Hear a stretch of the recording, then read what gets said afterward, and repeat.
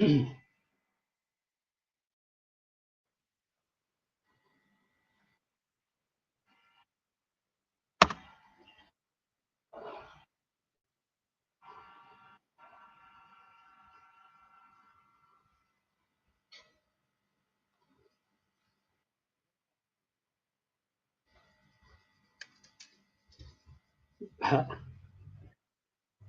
Marcos. G'day, Patty. Sorry, I was just about to type then.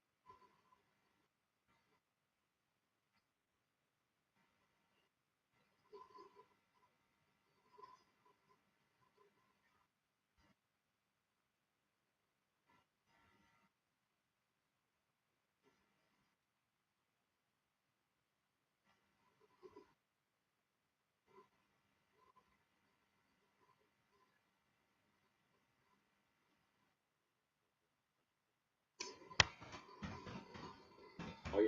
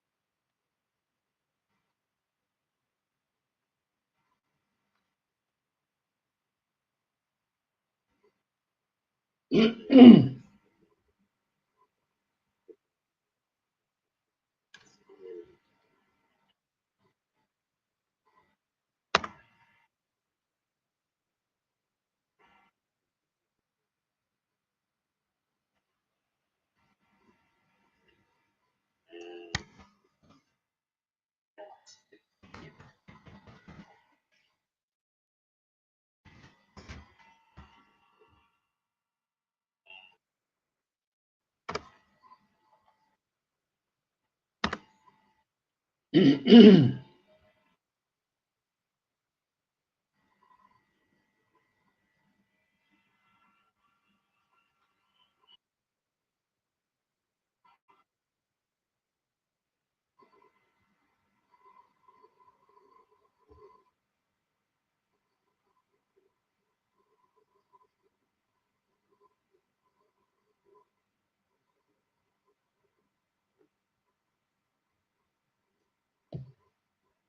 Hello, everyone. Is it coming through there? Are you hearing me?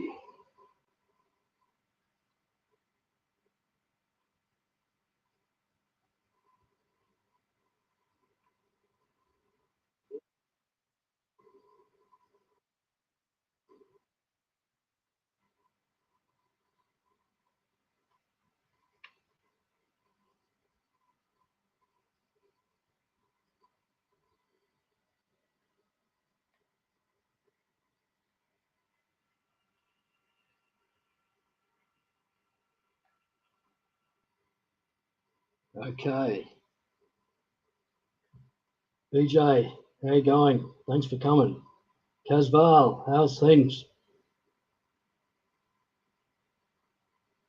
Still going. Yeah, sorry, Casval. We'll work that out.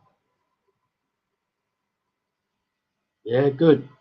Okay, I see Kevin in there. How are you, Kevin? Hey, wasn't sure. Did you mean to put the StreamYard link in Blackie's chat? Well, let me answer it this way. I meant to do it, yeah, but then I found out that's the wrong thing to do.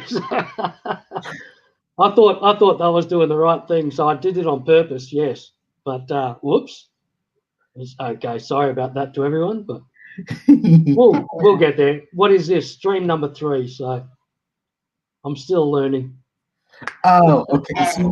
So you meant to put it in, but you didn't know that it would bring everybody up here. Yeah, that's right. Okay, that's funny. Yeah, exactly. So he told us we all had to pop in, so you know. Well, thanks for dropping in. Most welcome. Good to see you. How's that puppy going? A lot better. We Awesome. did a night route. It was fun. They're pooped. Oh, that's great. They are absolutely pooped from the yeah, really. night route.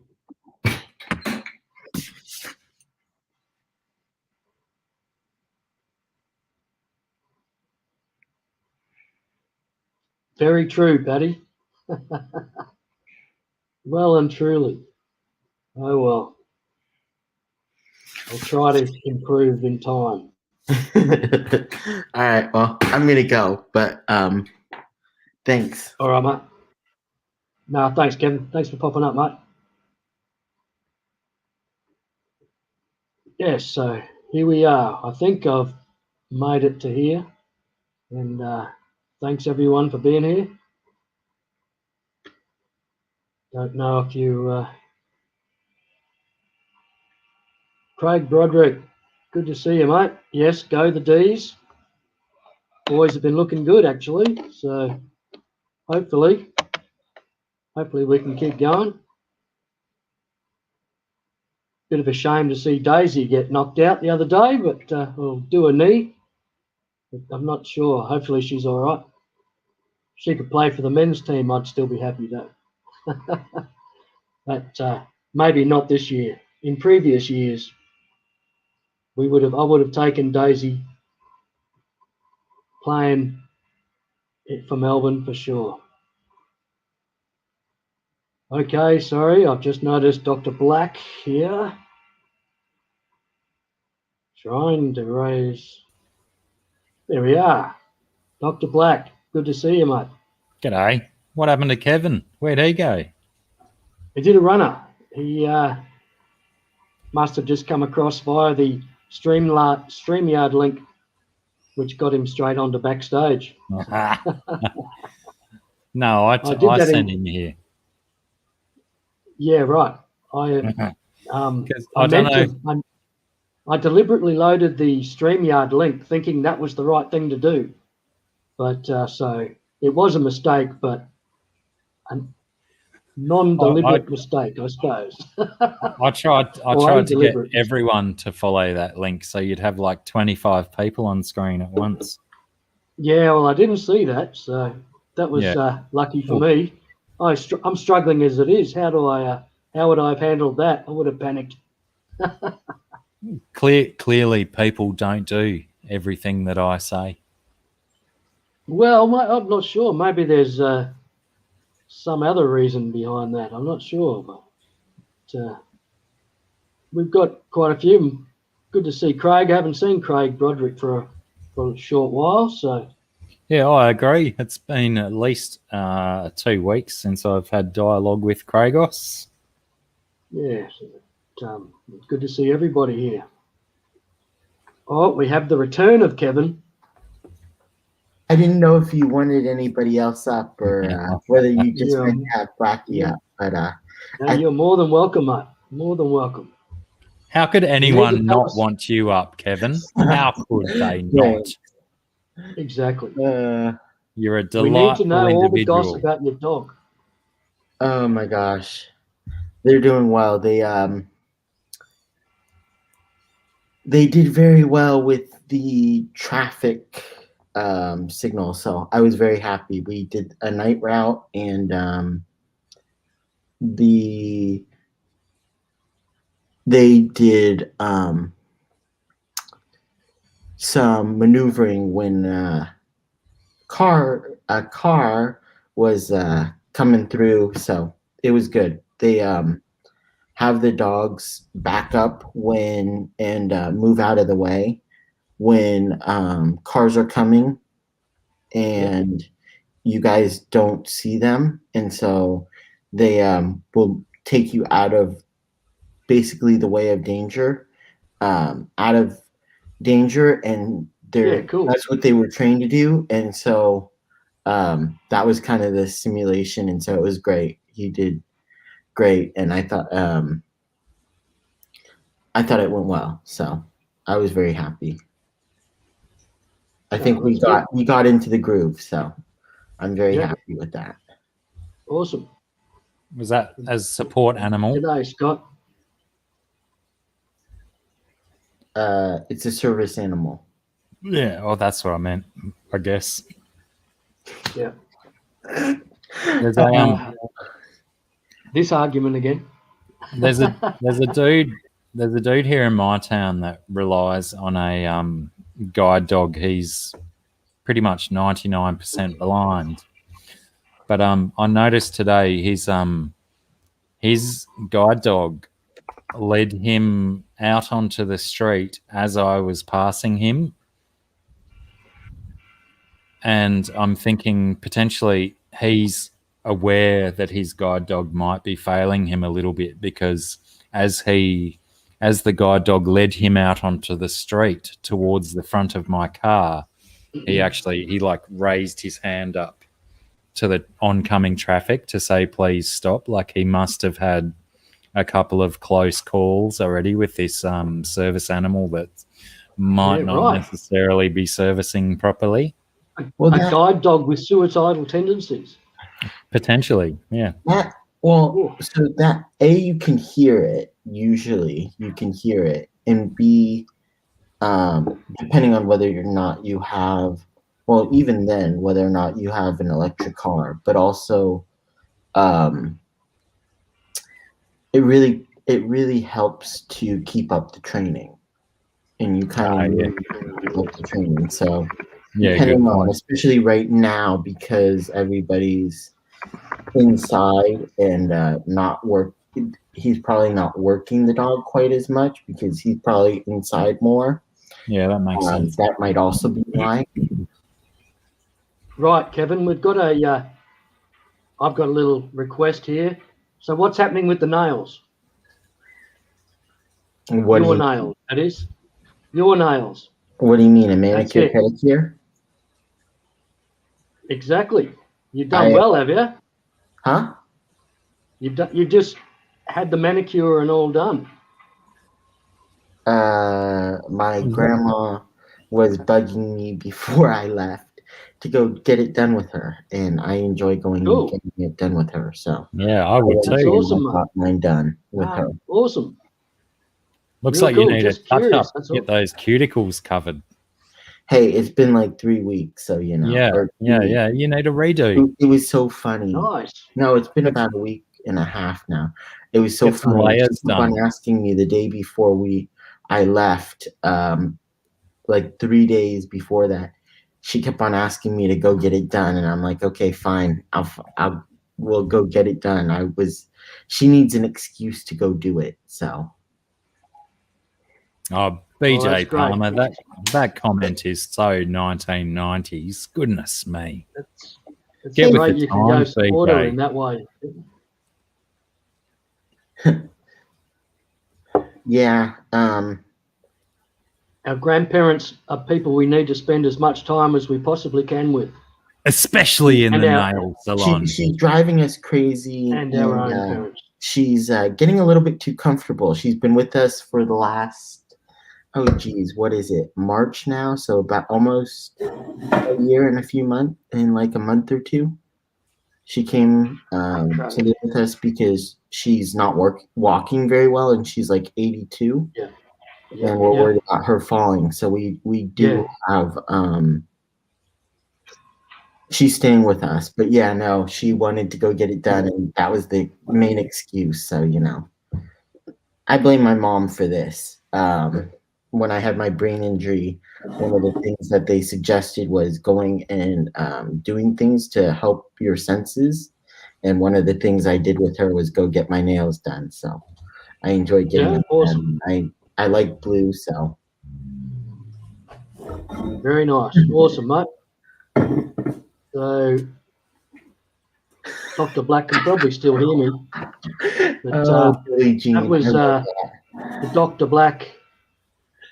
Was it Bath Data? Is that what the shirt was? Or did you see Billie Jean's comment? Billie Jean Palmer's comment? Blackie? Which one? The hell no, Blackie. It's so 1950s. Oh yeah, that's because, you know, she made a comment about blue nail polish being brave for a dude. I'm just touching up mine now so I can not feel ostracized from the nail polish group. Well, Craig's I'm asked on me, when you get your nails done by? Maker's Mark. I have to do my nails all by myself. Oh, is that why it's so bad? Oh, there you go. Nice work.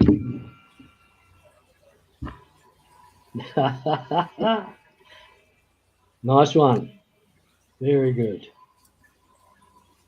Mostly I used to just get black ones done when I was, you know, in the nail game. Just use a freaking Sharpie. What's the point? The only... There you go. Yeah. I feel like I might have shown it on camera, so you've found out my scam. That's it. Oh, the only nail polish I've used is that anti-biting stuff when I was a kid. My parents used to put that anti-nail biting. Wow. Yeah. Like, it was made from chili and yeah. So it's like capsicum spray in a nail polish. Nasty stuff. Do you reckon they'd get away with that nowadays, or would that be? I don't know if that exists anymore. That stuff, if it's been superseded by some other synthetic chemical instead. No, it's been superseded by a good talking to.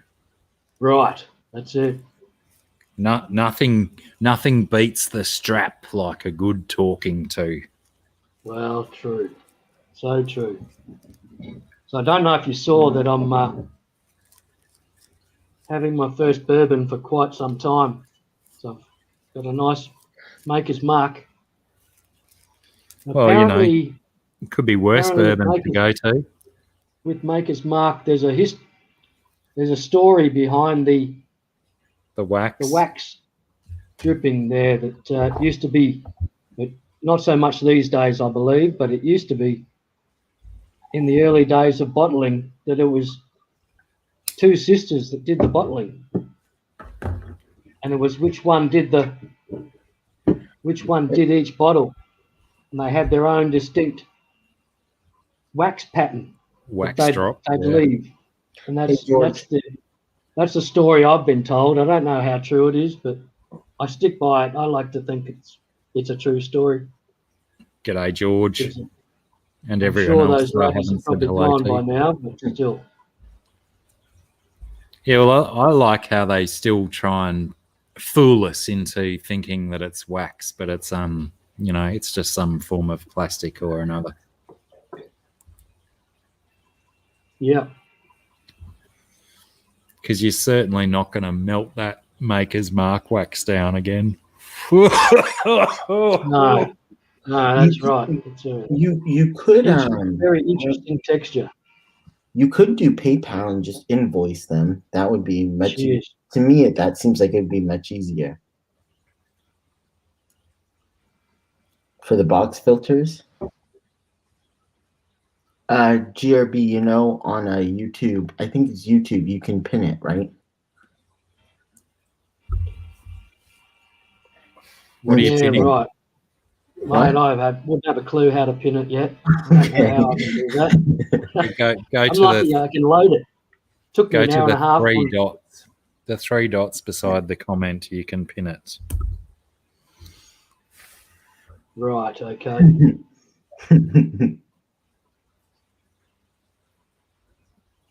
We'll have to see.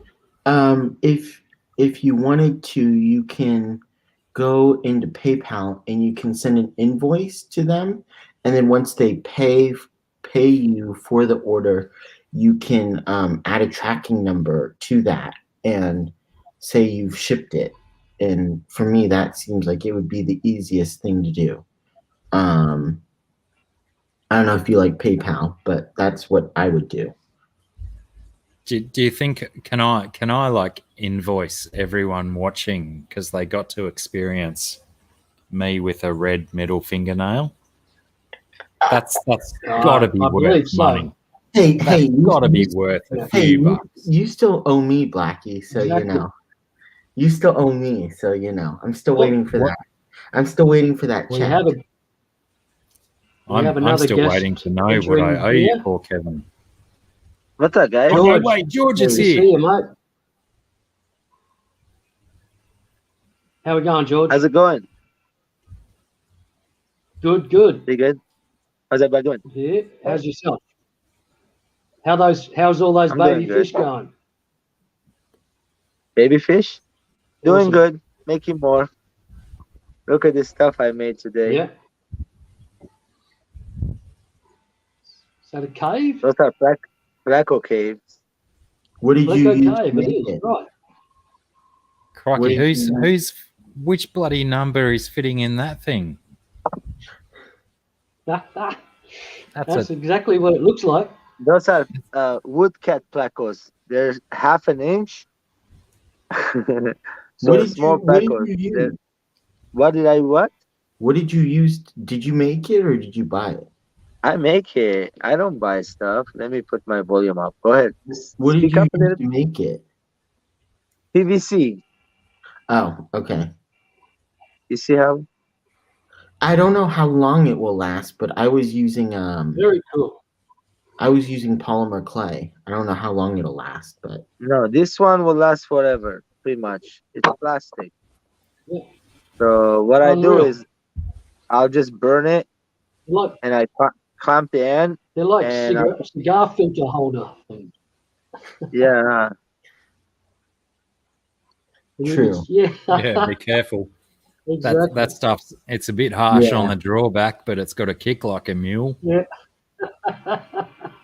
Anyway, so I burn the whole pipe. You see how this texture is burnt? Just burn it. Yes, it does Yeah. look like burnt PVC. Yeah. So it makes it look cool, and the fish won't get It's an scared of excellent that. look. It looks good, Exactly. It does What a look great good. look. How natural. I'm surprised how It's got like a seam, like wood grain and all that. Patty Very interesting. party at George's house. Agreed.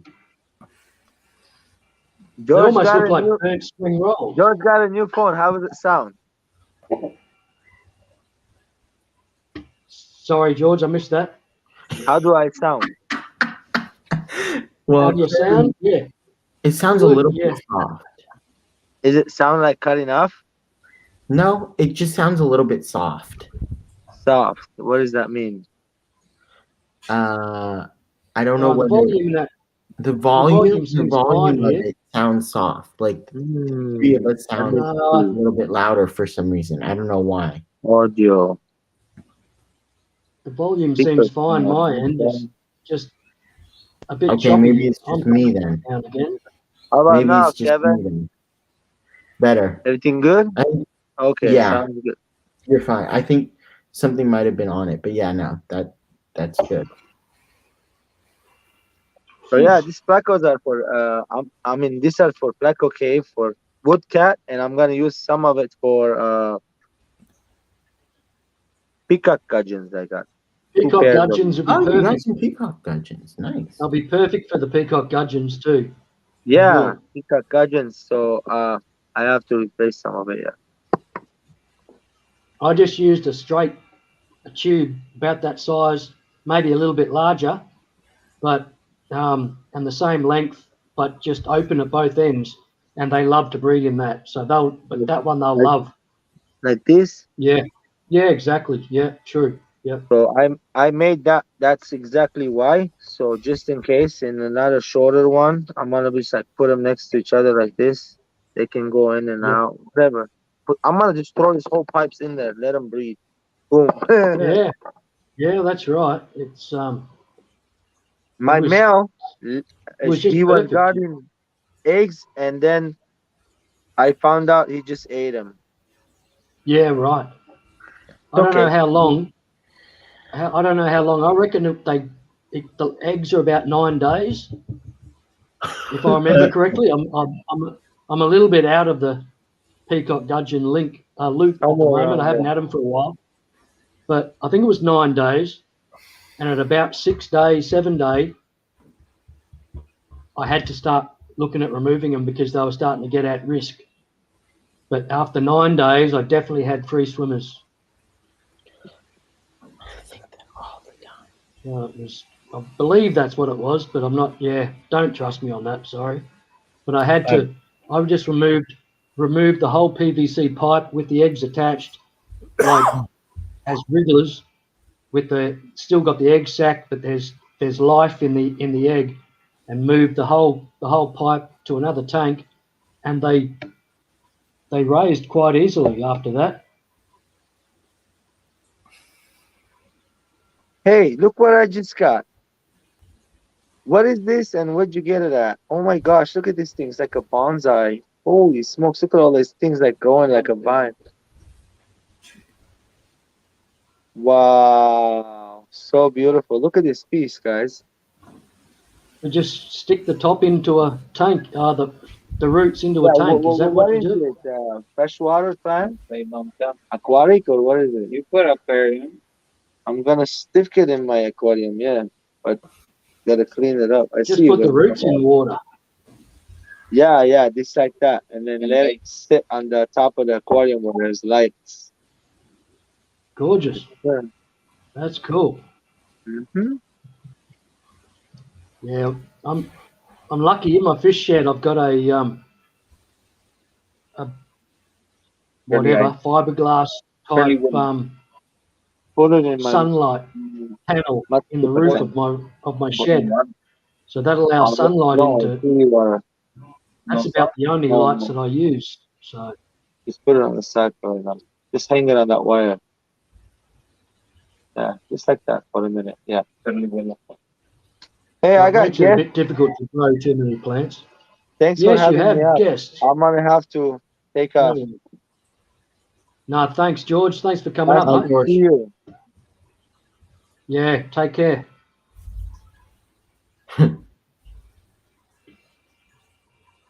And then there were 3.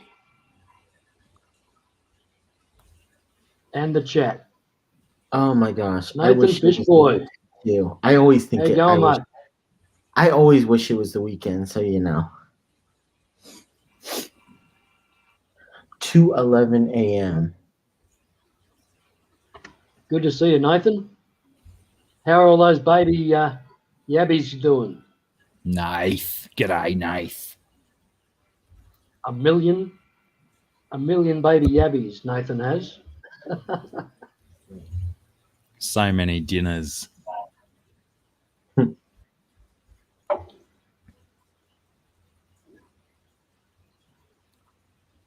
I had a friend in the Northern Territory who initially in those days, way back, this is some 25 years ago, whatever, and he had just water tanks. So a water tank is about 6 feet across. He just had them chopped off. So they're about 1 meter tall. and or 3 foot tall, and 6 feet across, circular, galvanized iron vessel for water collection, and he had them chock-a-block. I reckon there was thousands of yabbies in each one, and he was just starting off breeding them, and just like a backyard hobby, which is now an international business, exporting yabbies. Night Breeding, Billy exporting Jean yabbies for restaurants all around the world. Nathan Fishboy is backstage right now. I'll just bring him up. Nathan, thanks for being here, mate. Knife!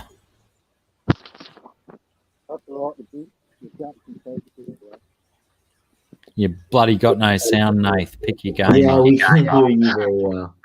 Should have sound. There we You got go. Yeah. sound now. There you go. All right. Was that the old thumb on the microphone trick? Night Billy Jean and Probably. hey Scott. See you, BJ. Good to see you again. Thank you. And hello, 3CA. Nath, Yeah. you need a haircut, mate. You're looking like Thanks, a bloody BJ. hippie. All Do that you, bloody mate? long hair. Jesus. I bet the old ladies avert their eyes from you when you're walking down the street. Oh, mate, I've got to be careful because I'm a window glazier, so I've got to make sure my hair's not in the way, you know? Mm. Get a bloody haircut, you hippie. Well, hey, at least I'm not like my brother and just shaving all the sides of the face and just growing the mo, and it's not growing too well for him. I just shaved recently after a couple of weeks. I was thinking about leaving it and going to start for Movember. I have to start now if I'm going to grow anything for Movember. I'd have to start about now, I reckon. Yeah. I need to make a 12-month plan for moustache action as well. Mine takes a long time to grow. Yeah, that's right. All right, well, I'm gonna go to bed, but thanks for having me up. Good to see you, Thanks, Kevin. Kevin. Take care, man. Night, you guys. Next time, Yeah, see you, mate. another colour on your nails. There we go. Awesome work. Bye. See you, y'all. Kev. See you, dude. What's been going on, Nath? You've been working today. You're in the high vis. Yeah, mate. And the jack. And the Jacks. Good on you, brother. It's a bourbon kind of day, isn't it? Everyone's been on the bourbon today. GRB I'm on and the- me and I'm on the Bloody straight those maker's two mark, others. mate. Just sipping on it. Sipping on the old maker's mark. Hopefully it doesn't become a sculling game. Otherwise I'll be history and fall over.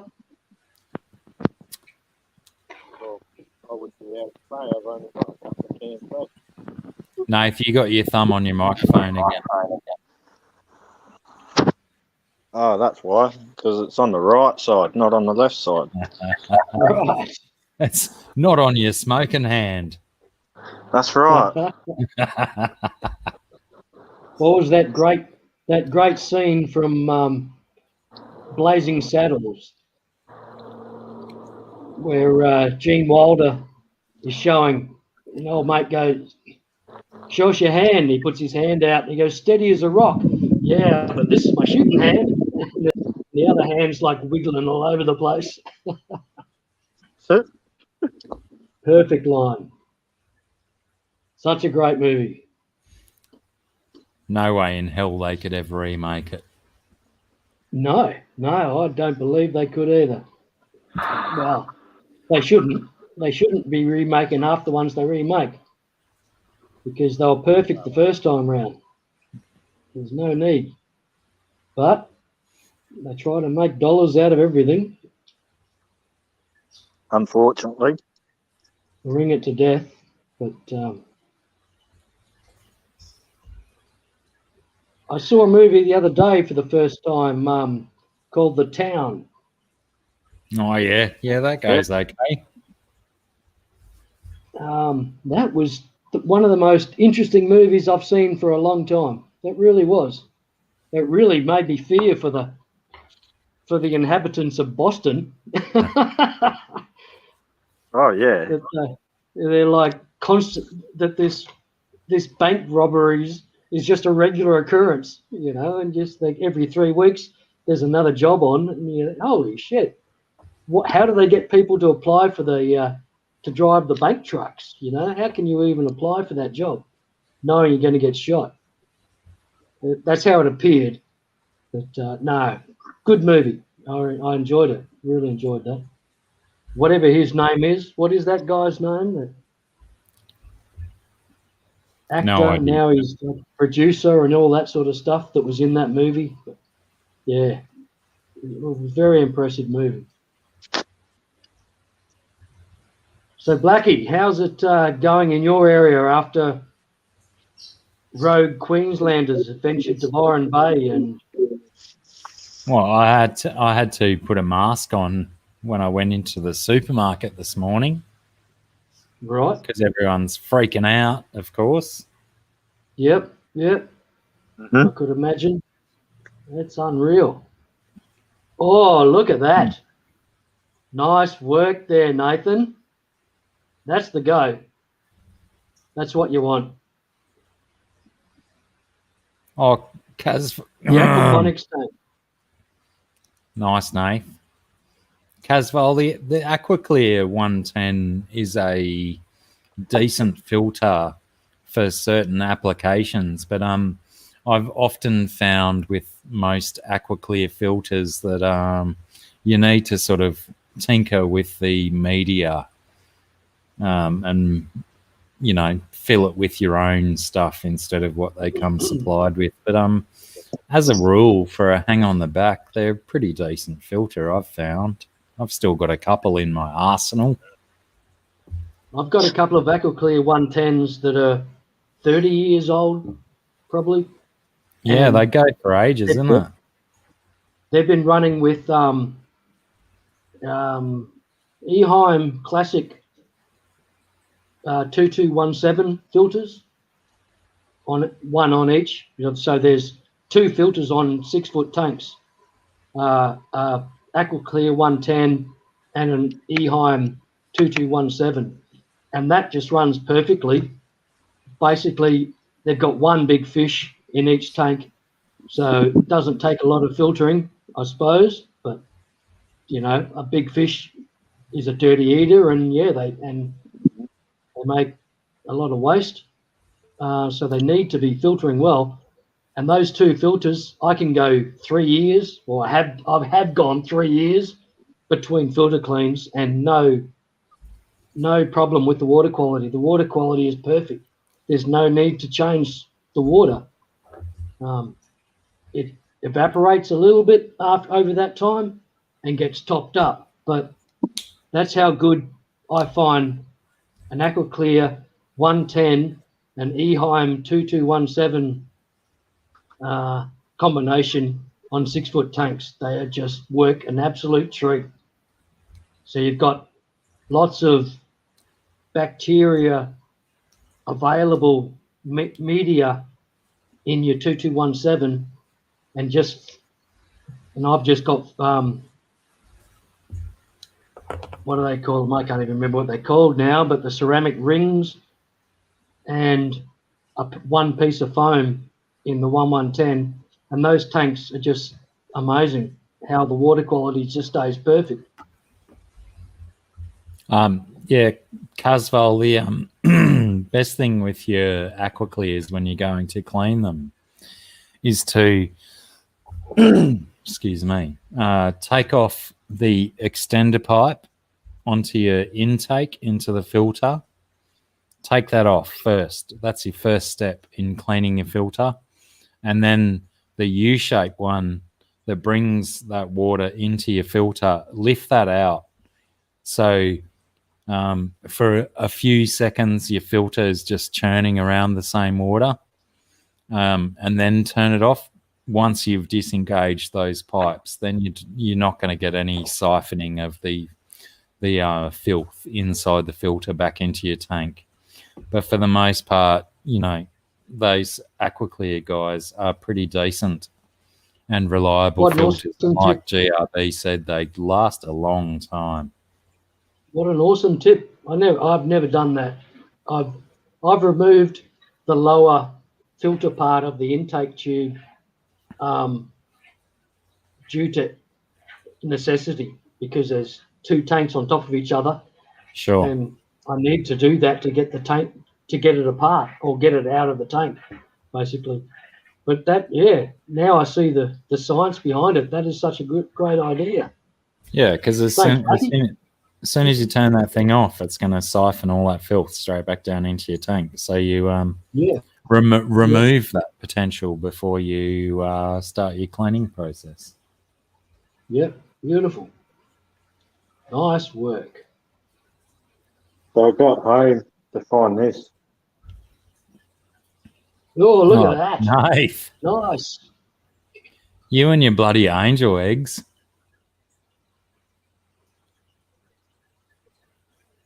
Yeah, but They're you gonna watch, learn. Blackie, these fish will eat.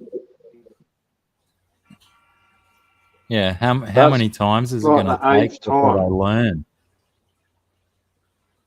They should Nathan, have can I learned ask? it by now.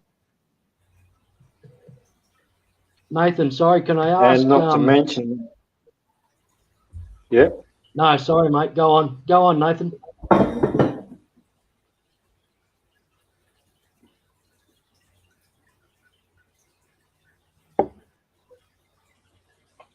this tank is meant to be ripped down because I'm pulling the filter out. So where they've laid their eggs is where the filter is. It's a built-on filter. Yeah, right. And you're removing it. And right, so yeah, so I'm in the process, like dealing with work and all that. I'm trying to remove it, break it down, and I come home to find this, and it's like, all right, well, looks like I won't be pulling the tank apart now. No, I'd try and keep And it if I there. Have you went and seen? pulled the tank apart, then I could end up doing more. Have you seen with George, like at What Aquaballs, is and going to he's bring a Yep. and Aquaballs is angelfish, and he's keeping him in there with the parents and raising them with the parents more and more, and pushed it like for each hatch, and he's got them growing so well. But still, like, if you're removing that filter, you could just remove that filter basically and go to another tank and just raise those eggs artificially. The way how I'm removing the filter is, the way how I'm removing the filter is it's got to be broken. Yeah. That's the only way in removing that filter out, because It's like 3 or 4 pieces. yes, this bottom piece here comes off. This bottom piece comes off, and I can get to the silicon down this side and on the other side, but I won't get to the silicon in the top. Yeah. Because the top piece doesn't come off. Right. So I won't be able to put a plastic blade in through there and push it through. I won't be able to do it. So No. When in doubt, then use coming cloud. home and finding this, it's like, Yeah, congrats though, Nate. That's awesome, mate. Look at that. There's a few eggs there too, eh? Far out. That's a nice little hatch. so they'll probably can I just keep ask? going, because, like I said, I come home to them. Nath, can I just ask what pH are they at now?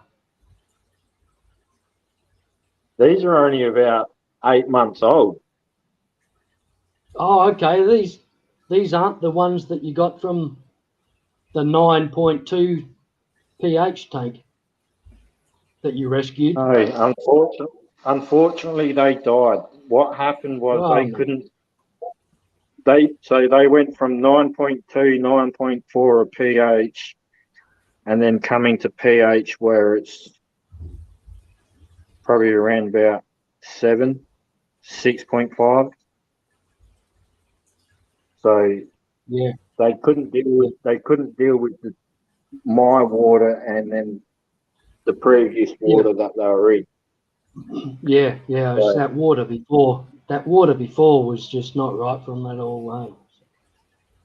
And that's Are what I these, don't are these understand. fish in That the was frightening. process of breeding, or they're in the process of spawning, or was that just a little Well, hover over the nest? so that one there is the female, Yeah, but she's like still laying looked eggs. like she So to just laid speak. eggs. She still is. Yeah, right. Looked like it.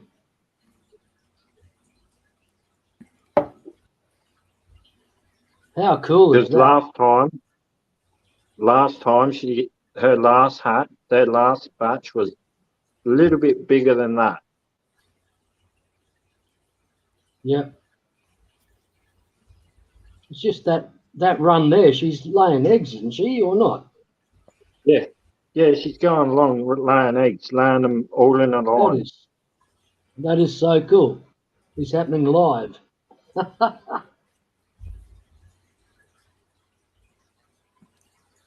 Very cool. See you, Casval. Good to meet you, man. Take care. Yeah, Casval, thanks for visiting, mate. Thanks for being here. Good to see you. Well, hope it all goes well.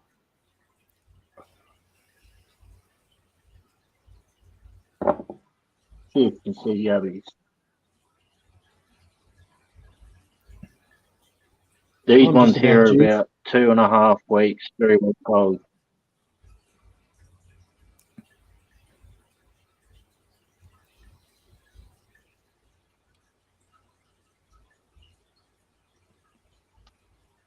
Very cool. Yep. I can't really. I'm struggling to pick them out because I don't know how to make your screen large, Nathan. How do I make your screen large here?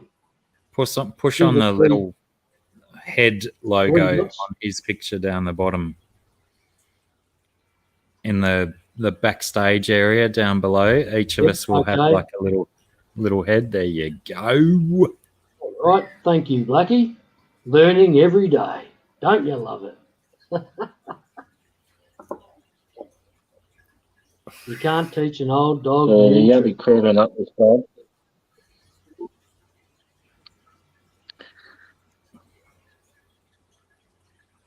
Couple yabbies laying on this, going along the glass. One down on the silver piece here. Yep.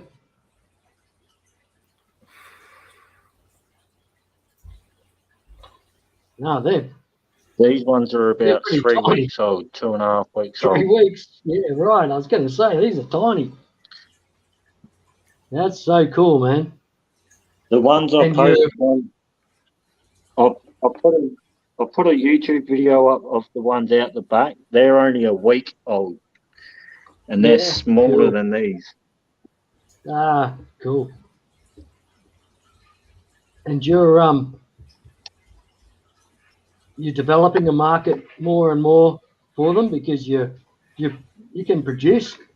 You know, you've proven how many you can produce.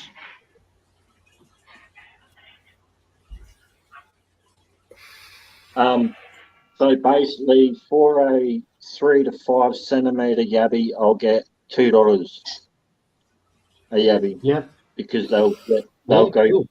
for feeders. Nice. Yep. A yabby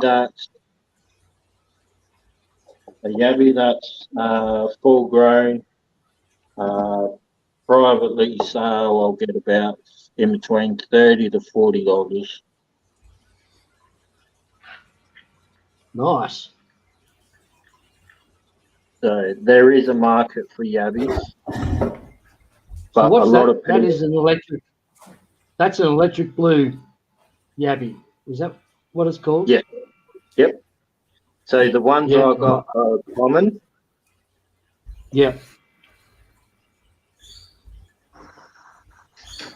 So I've got the common electric blue yabbies. I want to get the next lot of yabbies I want to get is they're more bluer. They're bright blue. They're like the crab. I think they're called Blue Dream Yabbies. Same family and all Blue that, Dream. just a brighter blue. Yeah. Oh, that's a gorgeous yabby. Apart from the claws waiting to snip my fingers off. But Well, there was an American doing a string the other week for the first time, and I thought, well, you know what, I'll jump up. So I jumped up in their stream. While I was in her stream, I decided to pull out the yabbies or the males, and I made a male yabby nip me. yeah. I made him nip my finger, and he stayed on my finger. Wow. And it was Blackie knows about this one, but I'm going to change it up and might end up doing a yabby nipple chain. Oh, you can have that. You can have that. That's for sure. I had a tailor, which I believe the Americans call bluefish, but we call them tailor. And they've got like a jaw, like a piranha, with just razor sharp teeth in there. And while trying to unhook one, basically removed my left nipple. It was not a pleasant experience at all, as you could imagine.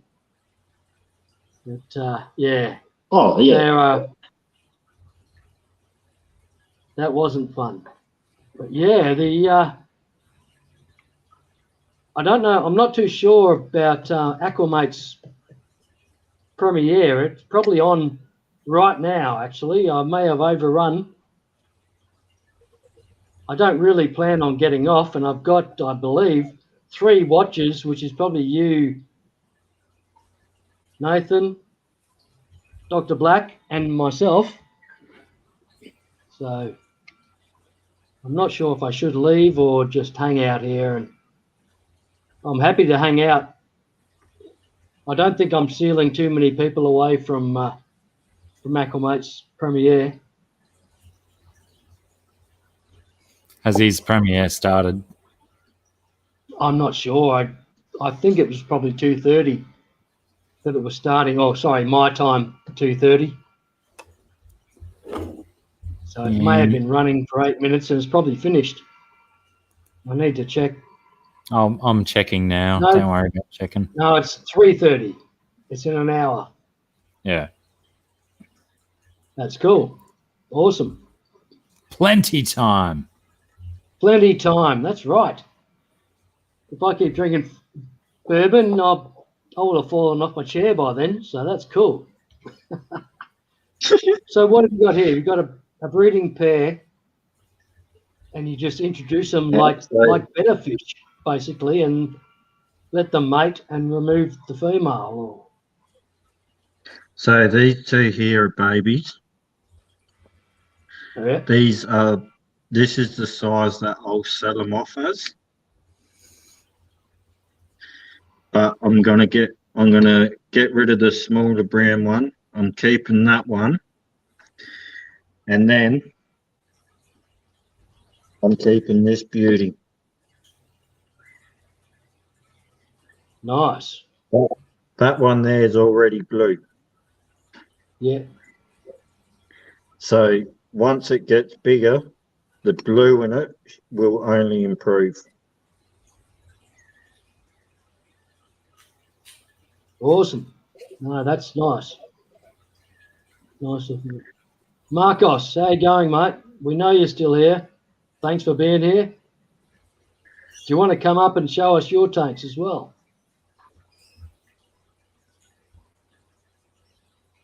The only Yeah, reason why how many of them are blue at that size?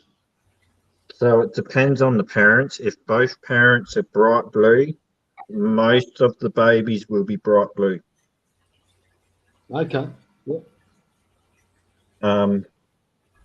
But as you know, as yourself, and so with Blackie, most of the yabbies come from, they're in dirty water. Yeah. Yep. So when they're brown, it's only because of the water. Yeah. But yeah. So like this smaller one, brownness in that will eventually leave when it gets to an adult. Cool. Yep. Oh, that's interesting. It's great you're being so successful at breeding them. It's just millions. You're doing so well with them. Well, I should be because I'll go out the back and I'm going to show you how many males I've got. So I've got my males sitting in a tub. So there's one. He's a big boy. For sure. There's another one there. Just went into the tube. There's two there.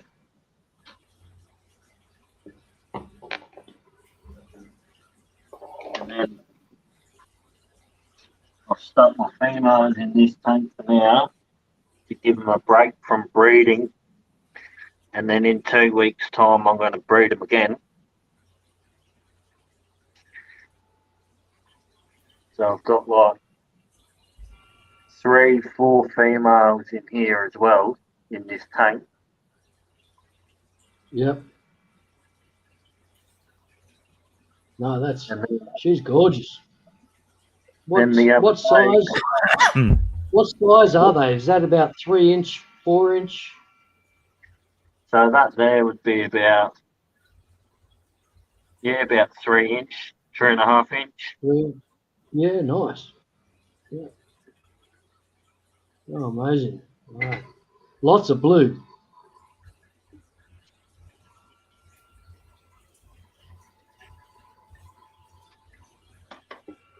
Our local, like the suburban ponds that they, like in the suburban developments that they make, and they make these man-made ponds around the suburb, and they're all infested, or not infested, but they're all inhabited by yabbies. So it's against the law to go down there and harvest them. So who knows what's going on in there? Like with just like maximum, there must be millions of them.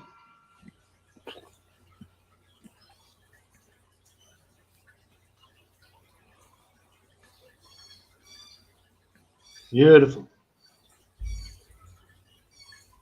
So what have we got? Point out the male-female difference. So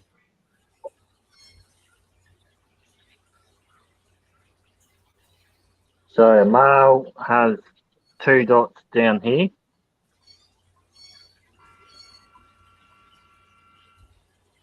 When he starts being feisty.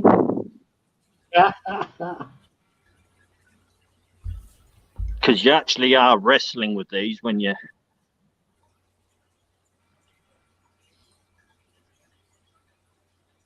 So...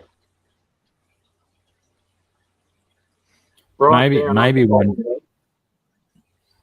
you got a feisty one, it's the perfect time to put it on your nipple. Well, this one is a feisty one. Here we go. On the nip. Straight on the nip, Nath. Let's go. Yeah, that's it. I'll change the name of the stream to Nathan's nipple yabbying extravaganza or something along those lines. Nathan's crustacean nipple fest. Nippleless crustacean fest. So down the bottom here on the bottom leg, you'll see 2 dots. See how you see 2 little raised bits there going inwards? Yep. That's a male.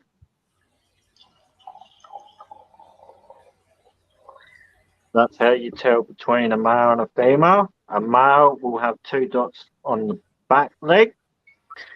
Then the female will have 2 dots on this leg where my thumb is. I was going to say, what an appropriate time for an extra set of hands to show up. Terrific, isn't it? So just scoop out a female. Scoop out this lovely blue.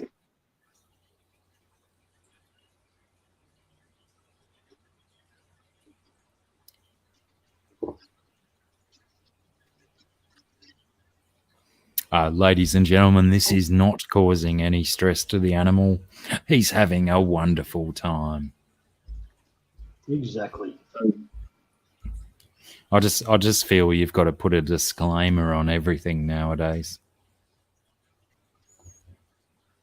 Grab this new claw because it's a new claw. I don't want to damage it.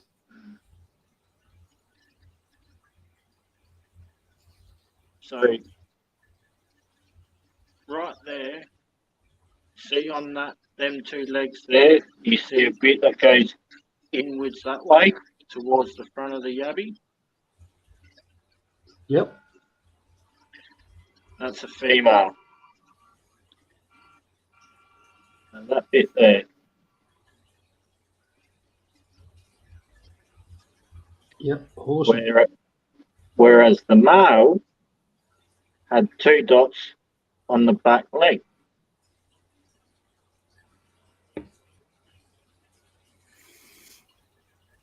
Very cool. Very, very cool.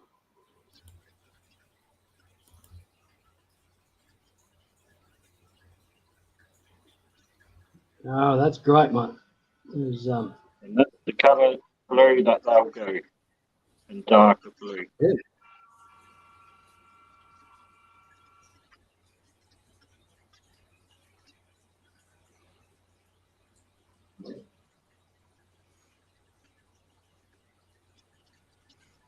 So,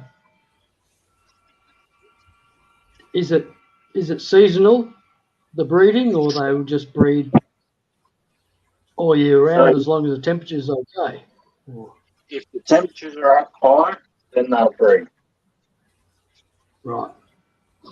If the temperatures are not, then they won't breed. But I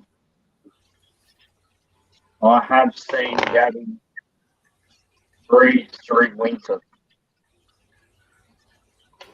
Right. In outside tanks with no heaters. Yep. So, Well, that's cool. what I have to say is you've got to expect the unexpected. Always. Dudes, I got to go and start doing dinner stuff and all that. Yeah. No worries, Blackie. Thanks for being here, man. Such a No worries at all. privilege Thank you. having you What on you on my stream. Yeah. All right. Take it easy, eh? Nath, see you soon, Yeah. man. Will do, mate. Stay nice and dry. All right. See everyone soon. Thanks, Blackie. See you, mate.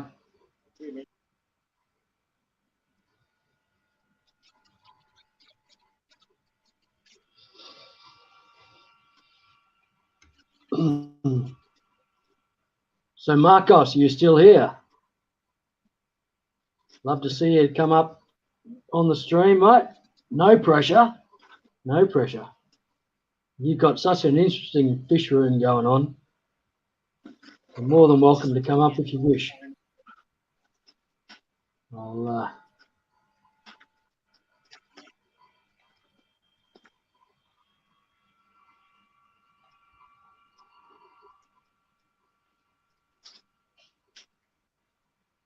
Put you in the phone holder.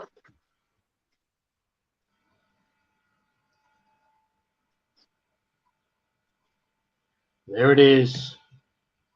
The tank, the Black Moors. There's a bit more lighter colour happening in there than usual. Is that true or not? What was that, mate?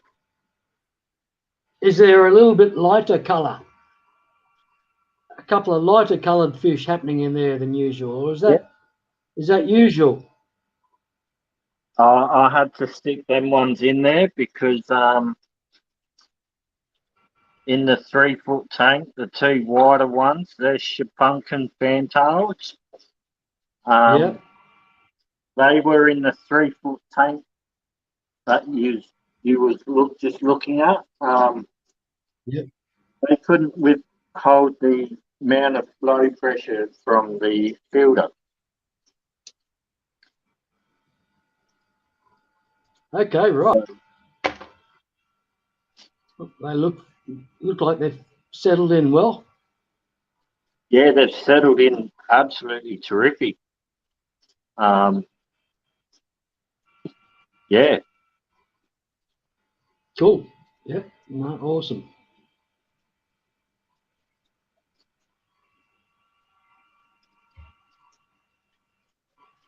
So you're just to change the topic completely for a little while. Your crows are looking all right, eh?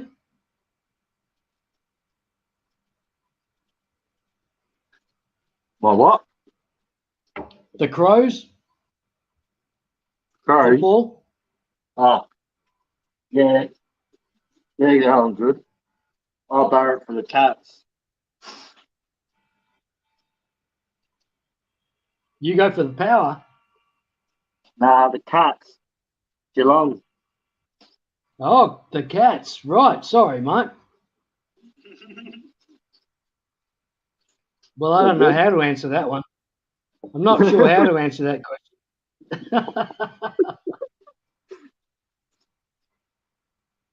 You were good, mate. A lot of people tend to, once they find out I'm a cat supporter, they're like, oh, well, weren't expecting that one, but okay. No, that's it. No, well, there.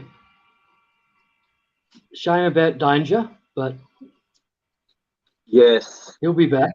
He'll be back. that's right.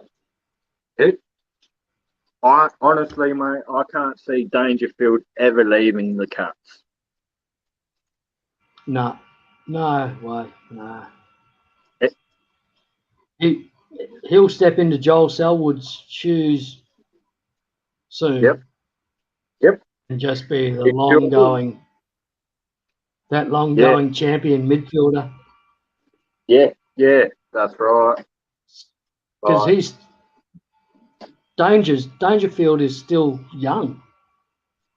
And, it's incredible that he is, but he is still young. Yeah, He's got a lot of years left in him if he doesn't injury out. mid-30s, I reckon he is. Is he? Yeah, he's probably older than I think then, but yeah. He's still late, he can keep going. If there's no injuries that stop him, that he can keep going as a backup midfielder. If they're going to have this substitute thing, the substitute thing can probably get a few players like 3 or 4 years extended careers, because they can just sit there. If they need it, they play. If they don't, they don't, and stay fit. but don't have to put up with too much hits and that because they're not playing that much. They're just a sub. That's right. They come on every now and again. So that's going to be interesting to see how that plays out. Yeah, well, that's it, man. Like, Cats had their last game on the weekend, and I didn't watch it, and I'm kind of glad I didn't because it was a very bloody close game. They only won by 1 point. Yeah. And it was like, wow, good on you. Normally you do better than that, but hey, that's still classed as a win. Yeah, well, that's it. Just need to win, really. If you keep winning, in these early games, get a couple of early wins makes so much difference. Just morale and so forth to go to the next level and so forth, and keep going, building throughout the season. Otherwise, if you just lose 4 or 5 in a row, you're fucked. Excuse the language, but it's so hard to keep the morale up and for people to give that extra bit.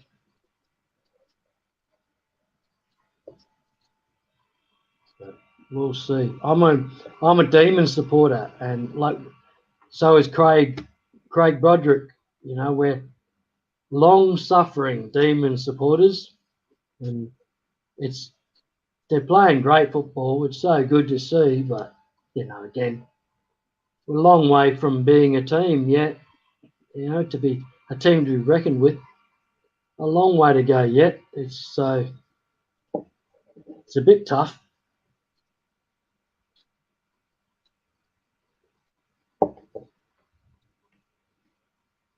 Nathan, have you thought of separating a couple of the Blackmores for breeding, or have you done that? Or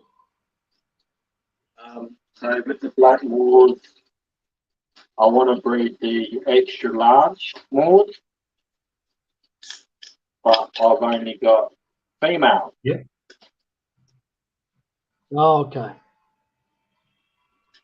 So I'm trying to get hold of a male at the moment, but I'm not really having too much luck. Yeah, right. Mm.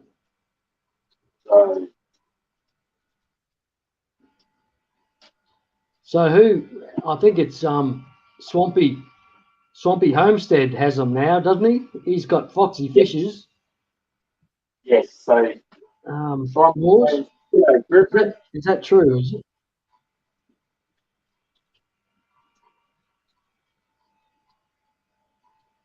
G'day, Griff. How you going, mate? Griff, good day, mate. How's things? Griffin Fish Room. What a great site. Oh, Griffin's got going. Rebuilding the fish room. Just awesome. So many interesting tanks and fish. Good to see you, Griff.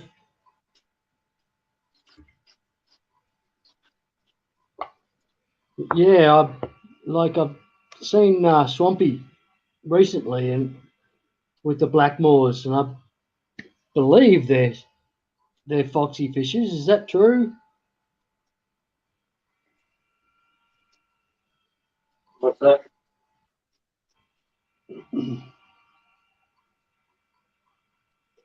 That Swampy has Foxy's Blackmores now. Yes, that's correct. Right.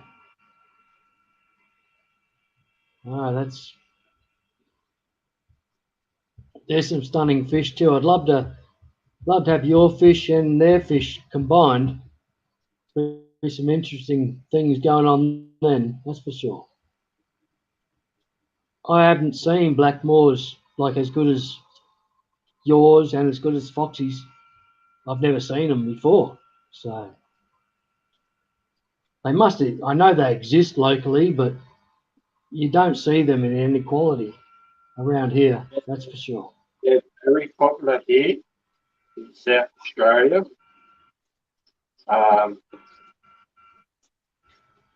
but as for the sizes, not so much.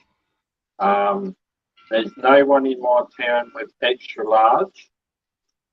There's no one in my town with short tail, only the butterfly tail, so the fan tail. Yeah, exactly. And yeah, a couple of years ago, I saw extra large blackmores up in Adelaide, but they wanted $300. Wow, that's insane, isn't it? But that's because you would make your $300 plus your gaining, because you'd be able to sell one baby extra large blackmore for about $50. Wow, unreal, man. That's incredible.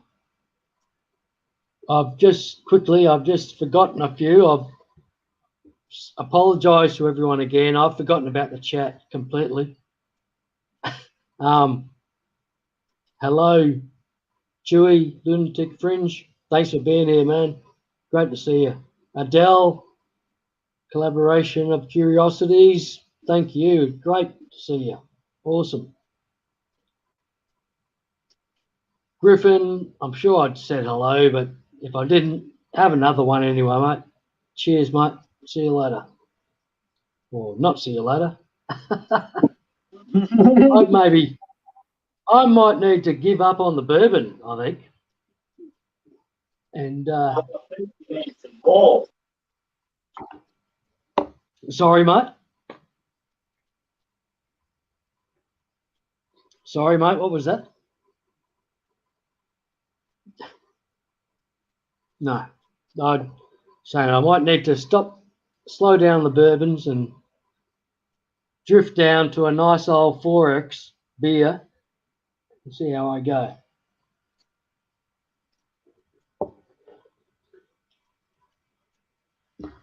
Look at those. Look at this tank. Just the most amazing tank. Happy fish on pink gravel, which just looks amazing. And there's always just a picture. Nice work, Nathan. Nice work. Thank you. Excuse me for a second.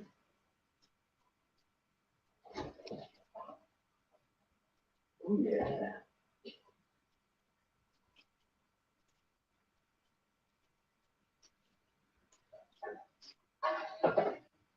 That's right, Griffin. Griffin's got blackmores as well, GRB. Sorry, Nathan, I've just returned. I missed that last bit. Griffin has blackmores as well. Right. He just recently got Yeah, them. right. Awesome. He paid a lot less than us. Yeah, that's it. It's frightening, isn't it, Nathan? The price difference. You see people saying they're getting pea puffers for $6.99. We're paying $200 a fish for a pea puffer. Yep. It's just like, what? Hang on a sec. that is some. You can understand why a black market, whatever you want to call it, like illegal importing of fish industry exists. You know, it's not right that we have to pay that sort of money for a fish that other people in the world are getting for another price. You know, we pay $200, they're paying $6. That's criminal. There's criminal activity going on there somewhere. It's just not right. I think it's Griffin, you got to jump up, mate. I think it's more or less like the shipping type thing as well Oh, comes in the play with that. yeah. When You you think of it though, like so many of the fish in America, a lot of the fish in America get shipped from Asia. We in Australia are basically Asia. It's a hell of a lot closer to us than shipping to America from Asia. So it should be cheaper here and more expensive in the US. But then there's population. We're only a small population. US Yeah. is a great population. Yeah. So it's tricky, but for transport prices, it should be less to ship here than to ship to the US from Asia. You know what I mean? It's frightening how it can all happen. I don't understand it. It's its own economy. It's but it's interesting to follow what happens with fish prices. You know, sometimes they do go up, sometimes they do go down. It's quite interesting. It's just like it's Easter And for us in Australia this weekend. You got Easter Sorry, this mate? weekend. There's Easter this weekend for us, right? It is true. Yeah. We turn our clocks back on Sunday morning. Americans have already turned their clock forwards. They turned their clocks last month.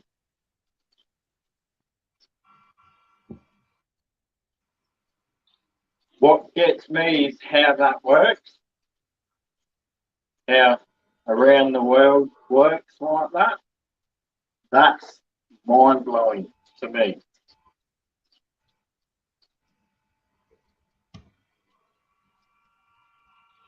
Sorry, Nathan, just interrupt for a second. Marcos, Hey, what's going on, you're JB? up. Sorry, man. I don't know how long you've been sitting there. I'm sorry. 45 minutes. No, I'm just kidding. I just got Oh there. my goodness. Here we go. Come on. Let's register that. 45 minutes. That's got to be a new record. No, I'm just kidding. I just barely That's pulled up right now. That has to be a YouTube record that I've left you sitting there in backstage for 45 minutes. No, So it'd sorry, be funnier mate. it'd be funnier if it was true. I'm a fool. It'd be funnier if it's true, but I'm just joking around. Okay. Yeah. So, I'm sorry, man. If you have been there for too long, I'm so sorry, mate. I'm not used to that. I need to I'm keep just track of goofing it around down there. And, oh, yeah. No, I was just there for like maybe no, not no. even a minute. Yeah, thank you. That gave me a good laugh anyway. Yeah. So how's it going, Nathan? How you doing? G'day, Marcus. Yeah, doing good, mate. Work's finished. Oh, nice. You got the day off now? Or the rest of Rest of the day till tomorrow. I know the feeling. I go in tomorrow. Today's the last day of my weekend, so I have I work 4/10s. So I start my first day of work week tomorrow. Yep. Ah, nice. That's a great way to do it. 4/10s. You know, it works out for me. It really is. Yep. Yeah, it is because it's a nice way to work. It gives you that extra day for relaxation, and it makes a big difference on your mental health and everything. It really does. It's amazing. I sure do agree. I found that was fun. Yeah, for real. The first day you just kind of crash and burn. Out of those 3 days, I probably get one solid day of productivity. Which, if it was a two day weekend, I probably wouldn't even get that much. So yeah, the 4/10s works pretty good for me. Yep. Yeah, that's right. Yep. I found when I was working that sort of a roster, I was getting a lot more fishing done. I don't know what that means, but I was getting a lot more fishing done. So I obviously found myself with a little bit of spare time. Yeah. That I just want. What do I want to do? I want to go fishing. So I went Yeah. fishing. Yep. You know, and working other shifts that I just didn't have that spare time become available to make that choice. So Right. I love that roster. Yeah. Yeah, it works for me. Yeah. And Nathan, Nah, what cool. line of work are you in? So I'm a window glazier. Myself. Oh. Okay, I can't tell if you. Oh, there you go. Is that my internet? Sorry. Good. So Go, Nathan, you said all yours, mate. yeah. Yep. So I'm a window glazier. So I build windows, aluminium screen doors. Oh, okay. So I'm in the construction schemes. yeah. Um, That's yeah.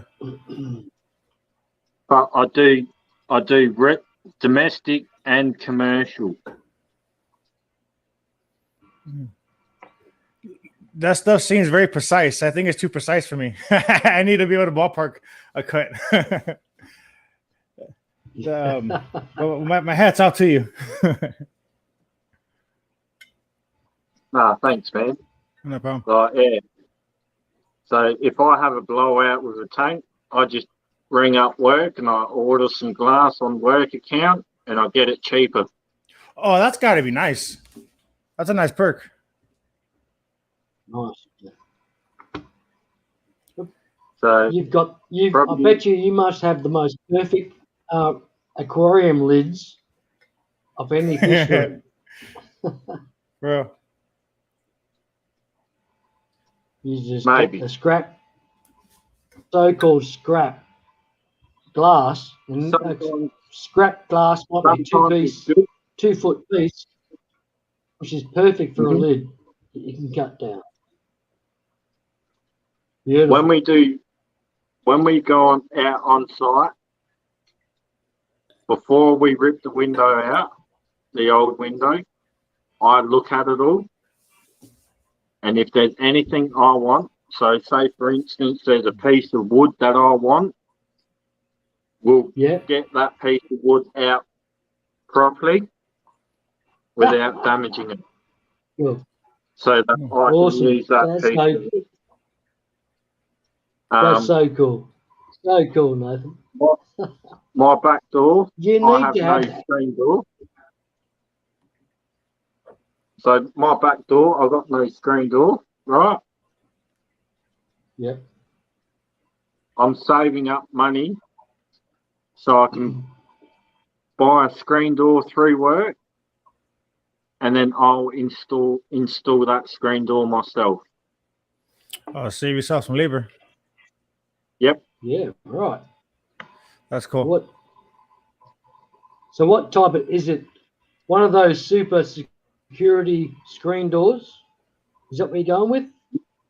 Yeah, so I'm going with a super screen SD9 screen door. Right. I've basically I've never seen them at all myself. Never even seen one, but I hear they're amazing things.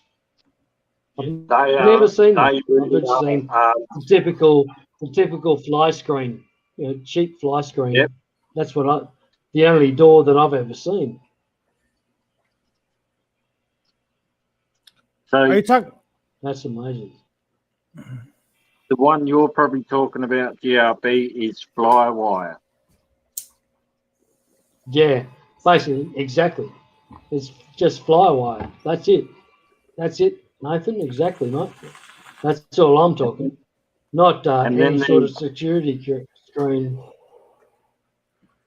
Well, you can go out and you can buy the screen that's like super security screen, but it's called DBA. that will allow you to Yep. stop people from looking in. And if you stand at the screen door, Yep. the people on the other side, on outside, will not see you That's cool. unless you have Yeah, light right. behind you. If you have light behind you, That's they'll see who you are. wow. That's so amazing. Amazing technology. Yeah, my See, screen I've- door is like the old the no, my screen door is like the old thin Yeah. kind, that kind where My home somebody was might built- steal it and ride off with it on a 10 speed in the middle of the night. Yep. Marcos, yeah. My home was built in the 1980s. So, you know, it's pushing 40 years old, 50 years old, whatever. Somewhere near there, you know. It's like you think, wow, yeah. The difference in security doors is a big difference. Yeah. There is. Same as aluminum. It's incredible. So aluminum sliding doors. I install them. Yeah. I also install all this stuff to sheds. Mm. So if you came to me and you wanted a 1200 long by 1200 high window in your shed, I'll tell you how you need to have it. And then you sort that out. And then in the meantime, while you're sorting that out, I'll be building the window. And then once you're sorted your end out, all your framework for it all to sit in there, I come along, I cut the hole in the tin, put the window in, make it all sealed tight so no water can get in. There you go, you got your window in your shed. Make it all sealed tight so no water can get in. There you go, you got your window.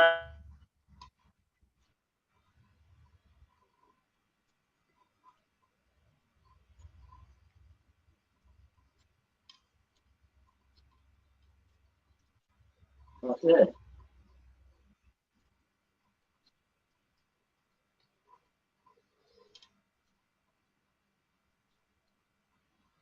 That's how we do it into a shed. But if it's a house, it's a little bit different.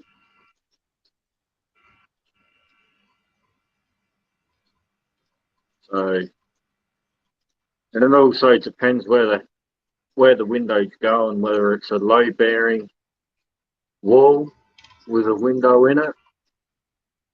If it's a low bearing wall, then 9 times out of 10 it's structural work, so you actually can't remove that out. You have to deglaze it and then insert an aluminium frame into that. Yep. But yeah, there's a lot to it when you look at the screen door and you think, oh yeah, no, oh hang on. There is think through the handles, there's a make lot sure the to a screen door. And like yeah. And you want your screen door to be secure as you can make it. So you can open up your house.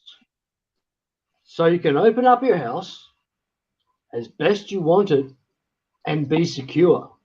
You know, that's what you need and what you want. And somehow I've knocked Marcos off. Sorry, Marcos. Did I just drop you off? I accidentally pressed airplane mode on my laptop. Oh, yeah. And it cut everything out. Okay, thanks. That's cool. I hate to have thought that I'd cut you off somehow. Well, I was gonna let you think that for a little bit, but I figured I'll let you off the hook. Yeah, but Nathan had a very good point. Now we were, yeah, amazing. Yeah. Hey, I hooked up overflow, a PVC overflow on my tanks. Want to see them? Want to see it in action? Love to see that, Marcos. Sounds All right, great, let's- mate. Thank you. Let's put on a little demonstration. See how it goes. I'll see what I can do about making your screen big. All right.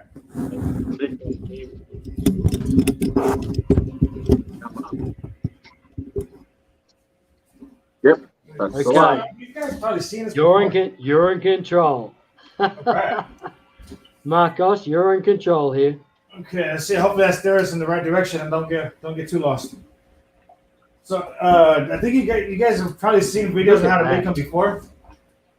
So the way I did this one is it would actually drop below it, and then I would turn a valve to stop the flow. Maybe And then, move the camera a bit to the right, right. a bit around. That'll do us. Sorry. So we just turn this valve and get this thing going.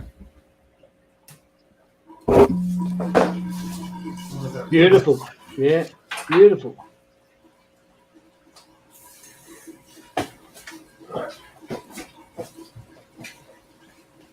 Cool. So what it's doing is actually siphoning, and when it hits that level, then I could use it as overflow.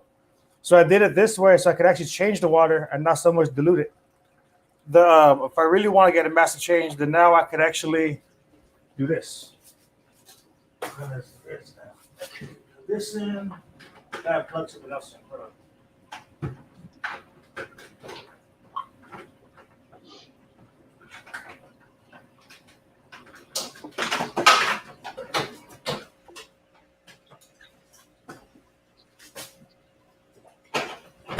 Shit, I'll go. So what I'm doing is I'm looking for the pump that fills the tank. Okay. So if I did it right, water should start coming out of here. Boom. There you go. Ah. So now water's flowing into there. Awesome. So the idea here is once it fills up, it'll just stop on its own. So that I'm doing it that way because I'm gonna have the valve closed and it'll overflow most of the time. So that's how they're all set up. And then check this out. So this idea I got from Dean from watching the co-op videos. I'm pretty sure it's not an old idea, but what I guess what guys will do is they'll put they'll have everything drain into a bucket, and have that bucket to a sump pump right there. So what it is everything is draining. So that's the drain hose. You know the buckets. That goes to here. It goes to there. And then that goes. Man, that's an incredible system. Yeah, you know what? If I were to do it like this, I'm gonna really neglect these tanks because like changing the water is cool, but it's not my favorite part of this whole situation. I'd rather just sit there and stare at the tanks. So like this one. That is amazing, Marcus, what you've got going on there. So now That is original. I've never seen anything like that in my life. I was draining. What an amazing system. Thanks. And see, then check this out. So I also have the option. I could either use this flow valve, or I could run a direct line. So the difference is the flow valve shuts it off. Direct line, I've already overflowed it once. I'll just stop it. Man, that's amazing. That's really nice work. Thanks. Yeah. Okay. Sorry, Adele. Are you still here? Sorry, I'm just trying to answer the chat very quickly. Adele, are you still here? Thank you so much. I've forgotten about the chat again because I'm just locked on what Marcos has been showing us. So I'm sorry, everybody. Sam, Jay, thank you for being here. Collaboration of You curiosity. know, Griff's still hanging around, I'm sure. Thanks, Griff. You're a champion.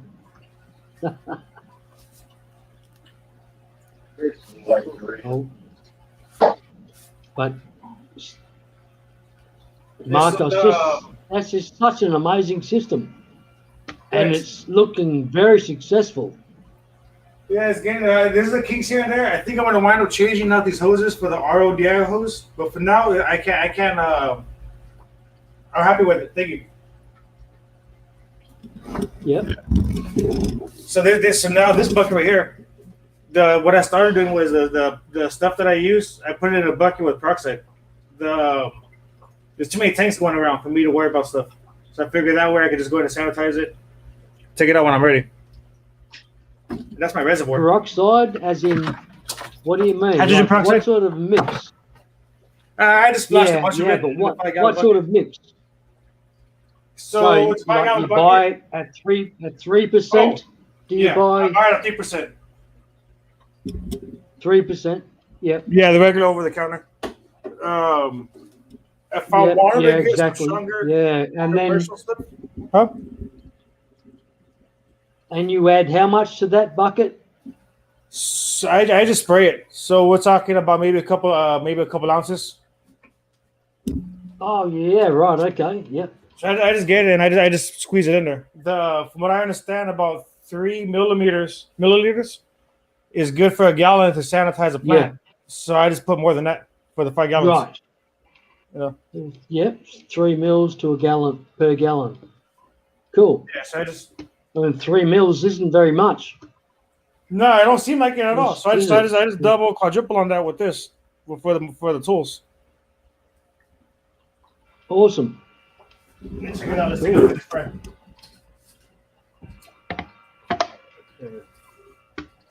The fire's getting bigger.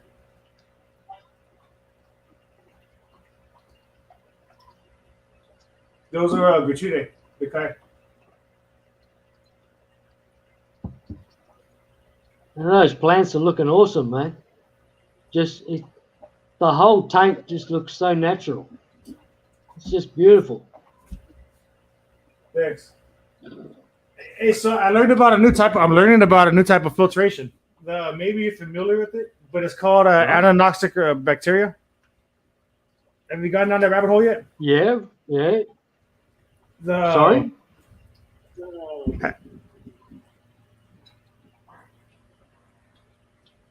Who are you talking to? It's all yours, Marcos. Oh, hey, have you gone down the rabbit hole of anoxic bacteria and filtration? Yes, I have. It was basically my career for a while there. No way.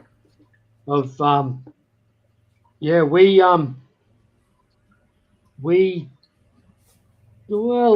didn't really pioneer, but basically pioneered industrial wetlands systems for industrial plants to recycle their water. And so they end up with the dirty water. Then you run it through a huge deep sand filter. Then you run it through a wetland system with plants. And if you really want to try hard, you add a carbon source of sugar or Coca-Cola waste, something like that, and create pure water out of industrial damaged water. And you can create completely pure water. So, yeah, that's what I used to do. So you know a thing or two about water chemistry. A little bit, yes. Done a lot of water testing Just in my time. Far too much water testing. But yeah, love it. Water chemistry has been my life basically. Yeah. And mining. Give me one. Curiosities. I would do more like calibration of curiosities. Mention 5 to 10 millimeters per bucket. If you're talking a 5 gallon bucket, I would do more like 15 milliliters, and there's no plants in there. It's going to be equipment, so we don't have to worry about damaging the equipment. But I don't know if the oxygen is going to like oxidize any seals or rubber. So that's something that you might want to look into before you start putting anything with O-rings instead of peroxide. It may or may not. I don't know. Yeah.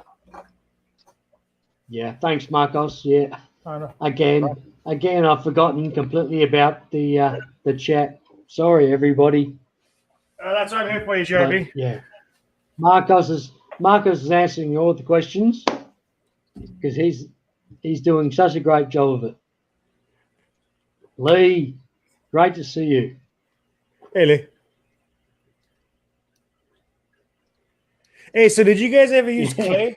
I should, in Lee, your, but Lee, at the moment, I'm not probably in the right condition. So, but I will.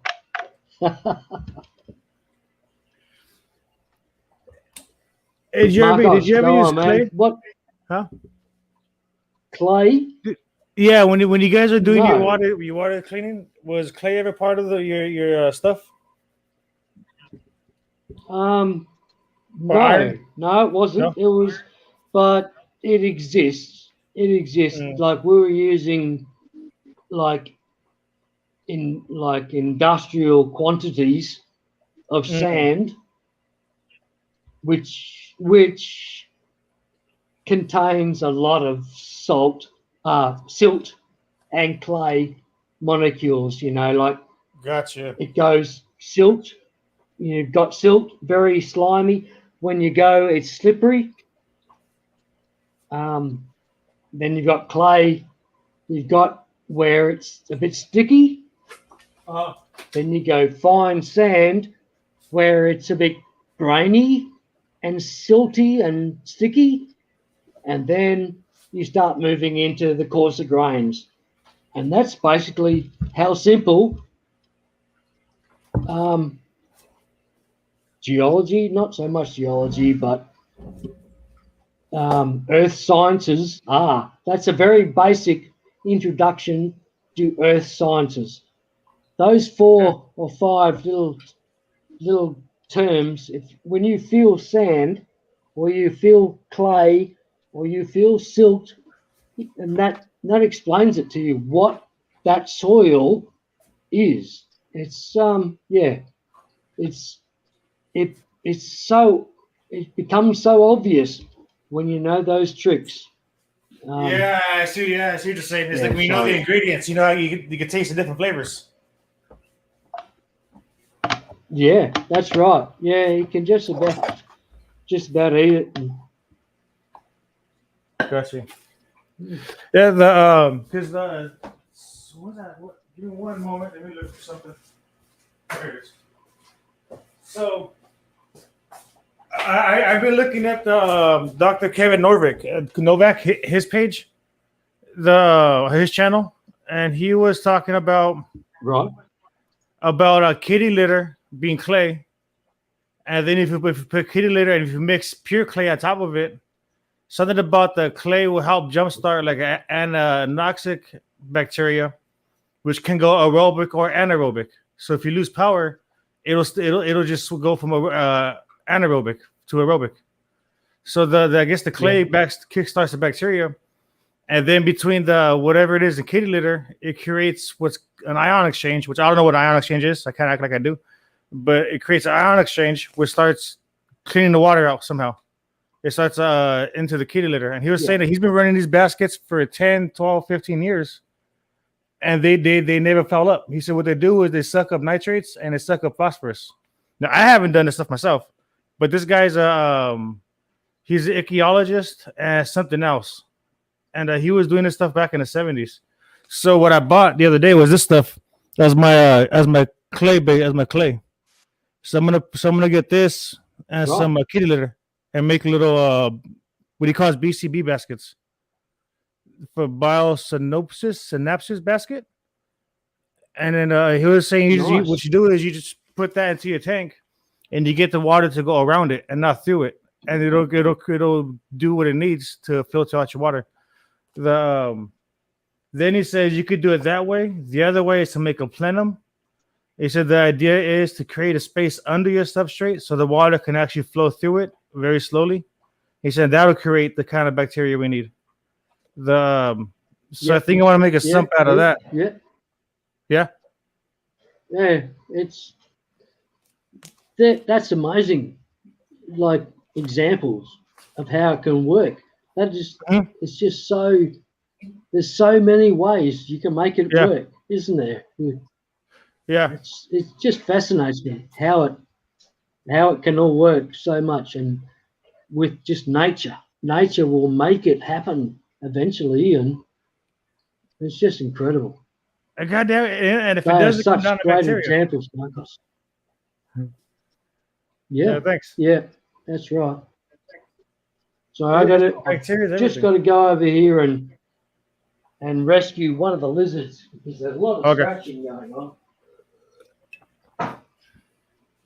And what have we got? Sorry, it looks like we've got Chomper, who's been the scratchy, I want to get out of my home sort of feeling. So makes me a bit sad Oh, that I've got these lizards, and they're not wild lizards, but they're not wild lizards. They're whatever you want to call it. What is that word? I don't know. captive. They're not wild lizards. They're Captive bred. pets. Captive bred. There we go. Thank you, Marcos. That's it. And yeah, he's a champ. You have them out the cage now? Yeah, they're out now. They've got their own like kitchen cage where I sort of separate a part of the kitchen, and they just can run around in that for a while. That's cool. But they're just amazing critters. Domesticated. I love them to death.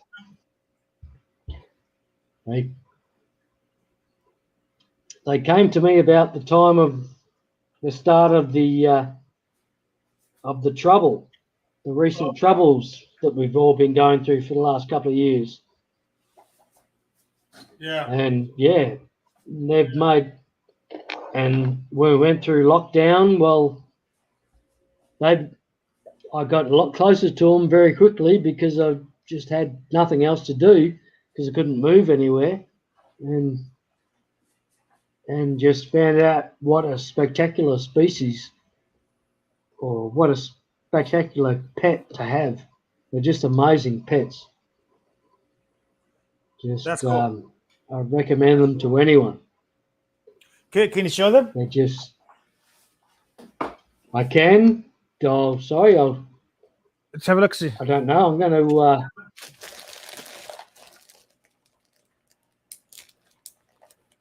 Hey, what I'm feeding my fish right now. Trying. Oh, let me see here. Is that what happened? That worked, I think. Yeah. I think that worked. That's cool. You can see This is one guy. He's called Chomper because he bites, but he only had one reputation, one bite really. So,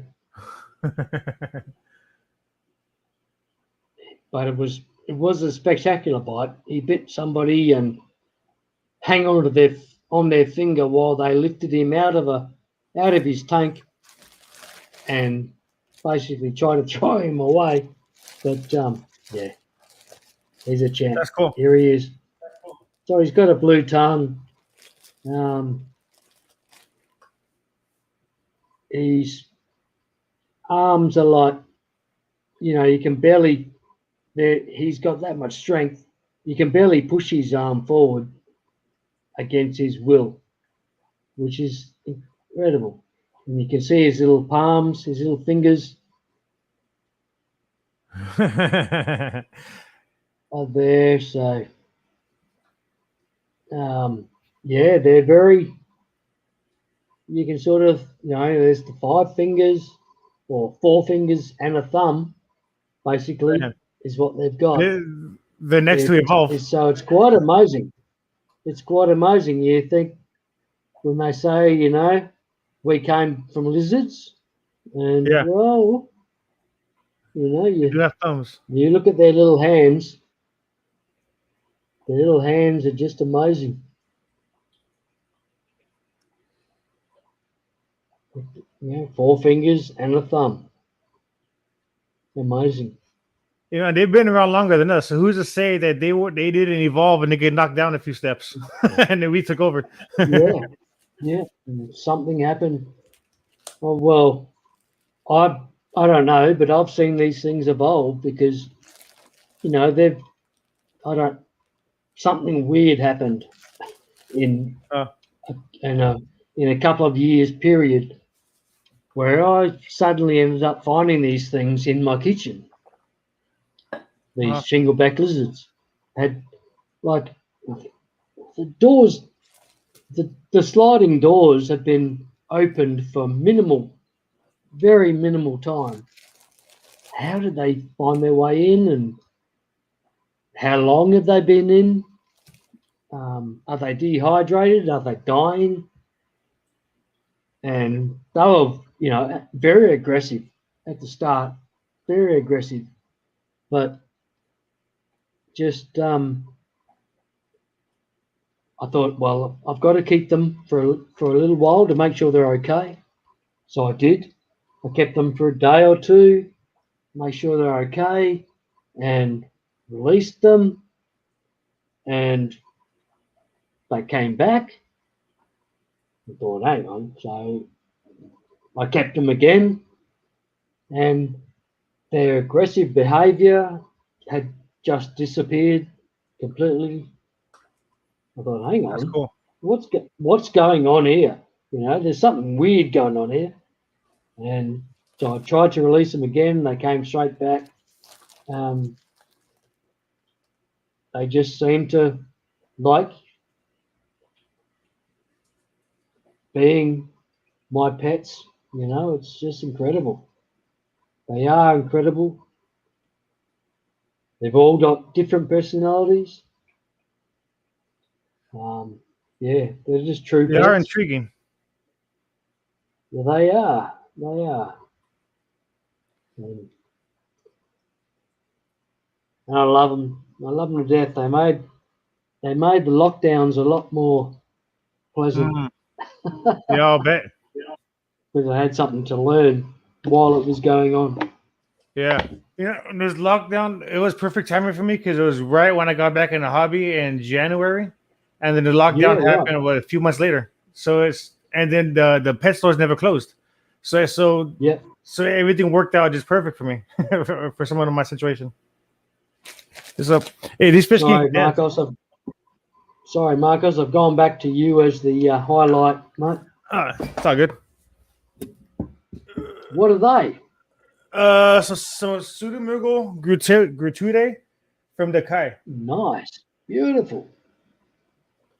So there's one male right there showing off, and 2 females. Yep. And fry or? Yeah, there's one fry right there. Yeah, right. I was going to say I saw fry before. I'm sure. Yeah, they're all over the Awesome. place now. Man, these fish I are too nice. believe that's an Australian. That's an Australian fish. Absolutely. Yeah. Hey, so is there the Kai Islands? Sorry. Is the Kai the name of an island, like an island thing? Oh, I don't know. Maybe that's a lake. Pick that can be a lake or a body of water. Yeah, exactly. They may be Papua New Guinea. Okay. As well, you know, like the Papua New Guinea fish and the Australian fish. I know they're found in the but I'm not sure. I know nothing about them. I really know nothing about them. Yeah, me neither. Pity Dr. Black wasn't here. He knows about those sort of fish. Probably so. Tell us where the kidney's at. Where the heart is. That's awesome, though. There's quite a few fry. Yeah, there's even more on this side. Awesome. So cool. And these guys are separated from the parents. Yeah. Okay. So what I did is I had that little airlift pump right there in the back. So the idea is the fire will kind of go into that little screen guard, and then just pump them right on out over here to this side. That was there. Is that? It's over here. I can't really see where the outlet's at. There's an outlet over here somewhere.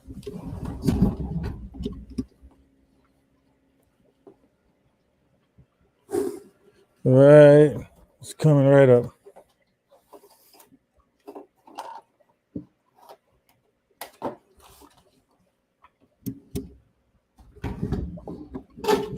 I know what I gotta do.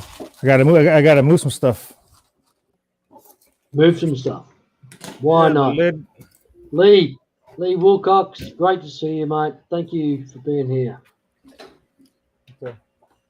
See? So I have the airlift lifting them up over here and pumping them over there. I'm assuming it works. I don't know. But I think it really should be closer to the surface if I'm really trying to catch them. So they're doing pretty good. So what I did was I had the adults on this side, then I put the foam, and then let them hatch out. Now they're hatching out on both sides. Amazing. Oh, Yeah. they're just beautiful tanks, mate. The plants are thriving, and you got the plants set out, so it just looks such a natural progression from plant to plant to plant. It's just beautiful. You know where I got the idea from? To be honest with you, I was watching a video on Tank Tested. It was with Ted Judy. He was interviewing Ted Judy on Tank Tested, and had the Fry Highway. What Ted Judy was saying was that out there in the wild, you'll see like one dominating plant per area, and then you might see a few others, but it's mostly one dominating plant. And he was showing pictures of Ludwigia and how it looks when it's just one plant. So that's why I got the idea of like trying to put all flip as much as I can in one spot. Yeah, Alex. Yeah, I think that's it. So that's where I got inspiration for this tank. That's just gorgeous what you've done. It's just amazing work, mate. Thanks for sharing that. That is so cool. Thank you. They look amazing. So that's also where I got inspiration for this tank. Right here. Wow, yeah. These are all a bunch of rice fish. Holy moly. That's a cool look. That is a cool look. Is that Japanese? No, it's different. It's not a pennywort. It's not one. It's not a hydrocotyle. It's I gotta look it up real quick. Oh yeah, I'm thinking. I can't remember what I was thinking, but I don't think it is. Anyway, it's damn it. It's, I have Japanese the number. lily, Taiwanese lily. No, the Taiwanese lily is this one over here. Right, it's definitely not. I didn't think it was, but it's. No, there's a Japanese. There's like a hydrocotyle. There's a Brazilian pennywort, and then there's another one that's smaller, and then the smaller one I think is a Japanese one. No, it's I'll look it up right now. Oh, cool. So it can sound like I know something. Sorry, mate. I can't look that up or anything. So I cleaned this tank out a bit. I got rid of all the wow. Holy moly, what an awesome tank. So the idea is to try to get some more of these small swords and the Java fern to start going across. So it's a matter of time. Can you tell me what fish are they? Longfin white clouds. What? Longfin white clouds. I thought they were white clouds, but I really don't trust my judgment at this time of night. Sorry, mate. So I thought they were made my own white clouds. I thought I saw the white cloud in them, but longfins, absolutely beautiful. What a tank. That's gorgeous, man. Look It at started that. out with 16. Wow. And do they successfully spawn Not in here, not as yet. a community or not? They spawned in. I got them from a tub. I tubbed them last year, and that's why I got all the extras. Yeah. That's so cool. And the tub, So, yeah. They doubled up out there. is that like a breeding? Is that a breeding thing or? This guy? Okay, well, that's Just a just one of plant. those media basket. Yeah. So what I'm gonna do is I'm gonna put 2 of them so that you create a little space for the eggs to fall on the bottom. So I know I Yeah. still see them like picking up the eggs. So I'm gonna put one more like a screen. Yep. And actually, Yeah. that's the kind of basket Cool. I'm gonna use to make that filter basket that I was talking about. I think I'm gonna get one of these, fill it halfway Yeah. up a kilo liter, put another one, and mix a kilo liter and iron, and then put that in a make a sump and put it in a sump. Yeah. Yeah, very cool, mate. Yeah, they work well. I've used those, which is probably what that is. I don't know, but a pot, like the pool pond. Sorry, pond pots. You know, they've got the openness to the bottom, and you plant pond plants in them and submerge them in a substrate and so forth. And it looks very similar to what you just had there. So these are for ponds. Sorry, mate. Go on. I was just about to repeat myself. So yeah, they're for ponds. I think they use them for like filter media or plants. Yep. That's incredible. This plant is just amazing.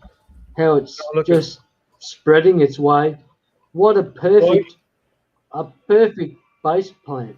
You know, it's just The way I got it to do that was it will grow straight up, and as it goes up, I just lay it down, and then it'll then as it goes up again, I cut it, and I keep on doing that, so on and so on.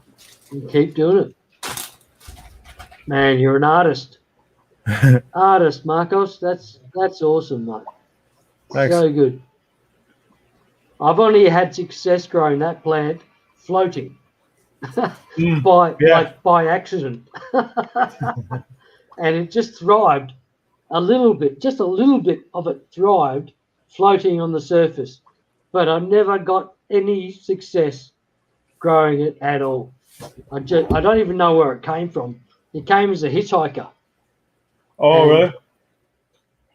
And as I said, it was a hitchhiker, and it somehow appeared floating on one of my tanks. I had no idea where it came from.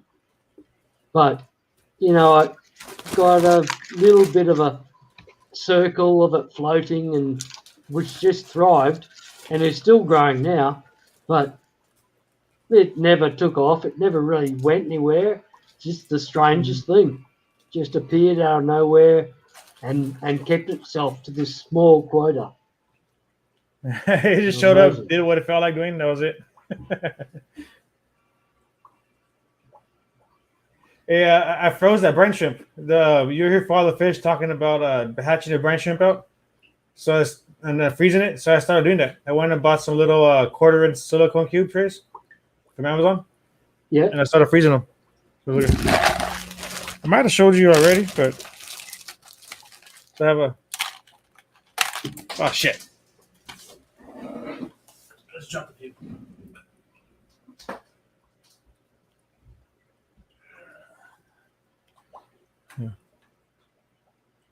So it's kind of neat. It's not enough. Okay, when I do it, the brine shrimp doesn't actually fill up the whole cube, just like the top of it, which I think is perfect because you don't really overfeed that way. Yep. So that's you're hatching the brine shrimp and then freezing it. Yeah, using that. Cool. Very cool. So the idea is to grow my hobby, get good enough and outgrow it. So maybe in about a year and a half, about 2 years, I'd be forced to rent a space just for the tanks, and then maybe I can open it to the public. But I'm figuring about 2 years for that to happen. Okay, right. We'll see. That's amazing. Good luck to you, mate. Thanks. Sounds like a plan, though. Yeah, I reckon it'll go very well. I think so. You've just got so many amazing things going on in your fish room. It's just incredible, mate. It fascinates me. It really does. Like Oh, cool. this plant, for example, and different fish and everything you're growing is just amazing. And Thank you, thank Jeremy. you very much for sharing it. Oh, Thank no, you it's for cool. sharing Man, it. It's been amazing. you're probably one of the coolest people I met through this to the fish family. I mean, everybody for the most part, everybody's pretty cool. You know, everybody's but I'm glad to have made your acquaintance. To be honest with you. Yeah, I'm glad to have met you too, mate. You're amazing. Well, I suffer a little bit with depression here and there, and it, you know, and being my stupid self that I just things about meeting all you guys, like yourself and so many other aquarium people in the US that I've made friends with. I consider them to be my friends, and yourself, I consider you to be my friend. And Likewise. and there's a damn good chance I'm never going to get to meet you, but I love every minute getting to share time with you through YouTube. It's just great. Yeah. And what's this? This is my third stream, so Hey, George. I love everything you do, mate. You've got such an amazing fish room. It needs to be spread out more to other people to learn from what you're doing. You have got so many good tricks going on. Thanks. I appreciate that, Jeremy. Hey, George, you there? Aqua Balls, how are you, mate? Hey, George, I want to show off my fish fry one more time. I got one more showing me. Are you there? Yeah, I'm here. Yeah. But all the aqua balls have seen them yet, though.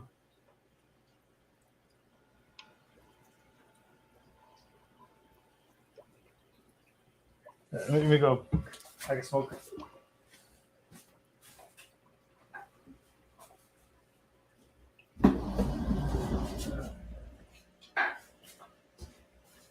Well, it'd be neat to go collecting the.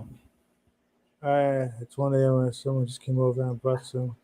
That's brought some angel, some late night fish tussling, huh, George? That's crazy.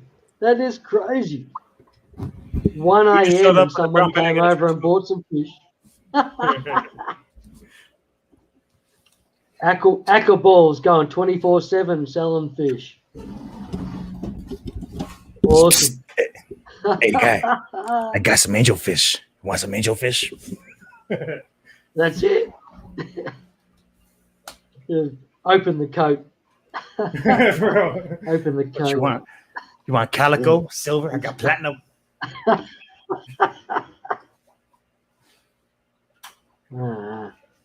Adele's still here too. Thanks for hanging out, Adele. I hope I haven't neglected you there. I've neglected the chat a bit because I just forget that it's there because Marcos has got so much fascinating stuff going on the screen that I just watch that. It's just amazing.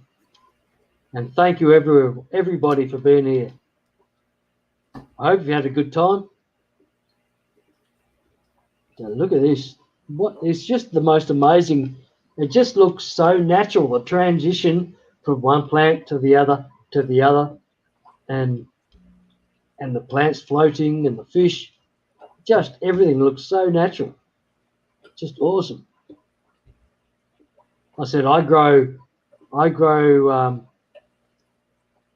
Java moss, Bellis,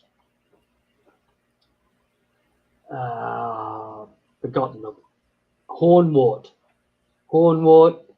floating only floating hornwort, Never tried to plant it.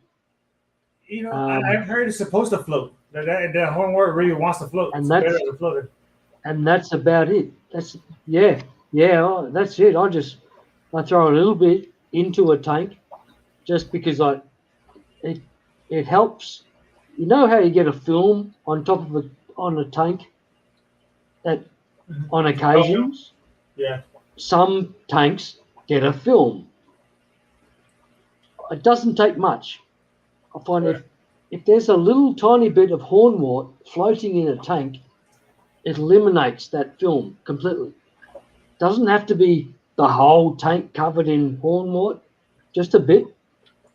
And I find that somehow it eliminates that film completely.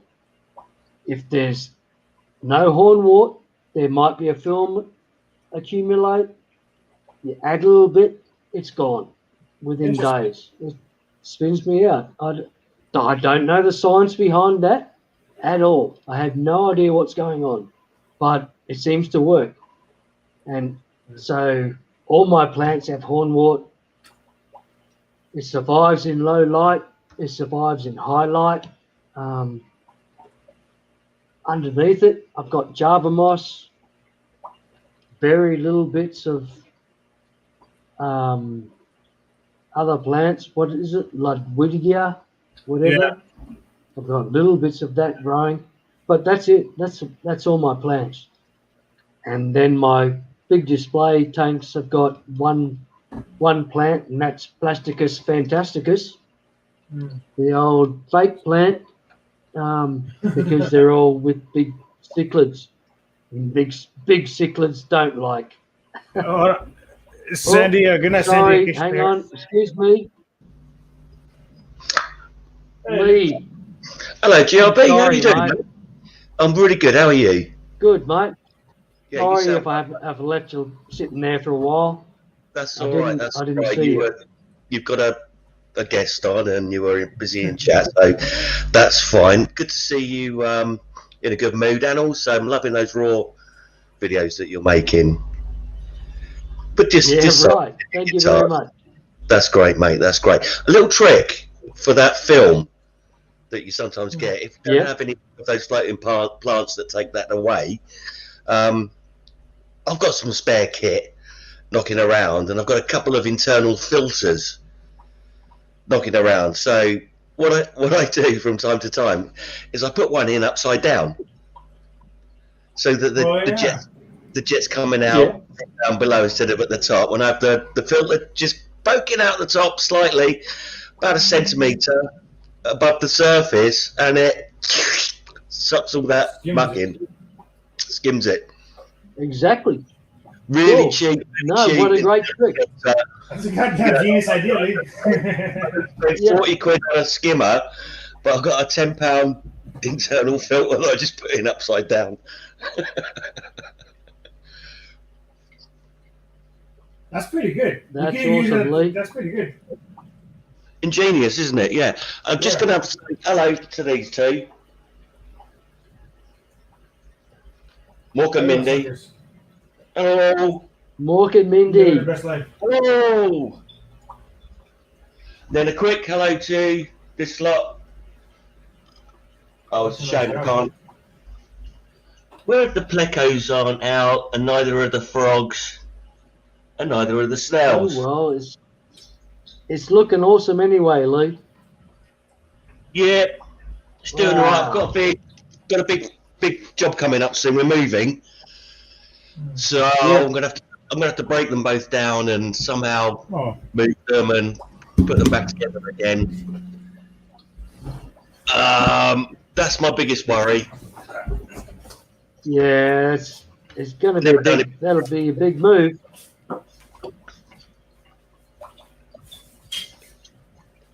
But Hey, what's the most difficult part about moving? Is it the water fouling up when you're carrying the fish in the buckets, or is it the fish running out of oxygen? These tanks are so big. I'm going to have to take all the fish out, put them in tubs, keep as much of the substrate as I can in tubs, the plants in tubs, as much of the water as I can in tubs, and then somehow put it all back together again. Lee, have you got a good carrying group? Yeah, there's a few Help us firms carry. around there, some big burly men. They'll get the job done. So How much substrate might you leave in tanks to keep it going? To keep keep the bacterial thing happening in that tank. Yeah, that's the thing. I've got or not. You know, good 6 inches at the moment. I'm thinking what I might do is take out 50%. It's dirt and sand. Just mix it all up, put it in a tub, keep that alive. I mean, we're only talking 24, 48 hours. It should be fine. Put that back in, add some more soil, top it with fresh sand, and I think by putting the plants back in and at least 50% of the original water, I can then top it up and we should be good to go. And I could probably do that with both of them. I think that will work. It's not something I've ever done before, but I'm pretty sure that will work. I don't see why not. I agree. I think that's a great plan. A great plan. Perfect. Cheers, buddy. I haven't moved much. I've been in location for 30 years. So it makes it easy. Makes it easy to get established tanks over a 30-year period. Right. I'm not moving them. When we moved here 5 years ago, established. When we moved here 5 years ago, I said to Sue, I'm never moving again because we've done it about 10 times since we've been together. And here we are, moving again. I said to her, I'm never doing it again after this one. And now she's saying the place that we're moving into, she thinks is a bit small. Oh, no. Oh, whatever. What do they call it? The pre-move jitters. Yeah. Pre-move jitters or something like that, don't they? Stress and the paperwork and the lawyers oh my goodness. I know. It's too much. It's too much for me. Man, you're handling it very well. You're handling the stress of it very well. If you're going through all that right now, man, I could never handle it. There's always an answer. Cheers, mate. Cheers, Lee. Nice one, mate. Cheers. I've got an Australian rules football stubby holder. Here's my bud. Holding my beer. Brilliant. Listen, I'll let you go. Lovely to see you. Keep it up, GRB. Your live streams are brilliant. I'm loving your music videos, and you know that Sue is loving your music videos. You saw her bawl her eyes out when you serenaded her. That was beautiful, mate. Never forget that. And I've got a link to it. Thank you. See you soon, buddy, and keep up the great work. See you, Marcos. And thank you, Lee. I'll carry on. I'll sit in chat. So I'll carry on watching. Thank you for having me. Sure, mate. Thanks, Lee. Yeah. Thank you very much. See you, buddy. Thanks, Sue.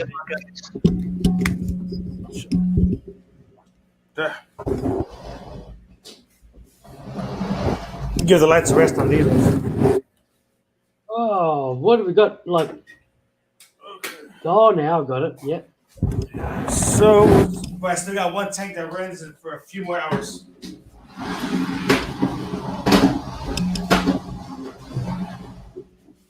It's I hope you. I took out the guppy grass and I started putting this plant in there. And there's that same stuff. Yeah, before you smell guppy grass on this side.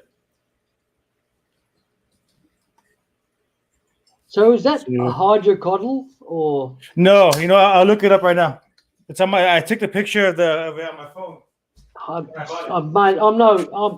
I'm definitely not a plant expert because I've kept cichlids for most of my life.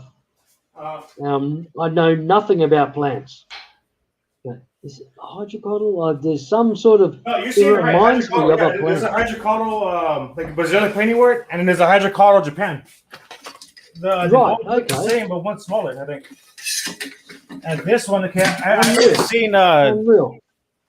barely seen Brazilian painting wort for the first time recently. And the difference is the painting wort is a lot thicker than this one. This one stays thin. That's the main difference that I saw. Yep. Unreal.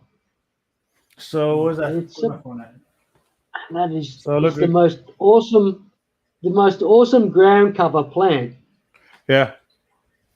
It's just, and with a bit of val, a bit of some of the crypts, the longer crypts and stuff. With that, oh man, what an awesome aquascape it makes. Yeah. Just awesome. Photos. Where's the goddamn pictures at? Gallery. So are you looking at selling fish? Any fish? Yeah. Soon, or are you selling fish now?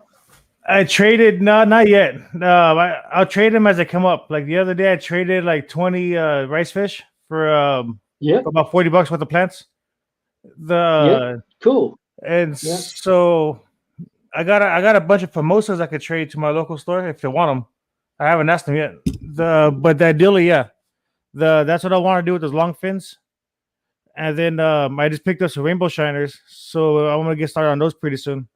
But oh man, but it's mainly those gratuite and those long fins that I'm working on right now. The rainbow shiners, I just kind of like looking at them for the time being. Are you? Not that I know exactly. Are the rainbow shiners breeding? Are they? No, I barely got on maybe 2 weeks ago. Right. So they're still new. Not that I really know what I'm doing. I'm just kind of like going off of YouTube and setting up what I can to community breed as much as I can. Yeah. But have you checked out Aquaballs on those? Yeah, I seen that video of his where they're breeding in a cup. He's making it look pretty easy. That's it. He's got some great information about breeding those, and he's having great success breeding them. So check out George for sure. And that's great, mate. That's so awesome. I'm basically breeding fish that I've got pretty little market for at the moment. Like I'm breeding bedders, and they're not going to. My locals aren't going to buy my bedders when they can buy bedders probably better and cheaper elsewhere. From wholesalers, and so it's all just hobby for me. Yeah. Some of my catfish I could probably sell, but they don't seem really interested, and I don't know why, because some of my bristle nose bedders are some of the best I've ever seen.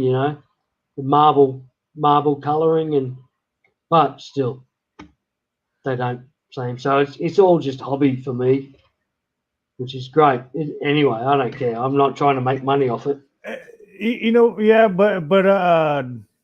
But so if they're that nice, if you think people should see them, then there has to be a way to get them out there to where it can at least pay for something.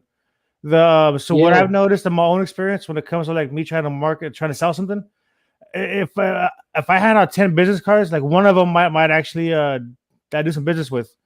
So I was saying that to say for every 100 people you come across, only 10 of them might actually buy something. So it's just a matter of exposure at that point. I think. Yeah. If you really want to move them around. But here's the plant. It's the name of it. It's cardamine laureatia. Cardamine laureatia. It was only $8 per bundle. For all this came out of one bundle, one bundle, and then that bundle didn't even really make it. I was left for like 3 or 4 stems. So all of this plant and that from the 2 other aquarium came from about maybe say 4 stems. Since maybe August last year. I'm thinking that's an amazing thing with the like buying the plants from you buy the plants from wholesalers or from wherever. Those plants that are in the little gel containers. Oh yeah. And you can basically split it into 100 plants. From that one plant that you buy as a container, you can split it into 100 plants. And that is just amazing. Yeah. If you've got the time and the space and all the rest of it to do it, and the want to do Yeah. it. But it's just incredible how you can propagate so many plants from you just buy the one container. You think, oh, that's a bit expensive, but you might get 30, 40, 50 plants if you do it right. It's just incredible. Man, I just You can start loving that. tweaking it. I have very little. My ground cover is Java moss. That's my go-to There's a lot of ground people that cover can't grow that. plant. I've Yeah. got Vel, like you've got growing Yeah. through there. I've got Vel, and then I've got the hornwort floating on the top until it works its way down to the bottom naturally. But my hornwort just grows on the top and then slowly just sinks. Like it's still at the surface, but just keeps growing and growing. It grows down instead of up because it's already at the surface. But so it grows down and makes its own plant sort of thing. Amazing. That's cool. But Hey, yeah, Java moss is the only thing I've got in the bottom. Does your hornwort pearl? Does it pearl a lot, the hornwort? Oh, just constant. Yeah. Yeah. That's cool. If it gets enough light. Yeah. If it gets enough light, it does. Like as I said, in my fish shed, I've got a a 10-foot by 4-foot wide sun panel in the roof.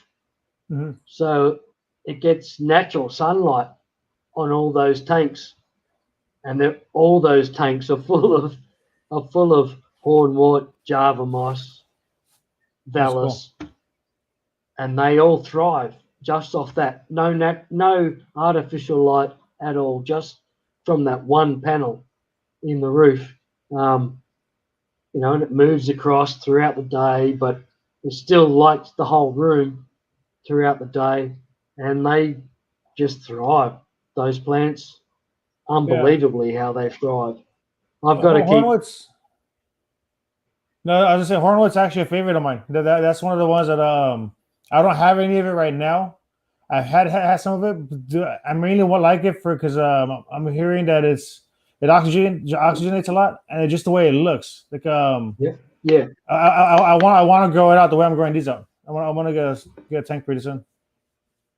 Well, when I really started to grow to hornwort was by like in my better jars. When I'm start separating tiny better fish, separating them because they're starting to get a bit aggro in the community, and moving them into these jars. And I put a bit of hornwort in there, and I just seem to get such a better success rate. It's again, there's no science really behind it, just observations that I've had, and I just love hornwort. You've got a tank, throw it in the top, let it float around for a while, and your tank's going to be healthy. It's just that's the way I feel. I'm not saying that's completely true, but that's from what I've seen and the way I feel just about having some hornwort. And I always make sure I've got a little bit of Java moss underneath the hornwort as well, and then that spreads out and continues, does the same thing. They're all chewing nitrogen, and I just love them. They're my plants. They're easy, and that sort of stuff. But I've got Vallis. I've got that much Vallis as well, so that where I can, I try to plant a bit of Vallis in most of my tanks as well, and have that going. And they're probably about the three plants that I use. That's cool. I only got about 4 plants, maybe 4 or 5 tops. I got this Vallis. I like how you say that, Vallis. I got that. This fake painted wort stuff. Yeah. Which and then Luigia, Java Moss. Yeah. That's the other that I've got as well. But Yeah. I don't have much Liquidia at all. Just a little bit here and there, which seems to grow in some tanks and doesn't seem to grow in others. So yeah, I don't know why. And I've got hair algae. That's the other thing. That's the other thing I can grow well. Get a comb for But it doesn't worry me really because I've got them in like tanks that have got maybe a handful of guppies, and so the fry get in amongst the hair algae and live and eat and thrive and that. So yeah, it's never a problem, the hair algae for me. Really, and honestly, I do have to harvest it. Oh, I think algae have out. I think algae have kept more tanks alive than not because the way they absorb the nutrients and stuff. Yeah, like I know that's had to save me a couple times, at least in the beginning. That's why in that 40 gallon, I'm not really in a rush to get the algae off the glass. I just don't want it to get too much of a threshold that it starts competing, which I don't think it will right now with all the plant matter that I have in there. But I do run the lights on kind of long. So far so good though. No, awesome. No, your tanks are amazing, mate. Thanks. Hey, what's next is going to be the CO2. Did you ever see that video with the aquarium co-op where he tours the San Francisco shop where the guy has bottles of Gatorade and he has a CO2 in there? Ocean Aquarium? Yeah, Ocean Aquarium. Yeah. I think that's what it's called. Yeah, with the old Asian guy. Yeah. Who makes the little shrimps out of a straw? The what? Have you seen that? No. That guy, it's the Asian guy. Nature. Well, I think it's called Ocean Aquariums in. There is a Nature's Aquarium, but it was about San Francisco's. Ocean. He makes these little from a straw, like a drink straw. He makes by cutting it and so forth in different ways. He makes little shrimp, like they look like freshwater shrimp, out of a straw that he's cut. That's neat. It's the most amazing thing. You've got to watch it. I don't know how you can find it because where I saw it was a couple of people, but IFG, like you know that guy. Yeah, I know the channel. He did a tour in there, and I saw it in that stream or that stream, but that video. Again, it's going to be hard to find, hard to locate probably.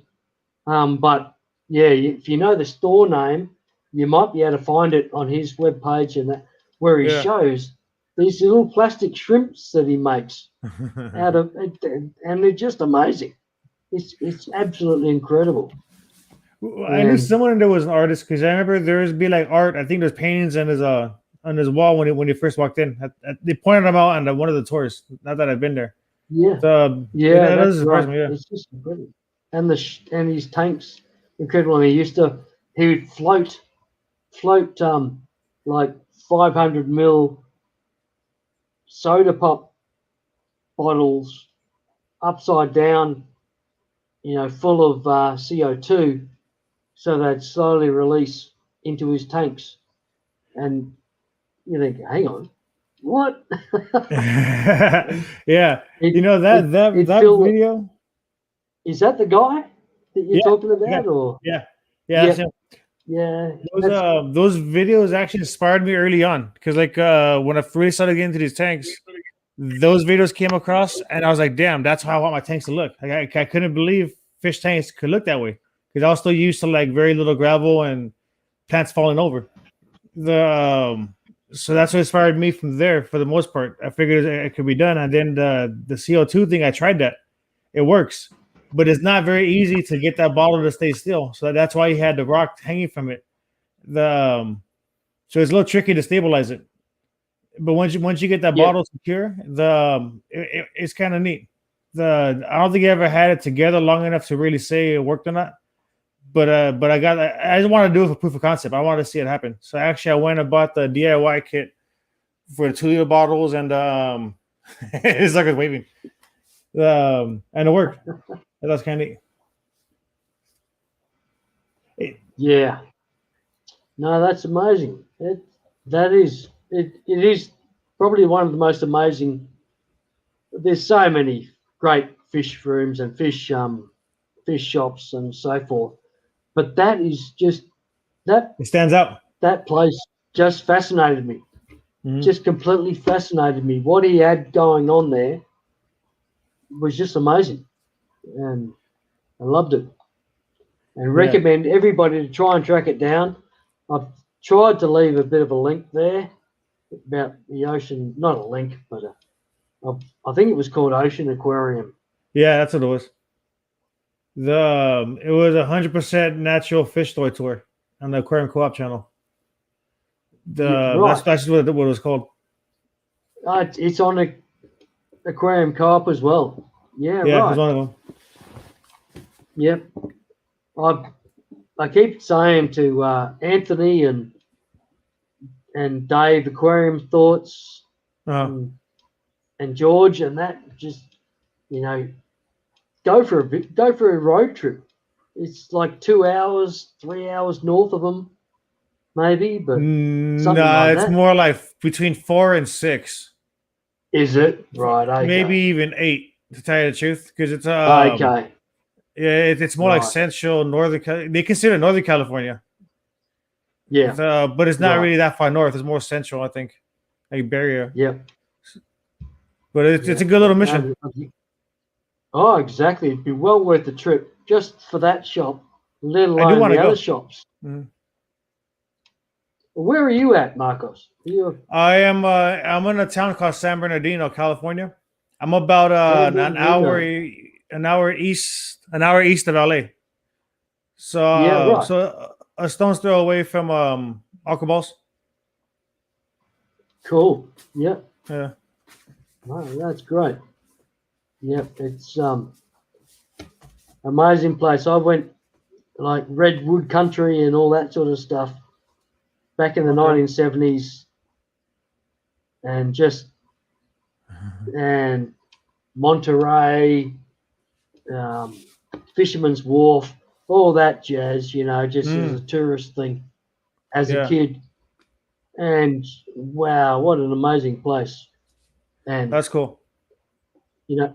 We used to find spots and you could look up the valley and just look at all the pollution coming out of the valley. It was just incredible. and I'm not joking. That was a true story. I believe you. I believe you. It was a true story. It looked like a thunderstorm coming. Blackie, how are you, man? But yeah, it was just, if you were in the right place at the right time, it was quite a spectacular scene watching the pollution come out. You just thought it was a storm, but no, that's just pollution. When I was a kid, I used to think the same thing, that it was just I used to always think that it was like going to rain around here. But then growing up, no, that's the smog. Like when you're driving on a freeway, on a highway, on an overpass, you can just see all the pollution over the town. It's, do you guys have it that bad? You don't have it that bad over there, do you? Well, no, not at all. I don't think any of our cities have a problem with pollution. That invisible pollution, yes, definitely. Like our cities are cities, so we suffer the same problems everyone else, but not a visible pollution like LA had coming down that valley. Just incredible.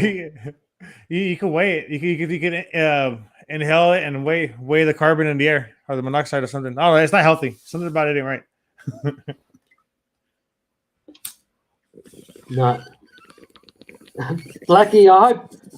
Oh, yeah, that was Lee. Thank you. I was going to say, when I saw the bloody nudist ledge, I hope it's not me you're talking about. Secrets I out. didn't think I'd been nudist.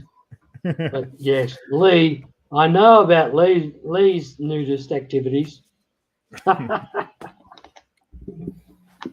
What a great stream that was. If you'd, Marcos, if you just give me a second, mate, I need to. Can I put you on big and let you show off some of your fish? Yeah, go for a second. Yeah, go ahead. Take your time. I just need to go and wrestle a Handle your biz. crocodile, as Blackie would say. Thanks, mate. No problem.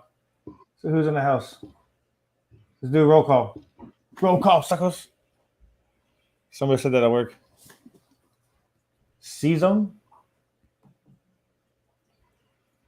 C-Zone sounds like a breakdancer's name. Who's that? Oh, man, that's C-Zone. He pop blocks. No, I'm not sure when he pops up again. Yeah. So this fish thing is really neat. I want to say, I bet you there's like canine communities.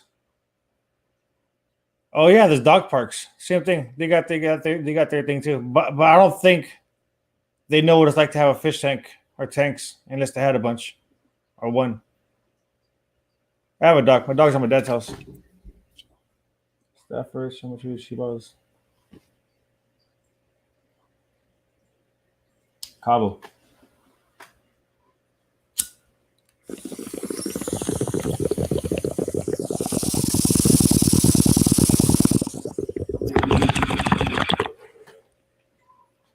Oh, this fish is showing his colors. We got a male guppy antler hybrid. This one that shows colors, and the other male is looking at it like, "Hey, what's up with them colors? Colors. Colors. That's his hijo. That's his son." Oh, he don't believe it. He's all like, "You look like me."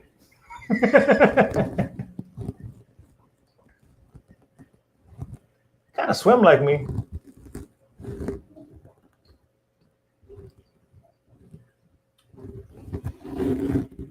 And the mystery lumen and the mystery blue eyes. Well, I bought them as Pascal, but like I has mentioned at one point, they look a lot more luminatus.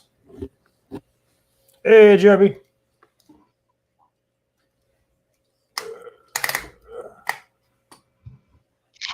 I'm back.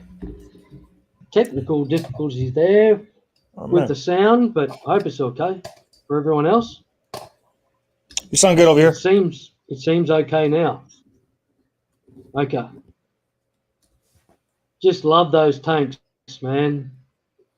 They're just it's just so natural. It's beautiful. You know, I get a kick out of myself. Like I really I enjoy having them.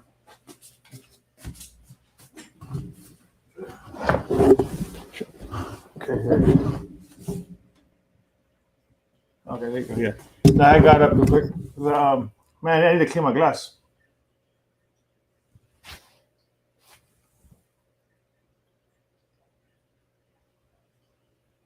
I was showing that one of these guppies is getting some color.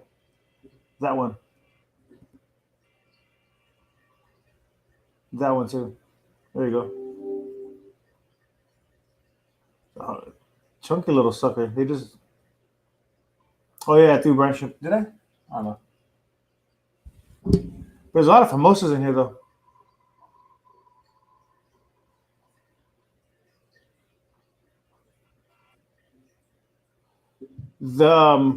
You know, as stock as this tank is, I think I really need to be dosing it with the nutrients because I'm thinking either I need to get rid of all this duckweed on top and let some more light in, or up the nutrients.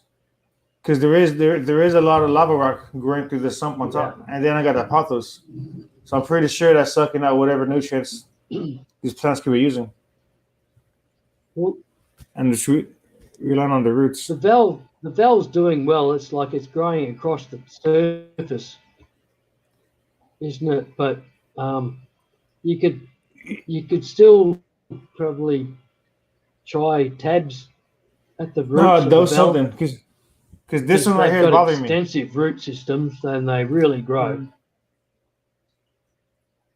Yeah.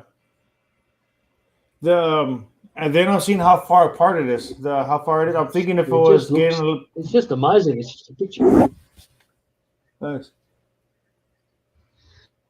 See ya, Mr. Black. Enjoy your dinner. Yeah, you know, and I made those. That I think I mentioned it before, but I made those. That structure. I got the lava rock and pond foam, foamed them together, and I use the egg crate as a skeleton, and then also use some of those plant. The idea was to get those baskets and just be able to put the plant in there. Okay, it was one basket filled with gravel, and then on the side of the gravel was another smaller basket. So the idea was to put the plant there, let the roots grow out, and if I wanted to change it, just pull the basket out and move them around.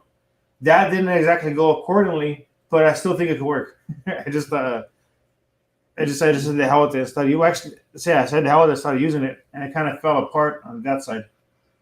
No, it didn't fall apart. What it was there was too much foam, so I had to cut it away because it didn't fit, and I wound it up with a lot smaller piece. This side stayed intact. That's actually like 2 pieces. This is 2 pieces right there. That part right there comes off. Yeah, the whole thing lifts up, and then right there is the base. unreal. I don't know why I did that. Yeah, because the whole idea was to get Mate, I'm shrimp. sorry. Because I wanted to make this a shrimp holiday. Sorry, mate. I've been having really bad audio for the last couple of minutes or so, Oh. but Shit. it's perfect. It's perfect now. Cool. So that's an artificial background you built yourself. Yeah. Well, it's not so much a background as much as it is an actual decorations. Yeah, just a part of the. That's amazing. Yeah. I did not figure it was artificial at all. I thought that's awesome. It is river rock, but it's all pieced together. Yeah, and that's amazing. So cool. And the whole tank is just a dream to look at. Just the fish just thriving. Yeah. I can't believe I'm getting away with this many fish in there. Always a fish that I think should be not in every tank, but that in everyone's collection is a gudgeon of some type. You know, like those suckers. Those suckers do have my attention. Those gudgeons or those gobies, the gudgeons and gobies, they have my attention. Mm-hmm. Yeah, the gobies or gudgeons, just amazing. They're just such characters and so interesting to watch. They're like the mud skipper to an extreme. You know, they're a long way different, but they're so similar, all the same. I've got bumblebee gobies. Bumblebee gobies? Oh, yeah, those are cool. Those are the little ones. Those hold on, I gotta step away for one moment. Give me 1 second, Jeremy.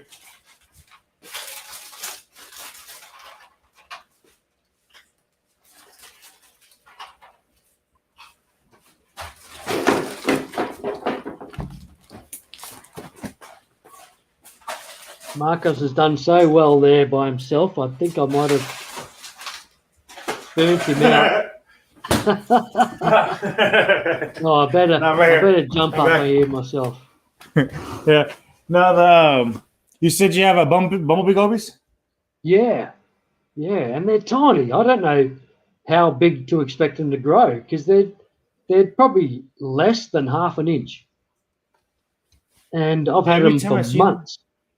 And they're just tiny, you know. Wow. They're just little characters. Awesome little fish. But I don't That's know. cool. Again, I just don't know what to expect from them. If they're going to grow bigger or not. They're in a 18-inch tank. They're not in a big tank, but there's only a handful of them in there, and they're less than half an inch each. So it's interesting. I'm going to have to see what happens out of them. Apparently, there's two types of bumblebee goby. So one's more brackish than the other, and one's more colourful, and so forth. So I'm just interested to see how it all works out. Do you have any idea what you got? Or it takes a while to find out. Yeah, I have really no idea which one I've got at the moment. Yeah, my eyes are terrible as well, so I can't. Collaboration of curiosities. Adele, if you can get mud skippers, get them. Really do. You don't need to go too far up the Queensland coast to start running into mud skipper territory. No way. And you just pick them up off boat ramps and all that sort of stuff. They're just everywhere. So, and I mean everywhere. They're not the easiest thing to catch because they're pretty quick, but yeah. Adele, you can also get them from live fish online. Quite expensive, but still. That is so cool. You can find some mud skippers. Lee, not that I know of, but I will if you request. I'll be happy to.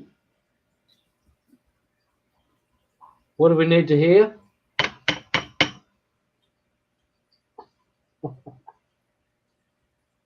But yeah. So good to have Lee here. And Adele. Very cool. Hey, so Adele is collaborations of curiosities? Yes. Yeah, sorry. I'm calling That's cool. collaboration of curiosities. That's what I mean by Adele. Sorry. I hope I'm not being disrespectful. No, a lot of people go by first names. That's the way it goes when you get to know somebody, even if it's chat. Yeah, exactly. Yeah. Now you've got the coolest tanks. That tank is just has that got shrimp swimming around and in scuds there with the fish. That is just insane. Yeah, let's see. I've never seen that, like that many shrimp swimming around with that many fish in my life. That is incredible. I'm going big on you again here, man. So okay, you're going to take up the whole screen. Okay, I'm trying to show you something very specific, which is very neat, and I think every tank should have, unless you got fish that won't eat. Anyways, I'm trying to show you some scuds, some amphipods. Yeah, right. Right there on the filter. Yep. Look at that. So I thought these were the coolest thing ever. When I first heard about them, I said I need to have them. But now that I have them, it's like once they take a hold of a tank, they don't leave. So I used to have a tank with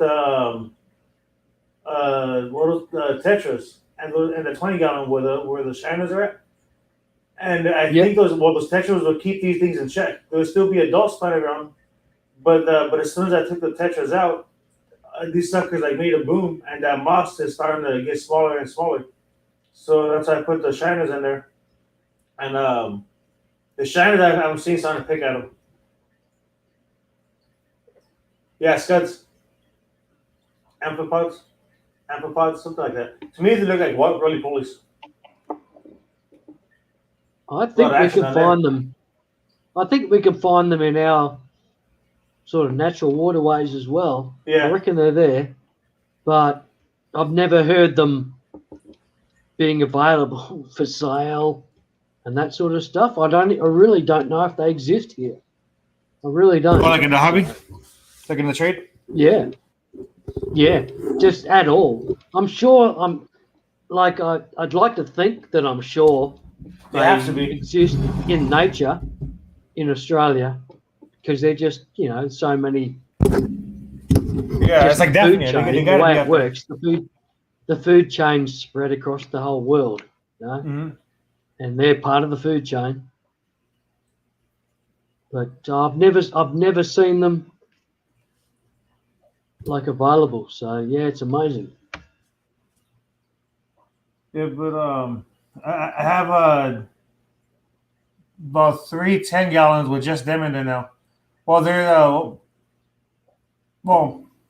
I want to say it's just them in there as if I don't have shit else in there but scuds, and no matter what I put in there, like the plants, they eat them. So what I do is I put all my guppy grass trimmings in there, and every now and again some cucumbers because I want to keep them going. Because I don't know, I think they should be around. So I have a couple tanks full of them. Yeah. I wish I knew what the hell to feed them to. You know what I needed? Some precox. I bet you if I was breeding some neon rainbows, that'd be the perfect food for them. Marcos, the activity that's happening in the bottom right-hand corner of that tank, down near the rocks, is just incredible. There's like it is, isn't it? 20 fish squashed into this corner. Just, I don't know what they're doing. They must be feeding or breeding or whatever it is. I don't know. I had just dropped some brine shrimp cubes in there. So I'm thinking they're going in there trying to get what they can. Yeah, okay. Yeah, it's just incredible. Fascinating me, man. I was just sitting there going, wow. And it's still happening. It's just amazing. Such an awesome tank. Such an awesome tank. Thanks. And you know, those live bears, those little gray fish, I only had about, say, 16 of them to begin with. Wow. They give birth like every couple of days, I guess.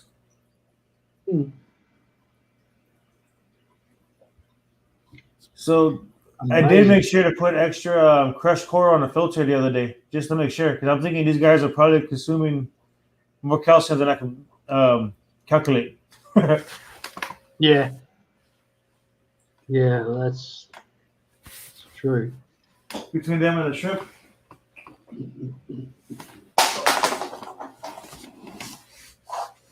It's an amazing tank.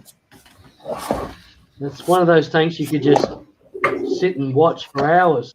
It really is. Thanks.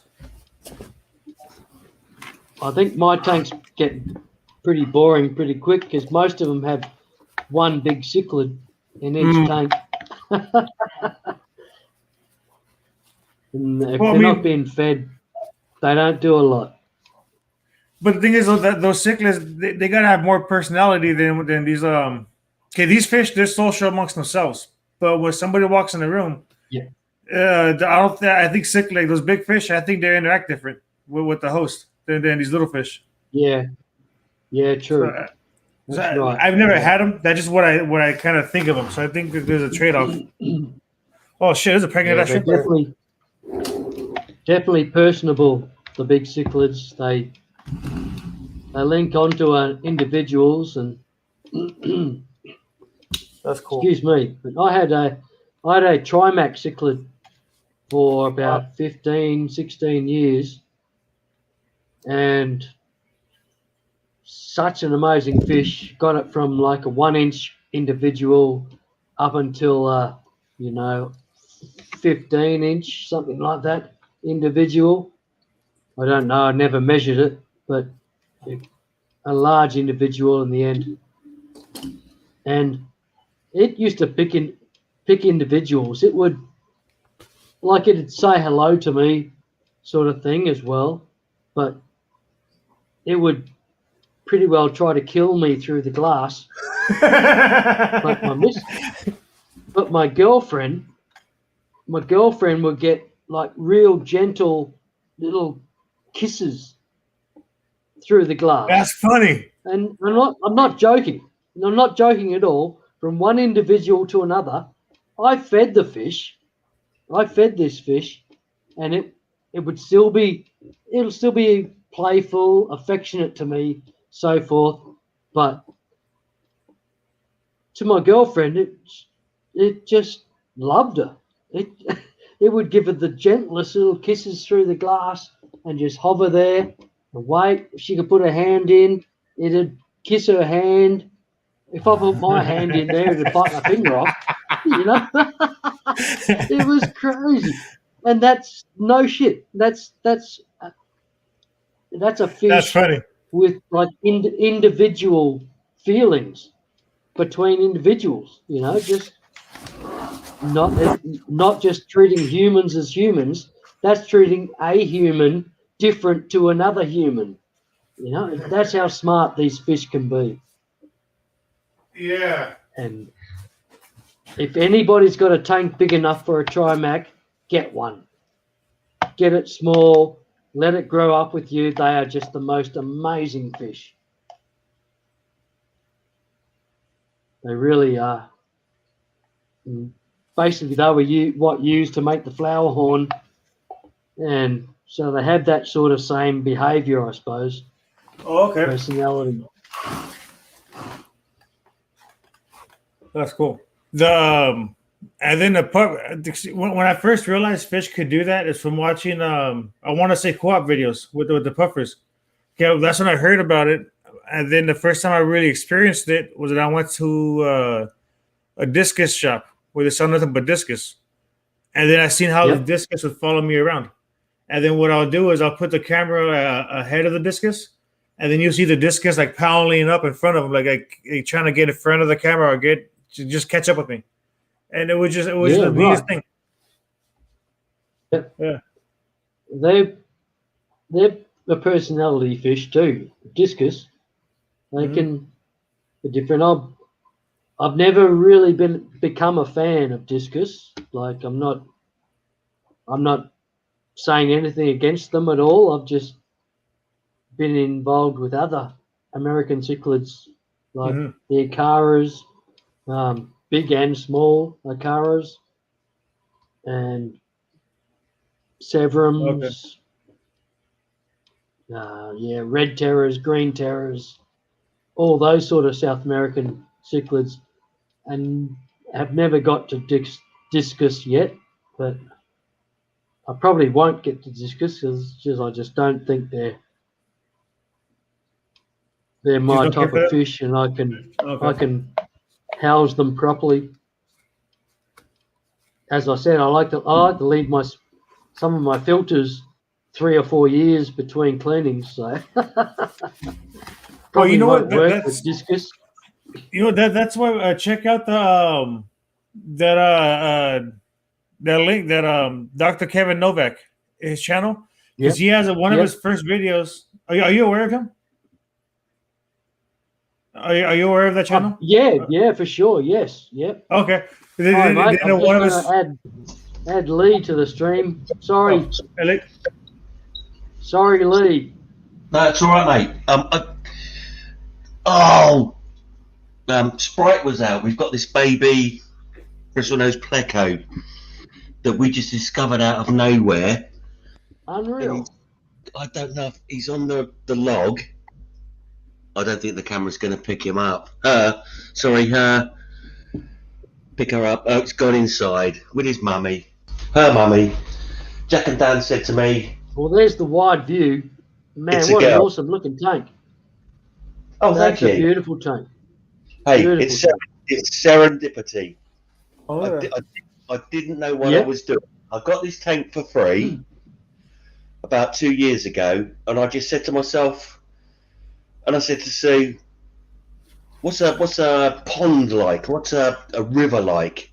It's mud, isn't it? And gravel and whatnot. So I just went and bought a load of cheap topsoil and lobbed it in. You can see how deep it is, the substrate. Yes, yeah, for sure. Wow. And then Must be 14 inches. 14 inches, about the size of your hand there.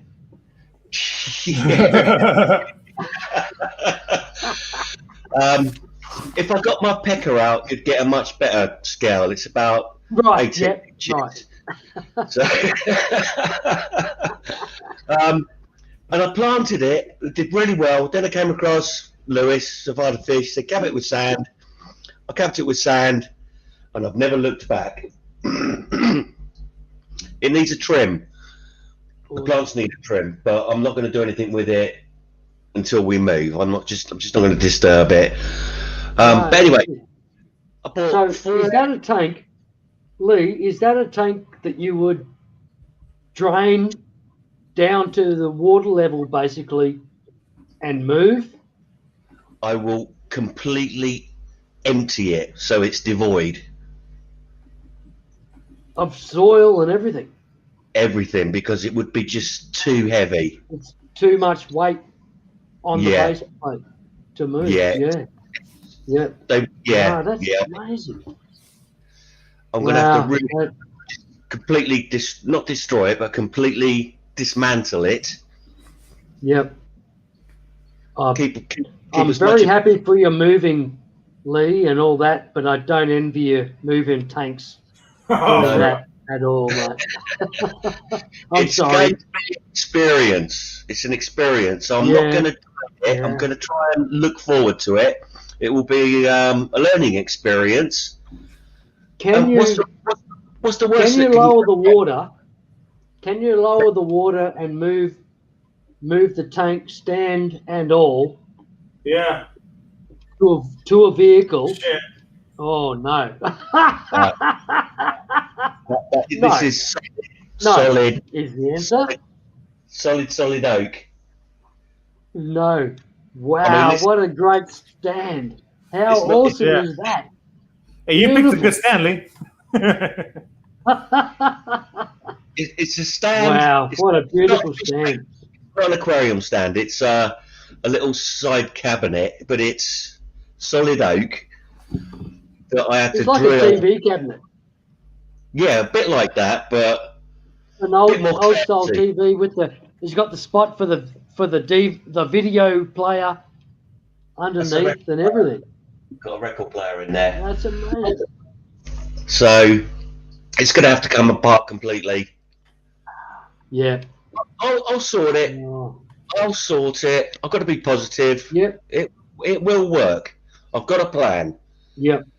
And it will work. Okay, good on you, mate. I'll do the same with Morgan Mindy's tank. But they're goldfish. They won't be bothered too much by the move. No. This lot, because I'm here all the time, they're not afraid of me. The plecos are not afraid of me. There he is. Can you see him? Sprite, can you see him? Yep. At the back there. It's a her. It's a she.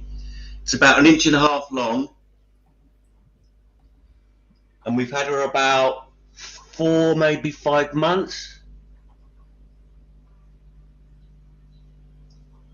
We came across her when she was tiny, about the size of your little fingernail.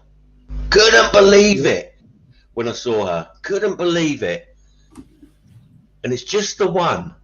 So there would have been others, but I guess they didn't make it. Probably became food for all of these other monsters. Yeah, unreal. Well, the log's hollow, so that would have been a good breeding place. You can't see that it's hollowed out, but it's actually hollow. And then we've got this cave rock system. I mean, the fish go in one hole and they just pop out randomly in other holes. Yeah. Massive cave system in there. It's brilliant. Is that basically Texas Holy Rock? I honestly don't know. It came with the tank. Yeah. Kind of looks like it. Honestly, I couldn't tell you. Yeah, it's just more rounded. That's what it is. Beautiful. It's a stunning piece of rock. Yeah. It's a lovely piece of rock, isn't it? I mean, it's only fish that would get excited about logs and rock. I mean, who else does that? Who else goes, oh, you want to see this rock I've got? Or you go to work and you say, I've got this beautiful bit of wood. Everyone's giving you strange looks. Yeah, so true, Lee. So true. Right, I'll let you go again. I just Sprite was out. I wanted. There he is. She. I've got to stop calling it a he. I'm There sorry, she mate. is. I don't know how long you were waiting there, but still. I'll let you Thank so on. much. 4 hours, so I'll let Thanks you so on. much for sharing. I'll see you soon again. Cheers. Bye all. Yeah. Cheers, Lee. See you, mate.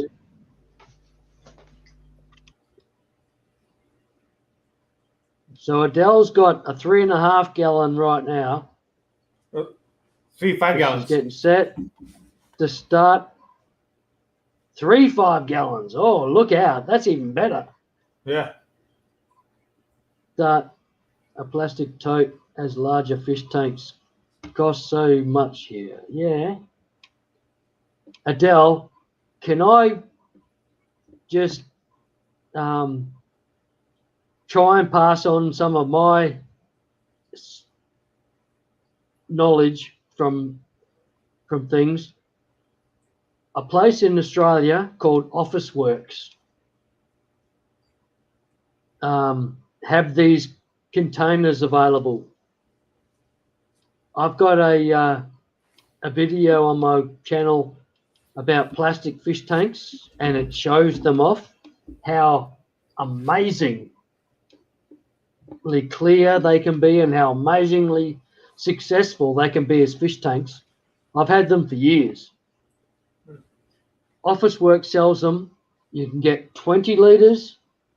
So it's, sorry, I'm going to go back to me, Marcos, as well.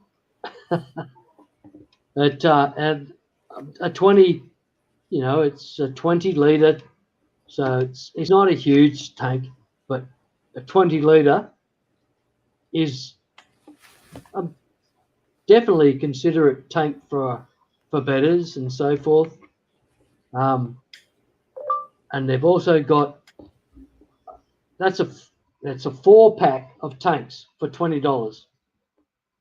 You can get low boy of exactly the same footprint, low boy tanks, 6 for $20. The low boy tanks are about half the size. They're only 10 litre, but the most amazing breeding tanks for bedders. Perfect, absolutely perfect size for breeding bedders. And I can see you using those to much success. I really do.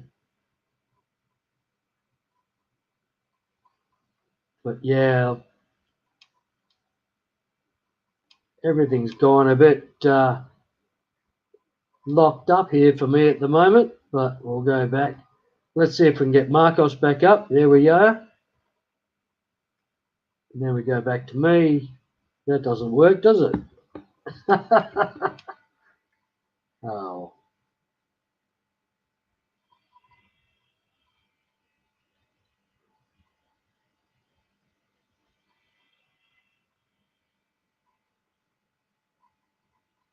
Marcos tank is just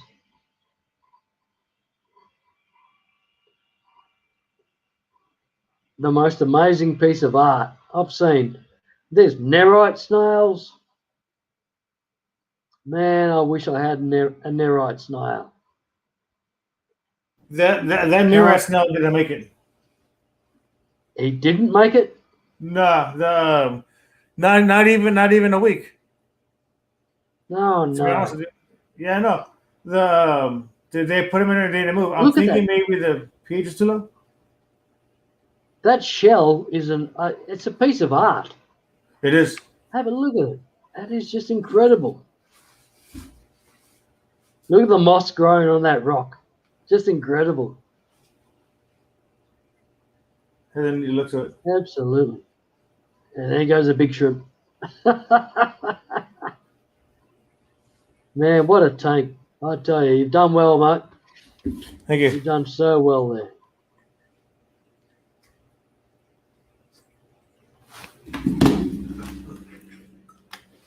Thanks. So, Adele,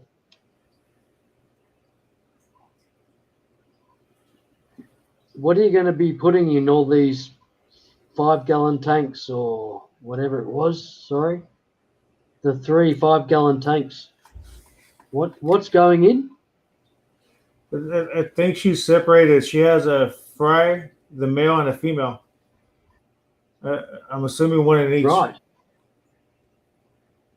Oh man, he must be doing water changes like crazy.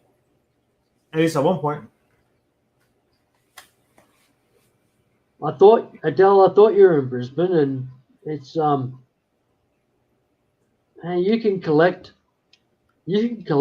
amazing fish in your creeks and estuaries around your, like if you want salt water, fresh water, around Brisbane, man, it's amazing. And they'll make amazing videos. We're really limited here. We have very few freshwater estuaries or freshwater flows here, flow offs, creeks, whatever. There's very few here compared to Queensland. Queensland's full of freshwater creeks everywhere, just all over the place. You can go and catch fish. But here, you can go to the ocean, the estuaries, the saltwater estuaries, and catch fish, yes, but no freshwater, very few opportunities. And those that are opportunities are in national parks, so you cannot catch them anyway. So it makes it tough. We have very few freshwater fish over in Western Australia, in southern Western Australia, that is. Some galaxias. Galaxias are like a trout, a small trout, but with the colours of killifish. Just incredible species. That's cool. And amazing to have, but illegal, basically illegal to own. So.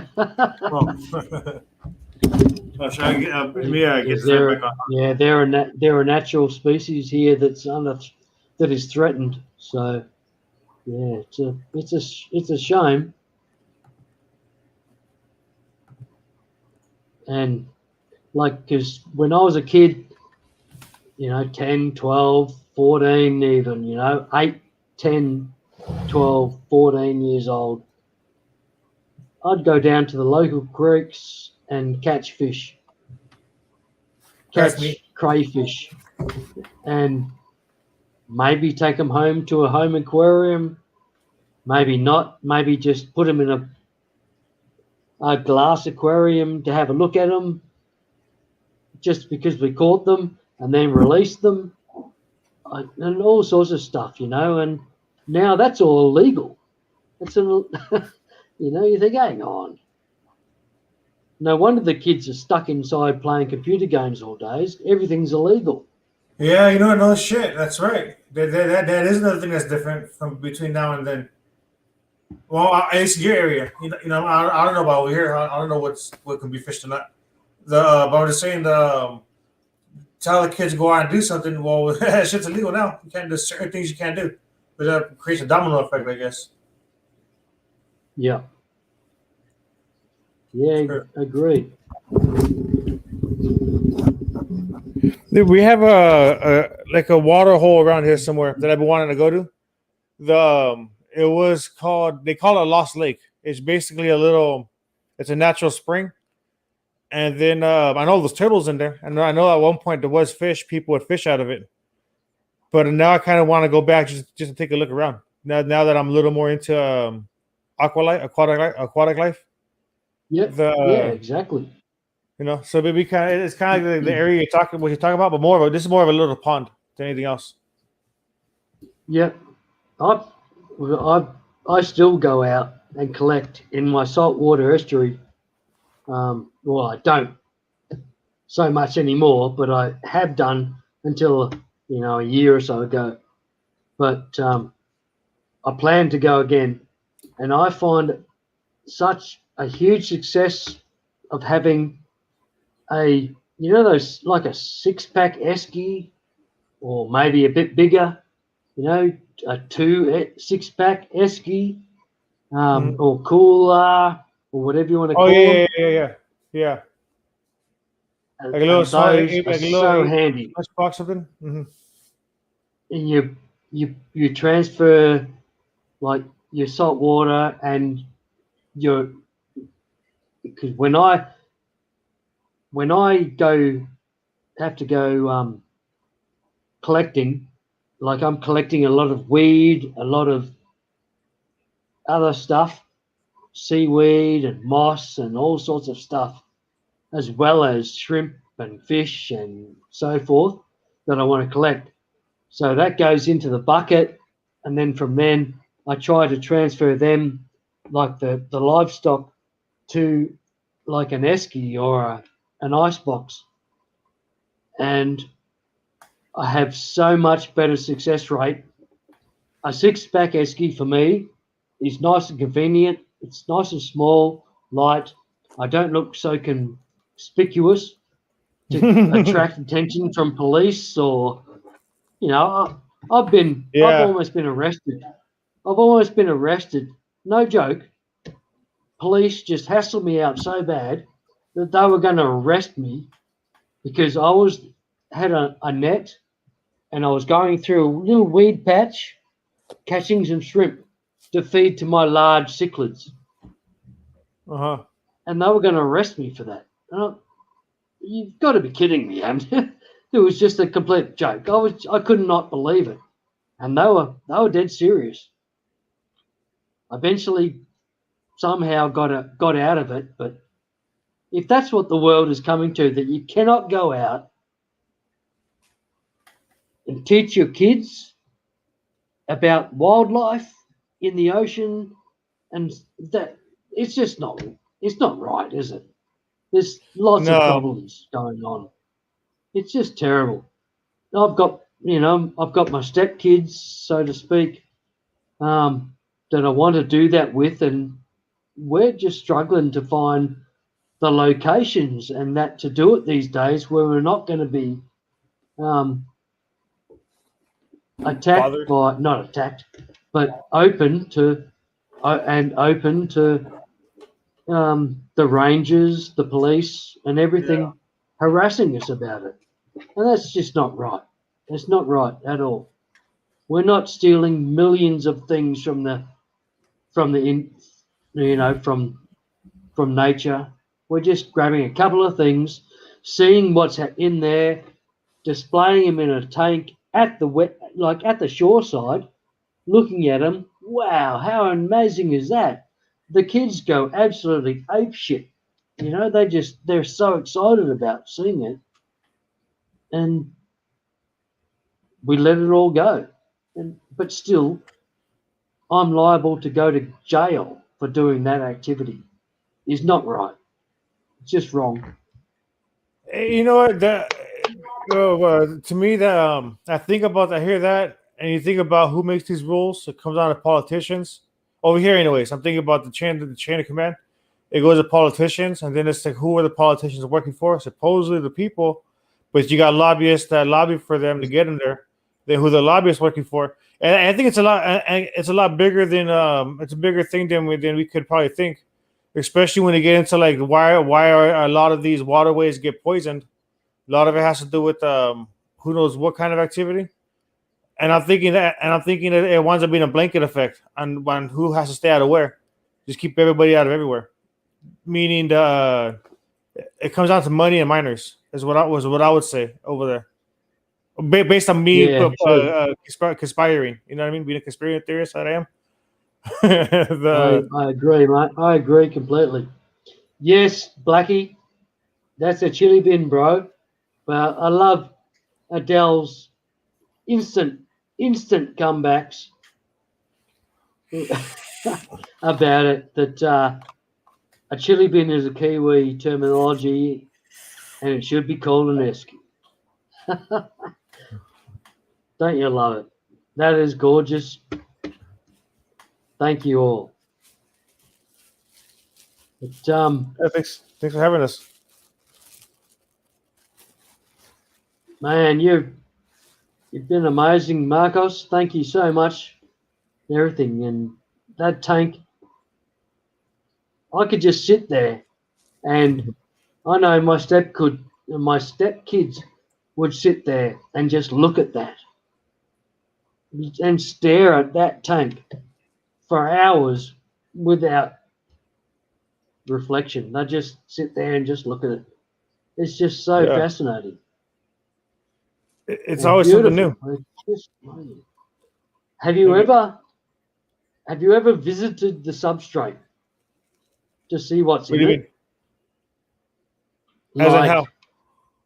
Like grabbed one of the vellus, because you got too much vellus starting to grow. Right. So right. you rip one of them out, take one of them out so the roots of the vellus come out. I imagine you probably have got some nice worms naturally just growing on your root systems of that vellus. Yeah. I don't know, but I'm just, I'm not saying do it, but if you have to, just take note. Because you take a look at the roots or see what's going on the roots. Attached to the roots, just like I've got some tanks like that with vellus growing, just natural look in the tanks, and you don't notice anything. But when you pull a piece of vellus out of the substrate, that the roots have all got these black worms attached. Oh, no way. Natural food. It's just natural food for your fish, because you've got such a natural ecosystem happening in that tank. And I don't know how mine got there. I fed freeze-dried blackworms, but never live blackworms. But I've got live blackworms in that tank now. It's just bizarre. It's no offense, mate. I'm just saying what a beautiful tank you've got, and it looks so natural that I imagine that you've got natural life growing all amongst your substrate there and everything. Amazing. Well, there's two pieces of valve in the front that I don't want the valve to get too much of a threshold and I'm too close to the front panel. So that'd be a good opportunity to take a look to see what's going on there. To see what it is. That's kind of why I want to get a microscope. Probably the reason I want to get a microscope is to look at things. And then as I get interested in Infusoria, I want to be able to see if the Infusoria is more or less in the tank. Because what I have above that 40-gallon that I'm breeding those gratuitae in, I have a 10-gallon that I believe I started Infusoria culture because the water got cloudy, like I said. Now it's getting clearer. And I think just to keep it growing, throw some vegetables in there and keep recycling. Anyways, so I'm going to have the Infusoria in there, and I'm going to put a doser. And I want that water going into my 40-gallon tank and then cycling back and forth. And so a microscope will come in handy to see if it's even worth it or not, to see if I'm even putting Infusoria back in my tank or not. And then I can see if my tank has more than what's in there to begin with, then I don't have to do it. Do you want you want the true scientific microscope, or the USB available microscopes thing that they've got? Probably one of those USB ones, whatever strong enough for me to see the actual Infusoria. I don't necessarily need to see bacteria, you know what I mean? Well, unless the Infusoria is bacteria, but I think it's just different organisms. Those very inexpensive USB things can give some amazing pictures. That's what I'm thinking. I'm thinking maybe $100 or a cup around to start at $100 over here. Like half a day's pay. I could probably get myself one. Like a nice one. Awesome. Cool. No, that sounds amazing, mate. I've got one here that's been in a box for about 3.5 years. I've never tested. It cost me about Oh, no. $1.55 from China.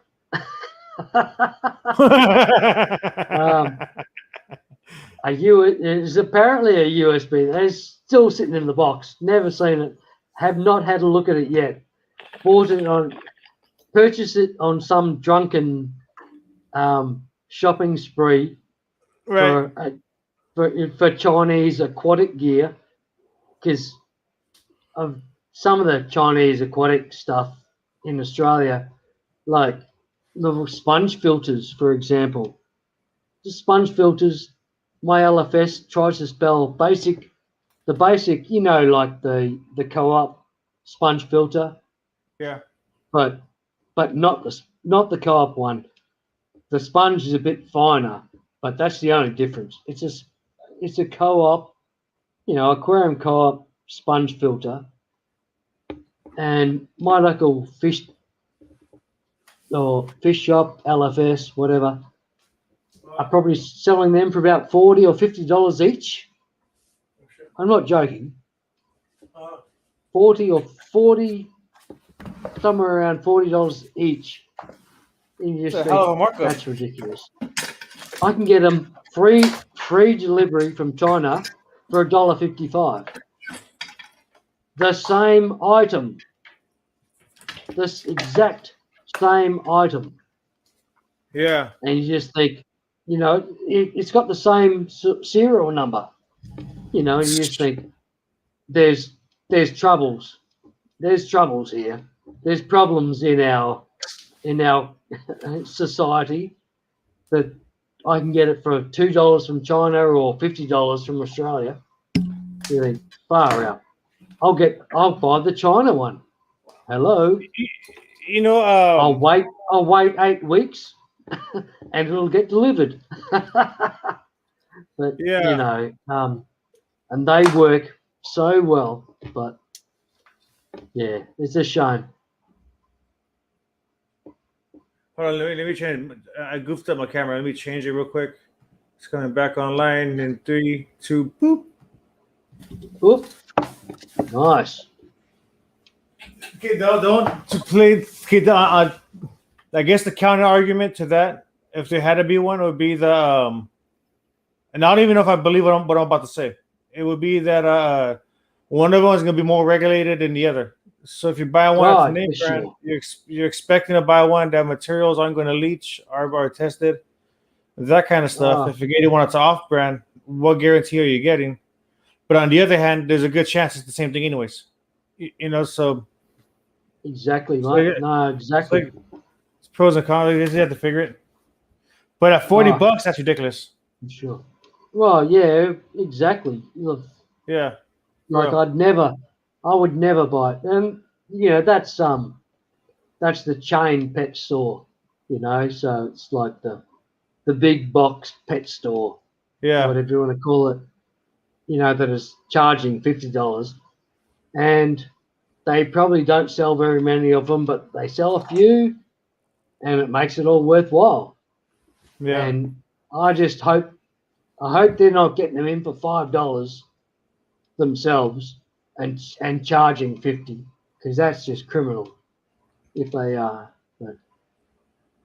But yeah, it's just, and we can buy like aquarium plant seeds from China. I don't know if you can get the same deals. Have you seen that? I have. They're real cheap. You're talking a few.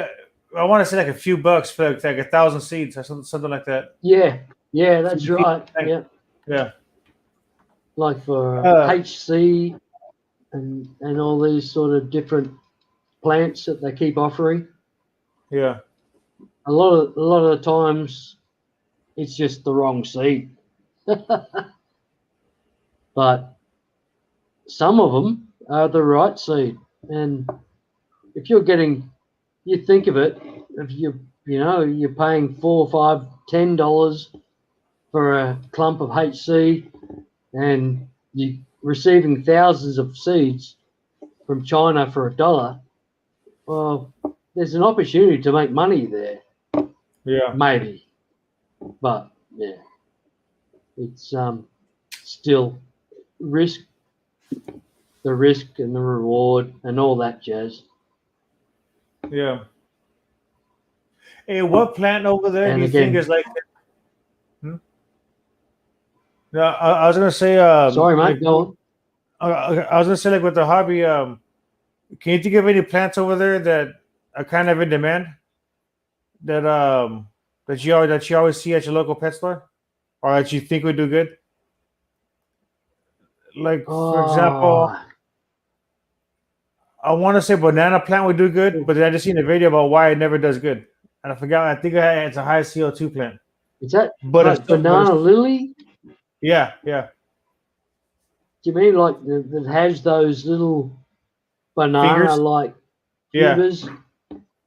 And yeah, yeah. I've got my garden pond. I've probably got 1 million. Of No those growing. That's amazing. Just millions of them. Like, it's basically in complete shade, and dominated by a huge umbrella palm that's that lives in the pond, and other lily plants as well. But I've got so many of them growing in that pond. I should just go and harvest, and so I don't think they'd be too much in requirement because That's there's so plenty cool. of them around. But 'Cause the way I have the way I have like an abundance of like one plant per area in these tanks is exactly how I want to do the banana plants. I think it'd be so neat Yeah, to have right. a whole bunch of those in a tank, and even lining at the back panel. So these are like, I can't see them from the top at all. I just see like lily pads uh at the top, lily pads all over the place. Are we talking the same plant?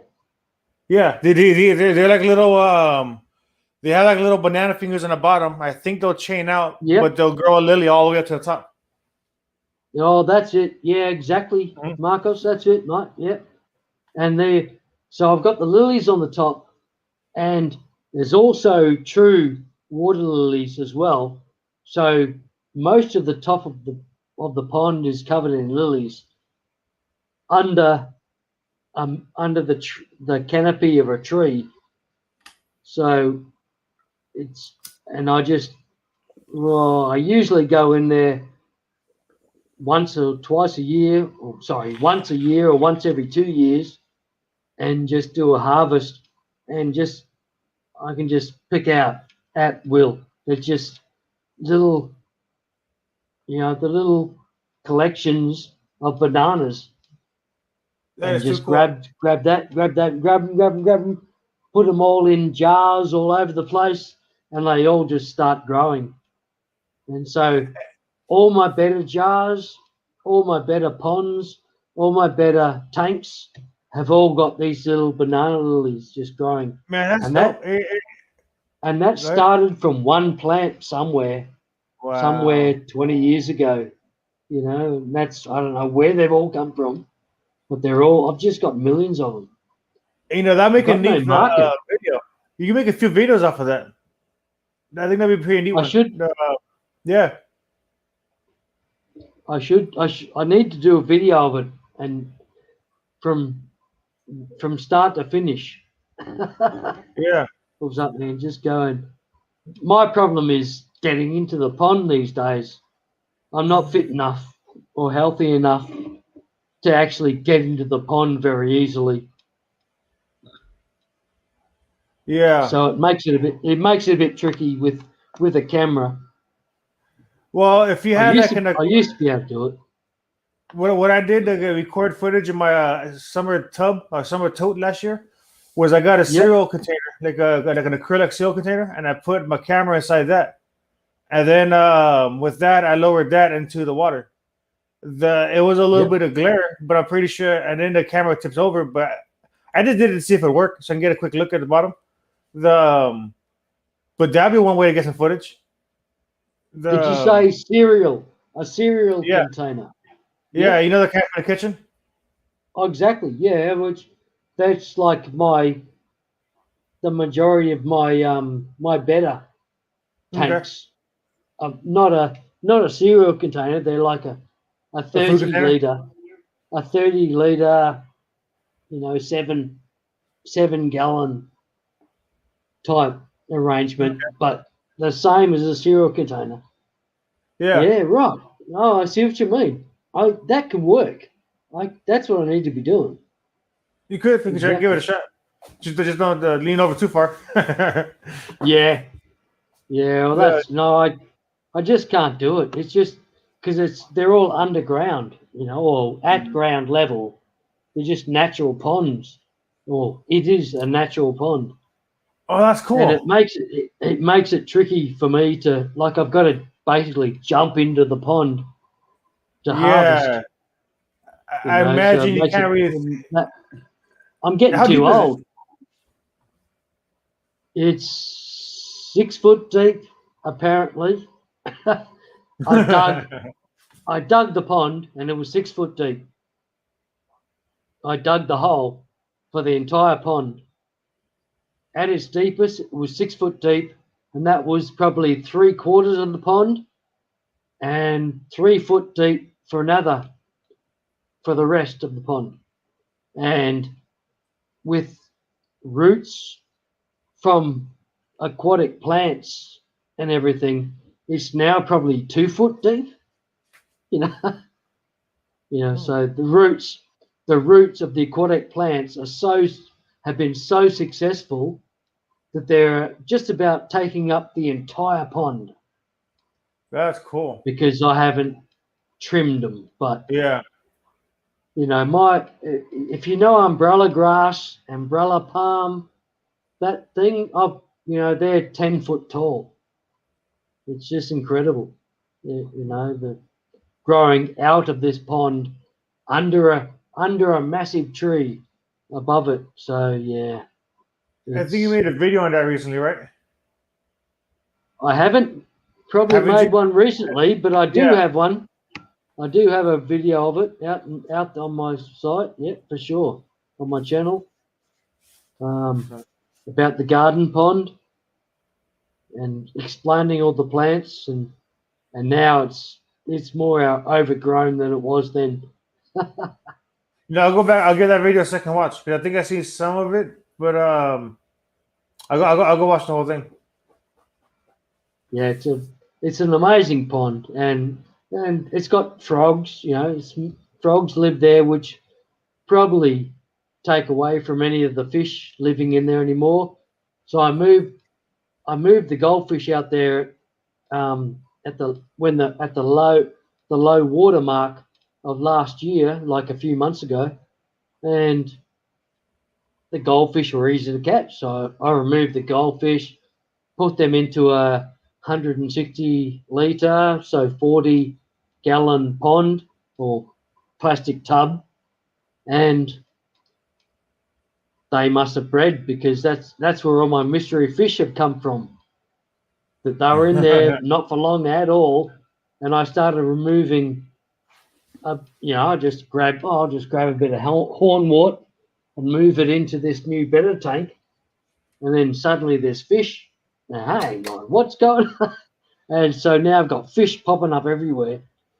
Well, goldfish from out of that pond. Just amazing how it all works. And sorry, before we go any further, I'm sorry everyone for the chat. I've been just forgetting about it once again because I just get locked on to Marcos's beautiful tank and just watching all the fish swimming around. But thanks, T-Bones. Thanks for being here. David Fellows, thank you. Thanks, everyone, for being here. Lee, always, thanks for being here, man. It looks like somebody's starting up an African dwarf frog. Sue is going to make an African dwarf frog. Lee was saying. Dwarf frog tank. Yeah, right. I doubt we're allowed. African dart frogs here. I have no idea. I've got I know local frogs. Like I've made a rule now that if a frog makes it inside my house, he stays here now. That's how. I'm sorry, frogs, but that's how it works. So I've got plenty of frogs. I live across the road from a swamp, which in the wet season I can just walk across my road into a 3-foot swamp, 3-foot deep swamp, just chock-a-block full of daphnia, which is cool. pretty handy to have. But so I did that once, did my best to segregate all the daphnia, or some daphnia, from the nasties and create a daphnia pond in my boat, my old fiberglass boat, which I don't use anymore because I'm not healthy enough. And somehow, like, eventually, like in our 40-degree, we had a heat wave last summer, like in the last couple of months, where it was 40 degrees Celsius, like that's 110 Fahrenheit. God damn. For months, for like 2 months, basically. Wow. So 8 weeks, say. And that excessive heat eventually killed them, and there were none left. And now, just very slowly, as the water temp has started to cool, that they've started to show up again. I had no daphnia during that heat spell in that waterway, none.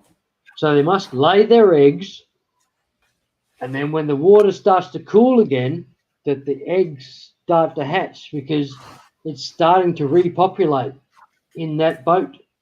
Well, as I say, I call it my boat pond. It's a 12-foot fiberglass pond or fiberglass boat that is sitting on a trailer that I let collect collect rainwater and I put extra rainwater into, and it creates natural food for my fish. But that's cool. I heard two things about daphnia. Right. So what? No, I heard two things about daphnia. One of them was that they produce if they're happy they produce live or they produce seeds. Then the other thing that something like that. Then the other thing I heard is during the spring and summer they produce only females, and during like winter they produce only seeds. Oh no, they produce males or whatever. But for sure, I'm getting only part of that maybe right. Most of it wrong. The part I think I'm getting right is that what I heard is like during the like summer and spring they produce only females, and then later on they do something else, and they say they don't know why or something like that.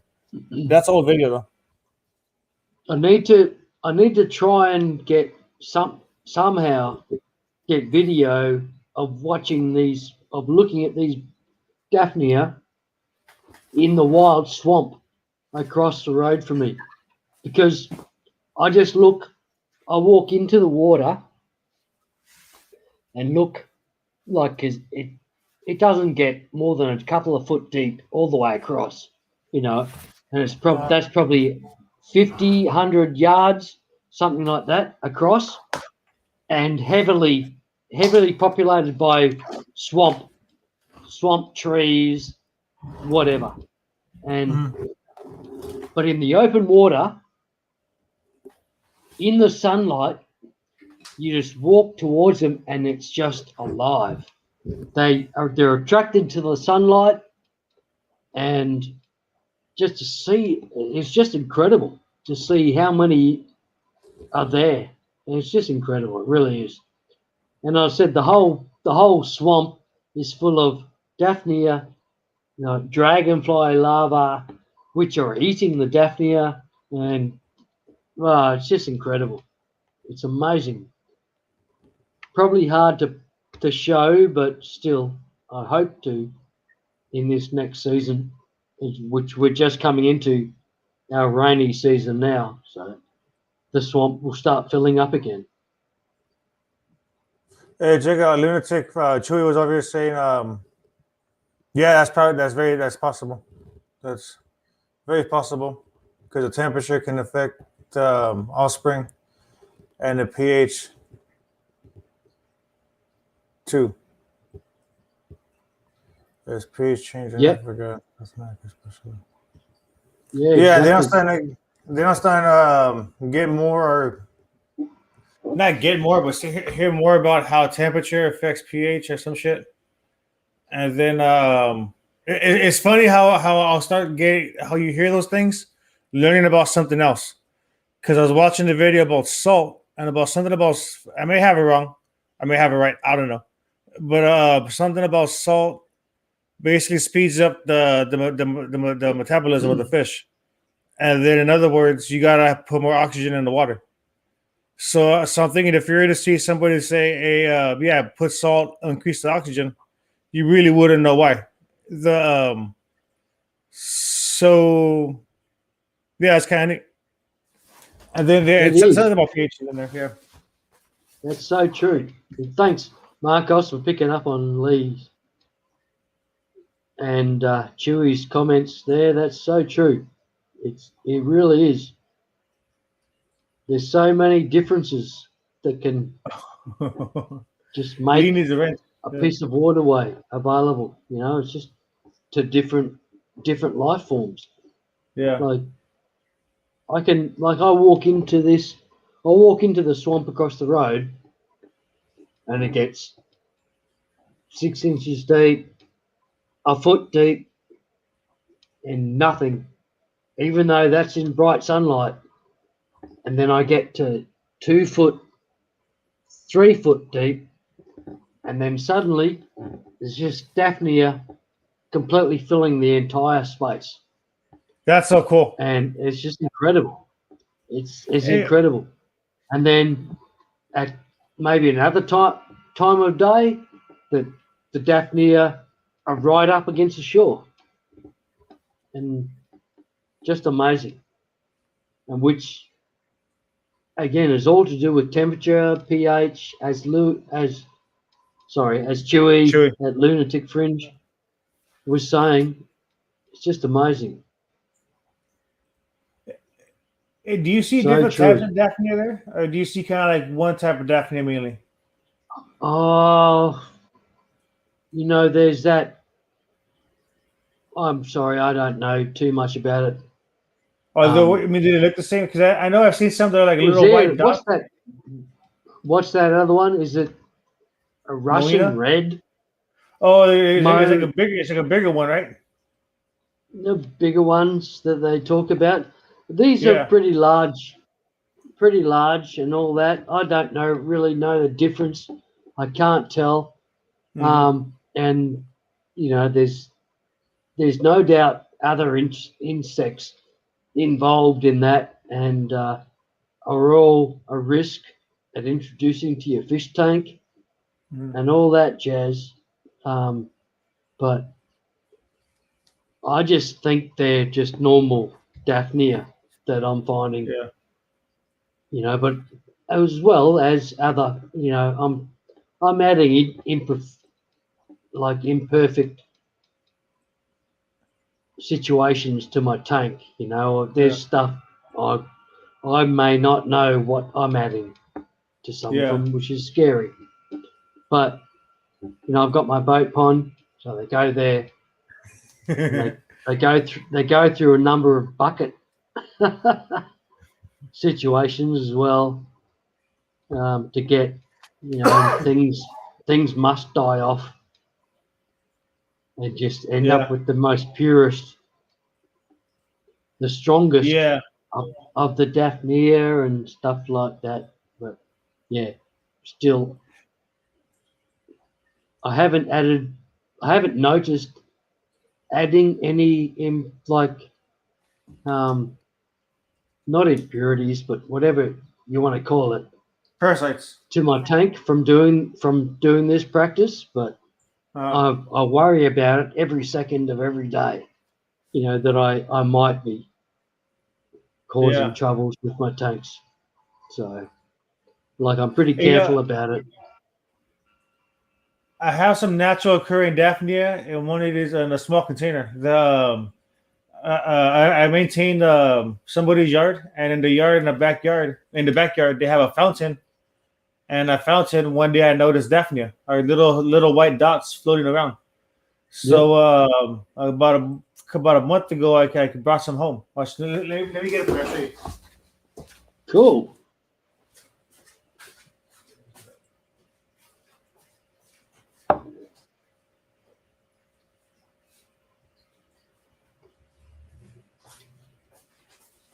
So I got it here. I don't know if you all can see me, but I'm having another bourbon. Oh, cool. Another bourbon for Glenn. Thank you very much. I hope this don't spill. Because there's still the water from the fountain that's in there. Okay, how do I do this?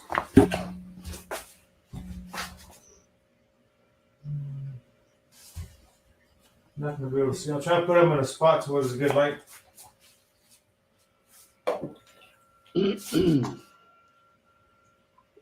Hey, thanks everybody in the chat. Thank you. I'm no doubt neglecting you, but I'm sorry. Thank you all for being there.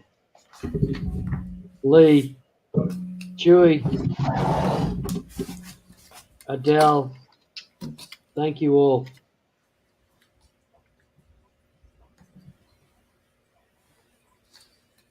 Let me change this again. As soon as this camera gets a little tug on the wire, it all goes to kaput.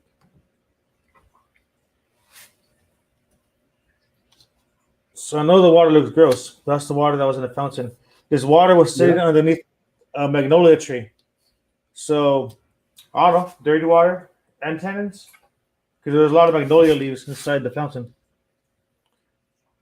You can see in the left corner, you see little dots moving around. Yeah, right.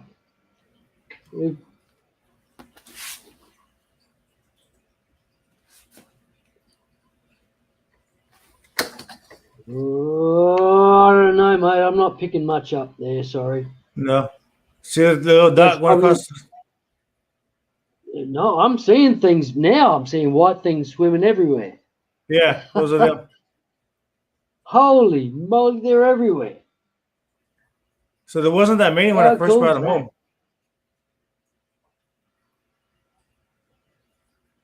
Yeah, see, so I haven't had this before. What are they? Some kind of Daphnia. Daphnia. Are they? That's what I mean. Like, is your Daphnia some sort of Daphnia? Yeah. Yeah. Chewy. They're white. Okay, the way they look on screen. They skim the top. The way you see them on screen is exactly how they look in person.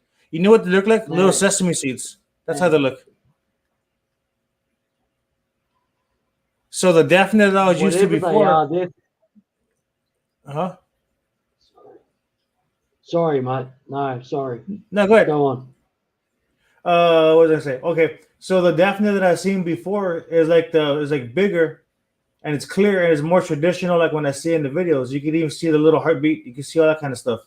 The kind of Alex had on the history. This is a little different. Yeah. They look too fast. They're moving too fast for me, and too consistent a movement. Where Daphnia have that jolty sort of movement, like to make they kind of like as they say, where they molt. They sort of, like you said, like jump around a bit in place. Yeah, exactly. These things. I'm not saying they're not. I'm not saying. Yeah, exactly. Yeah, that's what I'm picturing. So there's more on the other side. Yeah. Wow, look at them all. More that's freaking me out, man. So I want to put these in water. I want to put this in a bigger tank. I gotta do it. Is this a tank you've just got full of these things, and that's it? Yeah. Yeah. So there's a small little critter Marcus. carrier. Marcus, you have to get these things just in their own tank. Like maybe just keep slowly Like a tank filling the yellow? water of that tank.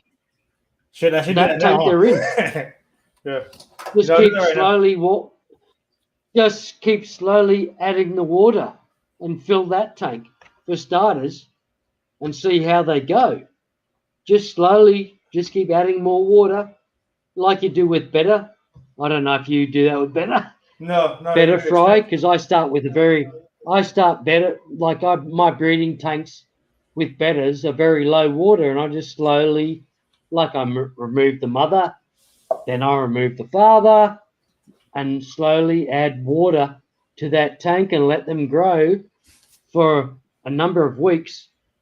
You know, and maybe you just do that. So there's no parents to remove. Just slowly add the water over months or over weeks. I mean, over a couple of weeks until it gets to full, and see what happens. That's fascinating. What Are you they? saying to slowly add the water so I don't shock them and kill them from the water change? Or are you saying just add the water slowly? Yeah, pretty much. Yeah.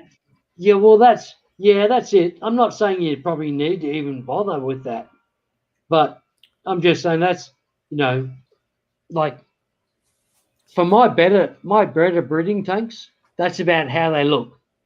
About when I start breeding them. About that, with that depth and the vacant spot at the top. Right. And then I breed the betters, and they breed successfully. And I've got a half cup, styrofoam cup that they build the bubble nest under. They make the bubble nest. Rah, rah, rah, it happens. The job's done. I remove the female. A couple of days later, the freeze fry start swimming around like those things. So I remove the male, and then every day I add a couple of mils, so like a quarter of an inch or something of water I add every day until it gets full, and then I have to remove them to a larger premises. I reckon you do that same with that bug, whatever it is, and see what the hell it is. You know It what? could be I should some do that nasty. now. Yeah, exactly.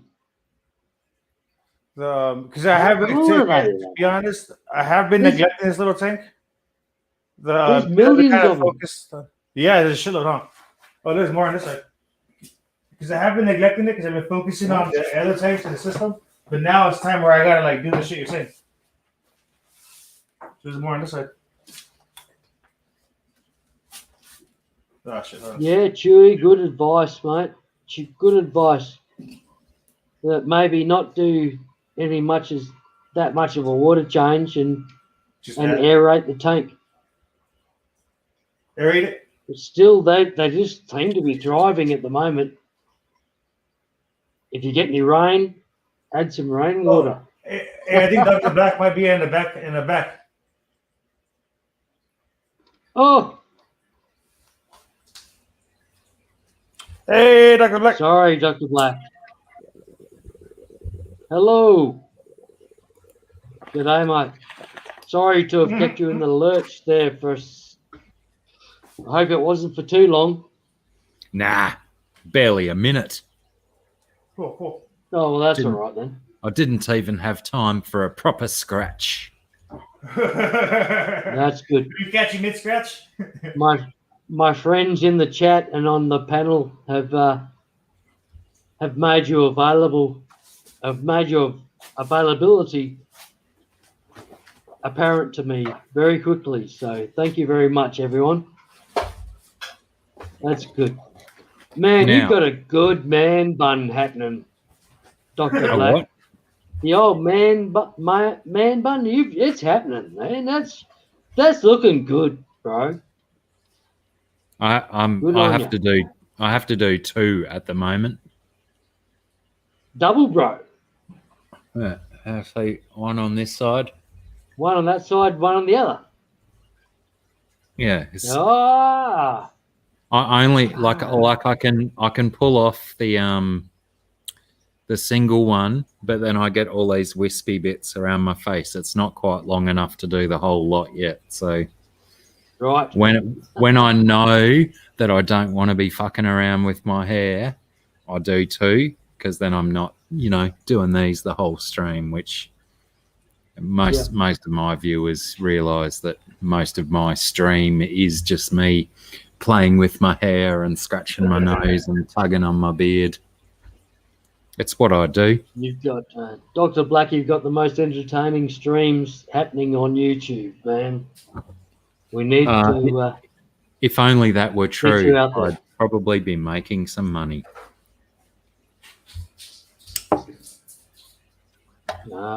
Awesome. I think they used to be more entertaining when I got my dick out and swung my buttocks around the screen and stuff. But not sure if those live streams are still available on the internet. Oh, I miss those ones, and I think it's probably a good thing. It's probably a good thing. It depends what you're into, I suppose. Well, exactly. It depends, and no offense to anyone. If you dig a fat man playing helicopters, you'll love the old ones. The helicopter. How about the hamburger? I thought that was only a girls' game. No, well, mate, that was I only get that from an ex-missus that went to one of those shows where they puppetry of the Dick. whatever you want to call it, the penis. Penis, And yeah. yes, I think they, penis is the politically correct term, isn't it? And they, and it, Pretty soon we won't even be able to say that. and they sent us all into hysterics. Oh yeah, all the blokes, even the blokes. Puppetry of the penis was such a fantastic stage show. Well, I was purely envious. I was purely envious that I didn't have the length to make the cast, shall we say. Right. That means my dick's not big enough, ladies and gentlemen, for those watching at home and playing for points. I never saw it, but lived with a lady for 10 years that did see the performance a couple of times, and What the hell did I walk into? and that made and somehow that made life interesting for me for a while there. And hang on a second. So what's the dilemma here with the little creatures in this thing?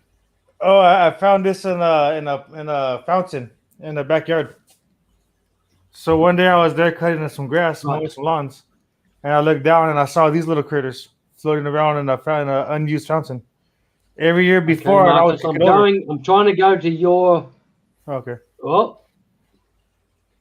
Every year before, I would kick it over. A little bit bigger. But this year, I saw this. I don't think they're Daphnia. Because they're moving too quick. But see, there's something called Moena, or something like that. And then, and I've seen what I have bought what was called as Moena, or however it's pronounced, and those were smaller than this. The ones I saw look more like bigger grains of pepper, grounded pepper. This looks more like sesame seed. That's the best way to describe it. And right now, what I put in here is I don't know. I reckon they're Daphnia. Surely there's different types and sizes of Daphnia. Yeah. And Daphnia, but any identification aside, that's free fish food. They're extremely healthy. They're very healthy. Look at the movement. They're just moving around. Yeah. So what I was doing for food was I was just putting them. That's the only problem with the identification is that they seem to be too too much movement, too fast for a Daphnia, but I'm not Well, just- saying I'm right. I could just- be wrong. Just get Very a easily. just get a turkey baster and feed a bunch of them to your fish. And if your fish die, don't do it again. Yeah, If my fish died, they were alligators, and they ate the fish. agreed. Agreed. Agreed. No, they look Yes, awesome, mate. I want to grow this That's out. in such the- a good. Marcos, you got so much good stuff happening there, man. So many beautiful tanks and plant growth and mysterious Shit. Yeah, I Daphnia reckon clone things. just keep adding water to that.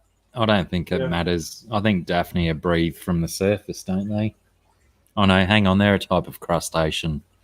So yeah, just add tank water to it or something. Some type of agitation. From what I know, if I have too fine of a bubble, some Daphnias will get stuck in the tension of the water. I don't know if I really know what that means, or if I'm just repeating what I heard.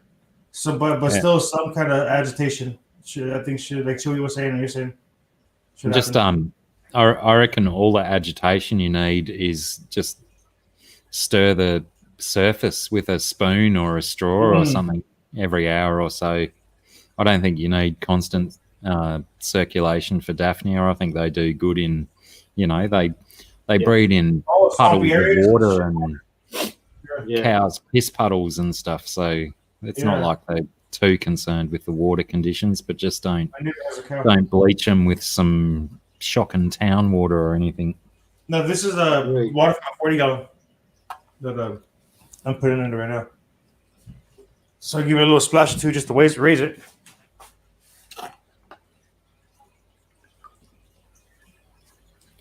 And I don't know how sensitive these things are to water change. I should be testing this guy. Let's do a little water test. Let's see what the hell his water says. Do a water test. That'll be a little bit of Live scientific on television. scientific nostalgia. And GRB drinking as much bourbon as he can physically.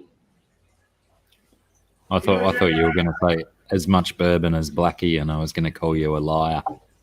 No. Actually, I was thinking about saying as much bourbon as he weighs, and I thought, no. That's not going to happen. That would have hurt. That would really hurt.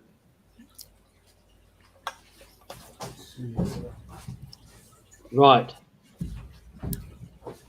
Marcos is getting there, but thanks, Chewy. Doing so much addition to the conversation here. Look at that. a contributor. Are they coloured Daphnia or clear? Yes. Water change with your tank. Water, not fresh. An They're white airstone Daphnia. slowly bleeding out. Chewy. Awesome information. Thank you so much, Lunatic Fringe. I even just put an airstone in there and blow in it every hour or so. I reckon that much surface tension disruption should be ample. Okay. I do believe we have a Nathan Fishboy slipped back into the chat as well. Good to see you, Nathan. Nice, bloody ledge. Champion. Okay. All right, Marcos, what have we got? So let's see here. Freshwater comparison chart. There's a drum roll. The drum rolls and shit. Psh. Oh, that's a nice table. I like that. Thanks. The skirt's up a little. Don't be looking at my table legs. Yeah. Okay, so the top was nitrates. Hold on, what's it? Goddamn. It is. Oh, yeah, that sucker's white. So I can't see shit, Kenny. Oh. Let me see if I get this right. Dipper sticks. So you know what? I think there's a better way of doing this. Jeez, So what I hope did you- was I poured water in a cup, and I tested the water in the cup. Yeah. So anyway, so nitrates is pretty much 0. Okay, the top 2 are nitrates. White means nothing. Both are white. The total hardness is close to that one, and that one's 300. Chlorine 0, or the blue Yeah. shit. That's alkalinity. They're saying it's pretty high.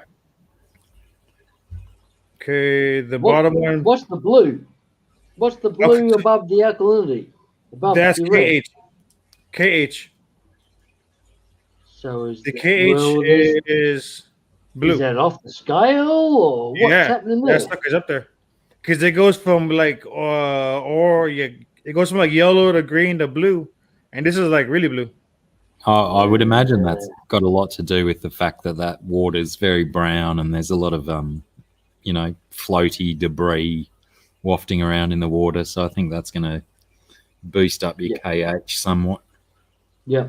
It was underneath the magnolia tree, so magnolia leaves were falling into it. So whatever that means. Were they still? How cool does that sound? It was under the magnolia tree. How cool does that sound, man? That brings back memories, That doesn't it? sounded so cool. That was a fantastic movie, Steel Magnolias. Brilliant film. Even if it was a chick flick, it was a great movie. Come at me, bro. Was it? I've never gone that far, Blackie, I must say. I've terminated relationships before. No.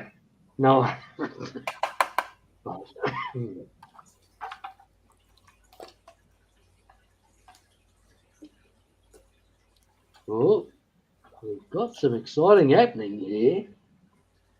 Here we go. There's a bit of a wiggle. Nice little layer of biofilm on top. Wiggle of the wiggle of the. What do you call a Daphnia with a headache? Have an idea. That thing in the end of your turkey baster. For real. It might not have a headache, but it's probably a little bit dizzy by now. Wiggle.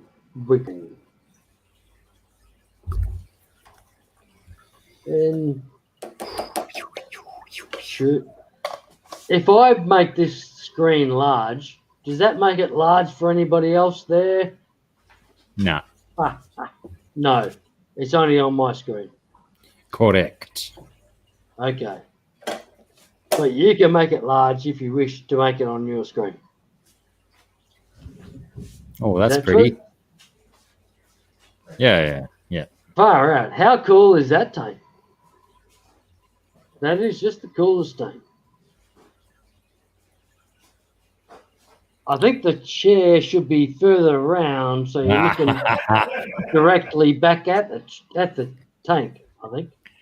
Yeah, well, that is awesome. My eyes were struggling between enjoying the tank and enjoying how comfortable that chair looked. But yeah, I too was thinking that chair is pointing in the wrong direction. Yeah. My God. Fucking hell, man. You're just spinning us out with the car. Changing the view of your tank. Is that awesome. Is that like a sump up on top? Like you pump your water through that? Yeah, gold. Brilliant, man. That's choice. You are doing an amazing thing there, Marcos. Congratulations, mate. Congratulations. That's awesome. You know, it's all successful. It's people like what's all the goddamn YouTube people like that just kind of started, and then I don't know. It just when I seen some shit, I just had to do it, especially the sump, because that was just too neat. What I really want to get into is breeding the fish in there, like having the grouts, kind of like how Dean does his grouts over the top. I kind of want to start doing that with this. the idea would be to just take the trimmings out and put them in there. I did it one time on accident. So since then, I Wow. want to do that. There's all kinds of scuds in there. There's scuds and shrimp living in there. That's amazing. That is insane, right? That is beautiful. Look at it. Look at the Yeah. work you put into that. I think You I'm going to put have to so build me much one. work Then. into that, That's mint. and from the front, like it's just artwork. Do Beautiful. you got just like a low volume pump feeding that Marcos, or Yeah. Little just small like a guys. slow trickle? No, it's a good sized pump. Washing machine. Yeah. It's a little more than a trickle, but it's like about an 80-gallon power pump, something like that. Yeah, that's Which brilliant. should be 816, like 120 liters, give or take.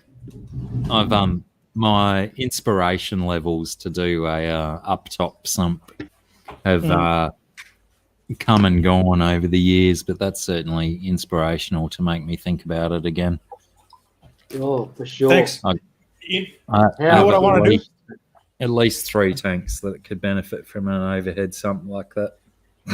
You know what I want to do with this is incorporate a bell siphon. Bell What I'm siphon, thinking is yeah.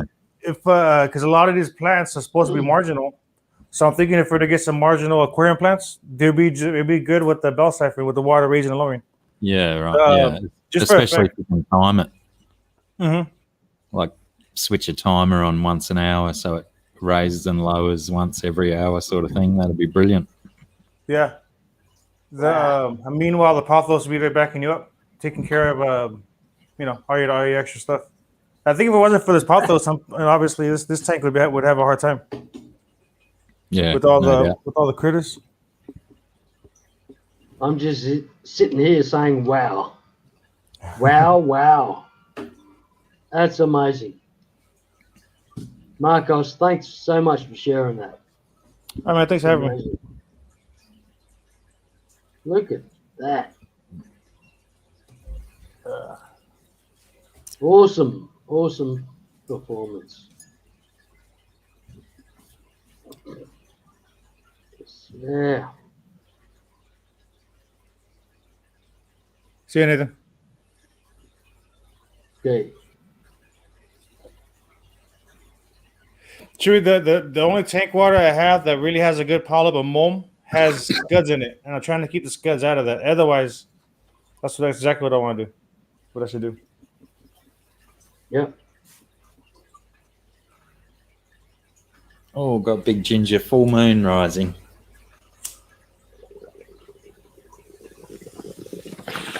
Is sun up over there? What? Is sunrise over there? No, it's 9 o'clock at night, dude. The moon's just coming up and it's full moon. Oh my God, what have you done to God me? damn. Your timing's Crazy. impeccable. Just when I was in the middle of fingering my hair and he puts me on screen.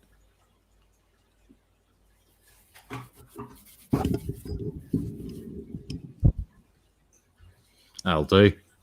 That's how the kids like it.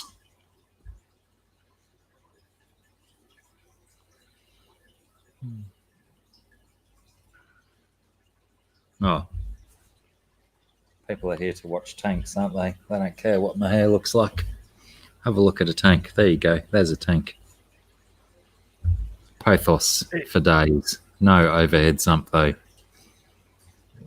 You got the pothos for it. Oh, yeah, I got pothos all over the place. I got one length of pothos that grows a foot each week. It's ridiculous.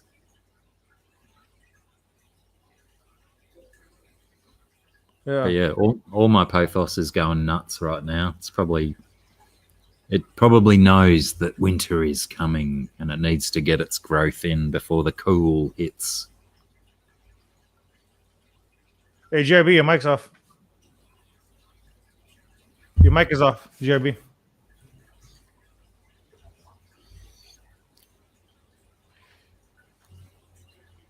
There you go. Thanks, Marcos. I don't know. That was probably a blessing for everybody for the last few minutes. Oh, you were Didn't have to talking. listen to me. I thought, man, this guy's really good. His mind classes are really paying off. Were you so that's a blessing. swearing That'll be a swearing blessing. about the Pope again? Were you, GRB? Yeah, exactly, Dr. Black. Yes. So, yeah, I apologize to all my viewers, and yeah, I'm back. Hey, Joey, Man, I'm drinking. hmm? I am drinking Maker's Mark at the moment. Hey, you know, I'm I sorry. have a drink with you, GRB, before I call it a Maker's night. Mark bourbon, just sipping slowly, and it's been very enjoyable. Hey, Chewy, the only the tank that doesn't have scuds is Tennessee about a month old, whiskey. and it's sand. I could probably just maybe just scoop out some sand out of it. I'm thinking maybe I could just get some of the Java moss, like a few clippers of Java moss, or one of the plants, like a Luigia from that tank, and put it in there. Something, I'm guessing. In response to Chewy saying about gravel vacuum. It's like he's giving me advice, and I'm doing everything I can to not take it. that's what it sounds like. Because the only tank that doesn't have the scuds is a newer one. So, but I'm thinking I get some plants out of that and put it inside this critter cage. You know, to have bacteria, I guess, beneficial bacteria.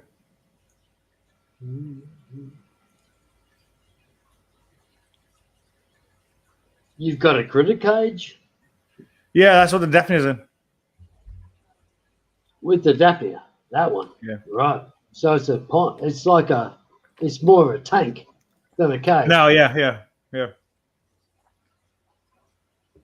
What the hell Mate, is that? I'll just like slowly try to increase the volume Yeah. of water on that and hope, and so you can see and you think, hang on, yeah, a bit more water, that's causing a population explosion, and there's more critters. Otherwise, if you're not increasing on the critters and all that jazz, They're going to decrease.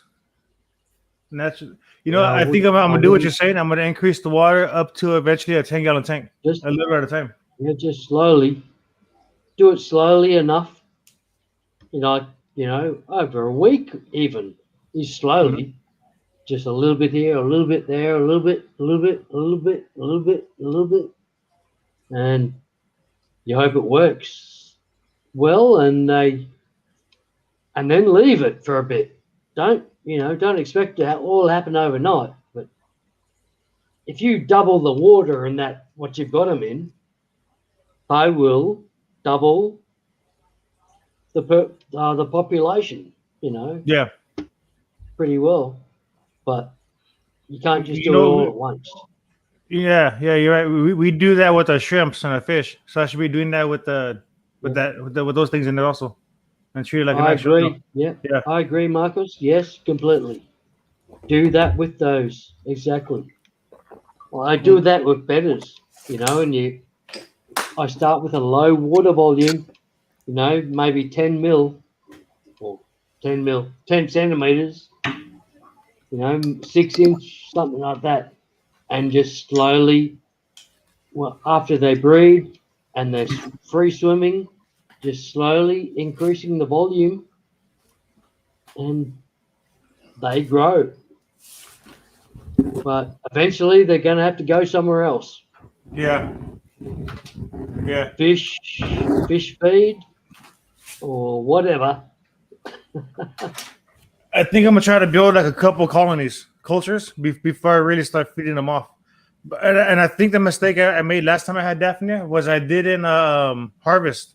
I think if I would have harvested on a regular basis, I think I could have sustained the culture. But I just got too amazed at looking at a 15-gallon tank full of Daphnia. And eventually, like almost overnight, within like a couple of days, they all went away. And I had a few, and then the whatever Daphne I have now came from somewhere else. I don't think anything came from that tank. But I think part of the issue is me not harvesting. I think I gotta, like you said, they gotta go somewhere. Yeah, I agree. A certain amount of population can be sustained in a certain environment, and if you're not getting the old decrepit ones out, then the young ones have got nowhere to go and leave. Mm-hmm. True. So true. And I think they've got a pretty rapid turnaround. Like, I think they're much quicker than any other crustaceans to breed. So it's not like taking 100 out every other day is going to dent the population too much. Hey, Blackie, have you been able to get down to your local creek, your backyard creek, so to speak, and check that out? Well, I've probably been able to, but I haven't. no, it's like it'd be like flooding at the moment, I'd imagine. It's been flooded a couple of times in the last couple of weeks. Plus, where all of my trees and stuff came down in the wind a couple of weeks ago is kind of blocking my best access to the creek. So I've cleared a lot of it out of the way, but there's some big dangerous stuff that I'm kind of like, I've cleared a lot of the shit around it, and I'm just hopefully waiting for nature to take its course and for it to drop on its own without me having to be underneath it with a chainsaw, having it fall upon my head. I don't want that at all. No, exactly. No, sounds cool. There's been some amazing water down your way. Well, it's surprising actually, because a lot of it, there was a lot of it fell north of me and a lot of it fell south of me, and for an area that is generally flood prone and we're one of the first spots to get hit with floods. Thank fuck we got missed this time. The floods hit seemingly everywhere apart from us for once, which, I mean, commiserations to those who have been flooded and lost a lot of household stuff and whatnot, but it was someone else's turn.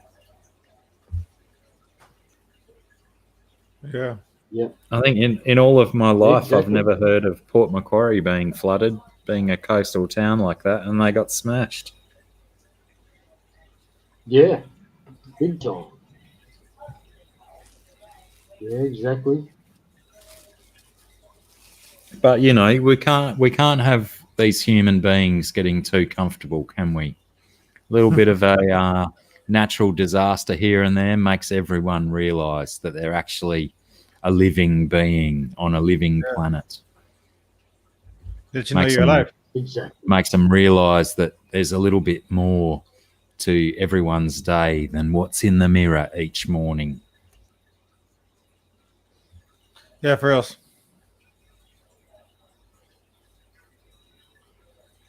And that's been life advice with Blackie. Doctor? Well, I think I've got to split because I'm still outside in the dark and I need to get inside where there's considerably less mosquitoes and stuff. Okay, and Blackie. Potentially investigate that thing called sleep. Thanks, mate. Thank you very much for being here. No worries at all, Bye, dude. Got you. Thanks again for your modding and stuff today. Always appreciate your help with the links and whatnot. No worries, mate. Anytime. Your paychecks in the mail. Exactly. No, but thank you, mate. Thanks for being here.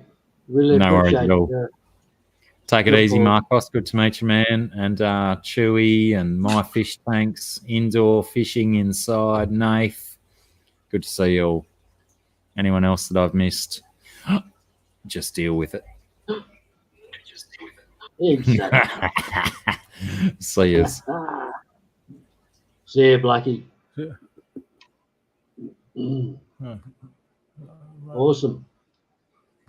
I'm reconnecting my headphones. So you're all stuck with the old wobbly head me.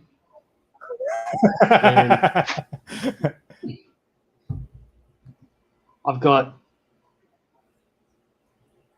a near empty football, Australian rules football, a near empty it. Australian Oh, rules that's cool. football of beer. But I do have some bourbon, Brandy? Bourbon? some bourbon from bottle. You know, I've never had that Maker's Mark. I heard it's pretty good. From Kentucky. Maker's Mark is just the most beautiful thing you've ever tasted in your entire life. Is all I can say. and that's where we are. So I can't show any like travel to my fish tanks, mate, unless I can learn how to do it from my phone. So I go to my phone and and then from my phone and enter into the chat, so to Yeah, through your speak. phone. But I can't do that. I think you got to click on the Excuse link. me. I think from your phone, you got to go to your Yeah, as if you're watching it, and then click on the link. yeah, that's it. Yeah. But I've got no lights on my fish tanks Oh, okay. because it saves power. Right. I can't afford to pay the power bill if I light all my fish tanks. So I can't do that really. Mhm. I can, but it doesn't work. I've got no lights on my fish tanks. Well, at the end of the day, the fish doesn't actually need the light. You just kind of need it to see it. They Yeah, don't. They yeah. don't need the light. No. Yeah, exactly, man. I've proven that for a long time. That the fish don't need lights. It's at all. Yeah, I've been doing that for a long time. Very Yeah. low light or no light to the fish. But the fish do appreciate some light. Also. So very confusing. I want to do something there.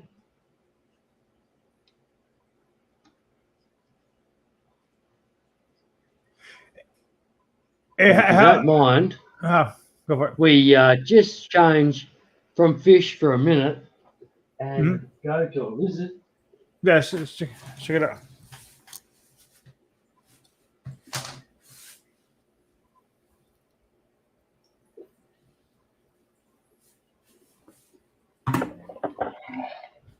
Well, we've got a lizard here That's okay, it's cool. who's Sammy. This guy's name's Sammy, and he's just an absolute Sammy. stunner of these type of lizards. This guy, wow, I reckon it's a girl.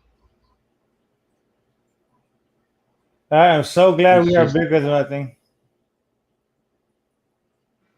the most amazing lizard. Look at the little hand. The little hand sitting there. That's pretty neat. Give it a few evolutional passes, they'll be the one driving the cars. Give it a couple cycles. You go, hello. She's just gorgeous. Morning, Furlough. He loves everybody. Furlough just jumped in the chat.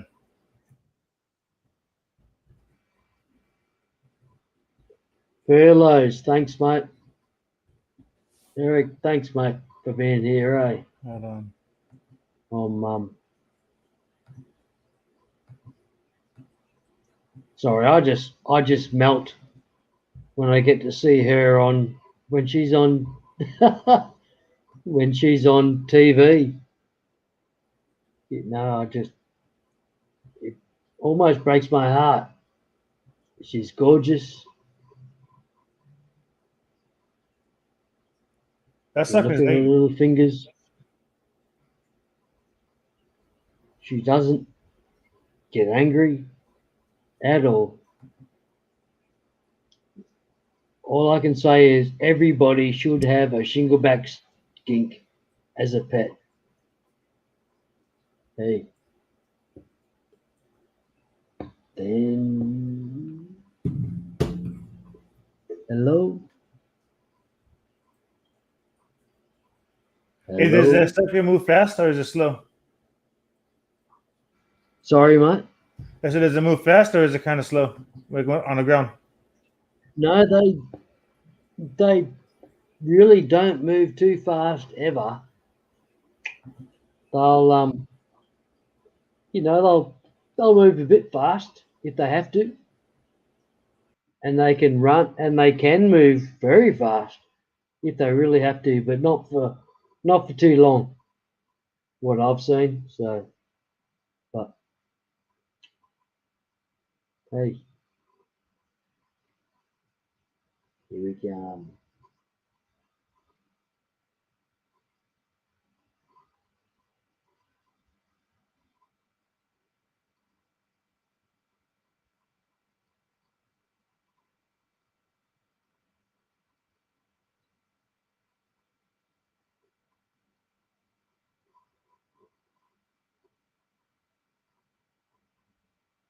Okay. All right. Going back on my shoulder. Sorry for the overdose of.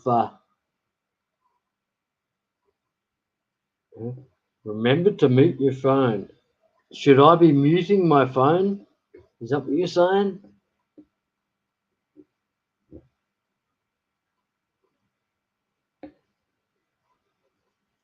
I hope. I'll have a look at my phone.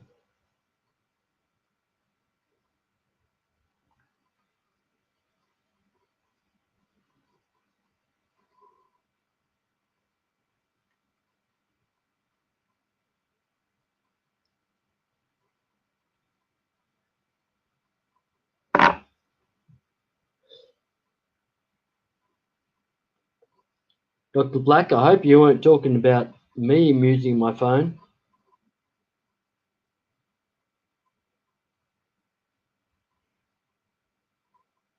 And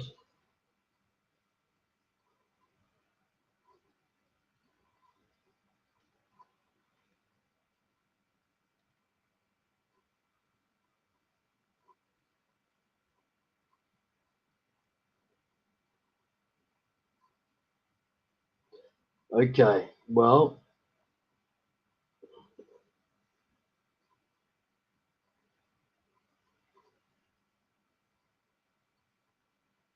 we're it's just me, my lizard,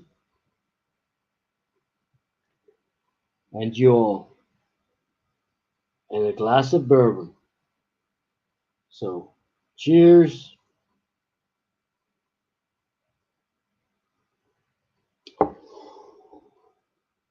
Woo! That's cool.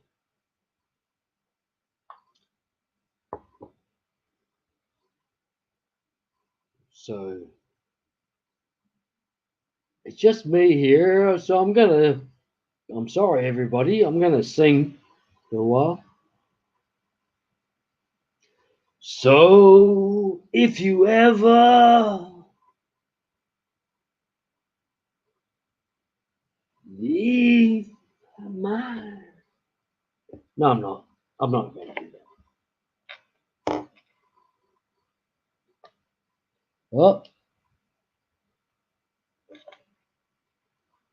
Believe. I can't sing that one, sorry. I've been hit with a copyright infringement of that song, so I can't sing that. Wow. Any requests? Is anybody still here? Oh, there. Marcos. Hey, GRB. Man, have I forgotten you for... No, I just stepped back there. Or- You just came back. Okay. Yeah. Thanks, mate. Thanks, mate. I was going through the microphone settings and I started closing windows and I closed all the damn windows, including the StreamYard. Yeah, right. Hey, you know Bad to the Bone? No. Bad Born to to the be, Bone. no, Born to be Wild. Born to be Born Wild. to be Wild. Yeah, I can't really play it, but I can learn it. Yeah, you give that one some time. That one's a fun one. I used to like karaoke in that one. Yeah, that'd be cool. I need to learn it, try and learn that. That'll be a great addition to my songs that I'm To your singing. catalog. Like, you know, 'cause I'm just learning so many, trying to learn as many songs as I can and record them the first time that I learn them and hopefully cool. improve. Hopefully improve. With practice, you're going to just naturally. That's just the way things go. I mean, with practice. Hey, that's a cool pattern. That is that a lizard or a monitor or what's the difference? Definitely not a monitor. No, it's a blue tongue family. Okay. And yeah, so this is a shingleback skink, which is close to the blue tongue skink family, but Okay. That sucker is so these neat. ones are nicer. And yeah, just a gorgeous one, this one.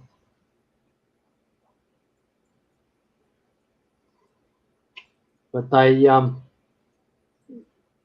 between all the blue tongues, that they're not very aggressive at all.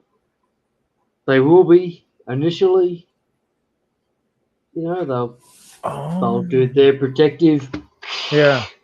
sort of thing that they do, but it's all just a scare, and within minutes they'll just become friendly and yeah, like a chihuahua. just amazing. Yeah, exactly, and they're just the most amazing pet. They really are. They just they'll sit there, they'll love you, they'll they'll sit, say hello, they'll let you kiss them. He would swallow your face if he could, Jerby.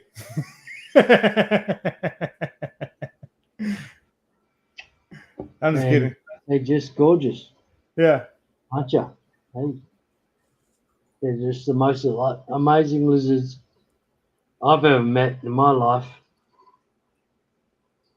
Oh, you know what? The story you're telling me earlier Put them on the sounded. back here. Look at that guy chilling. Trying to taste the airwaves. The little hands are just amazing. Just too cute. Yeah, too cute to be creepy, but like raccoon's hands, those suckers are creepy.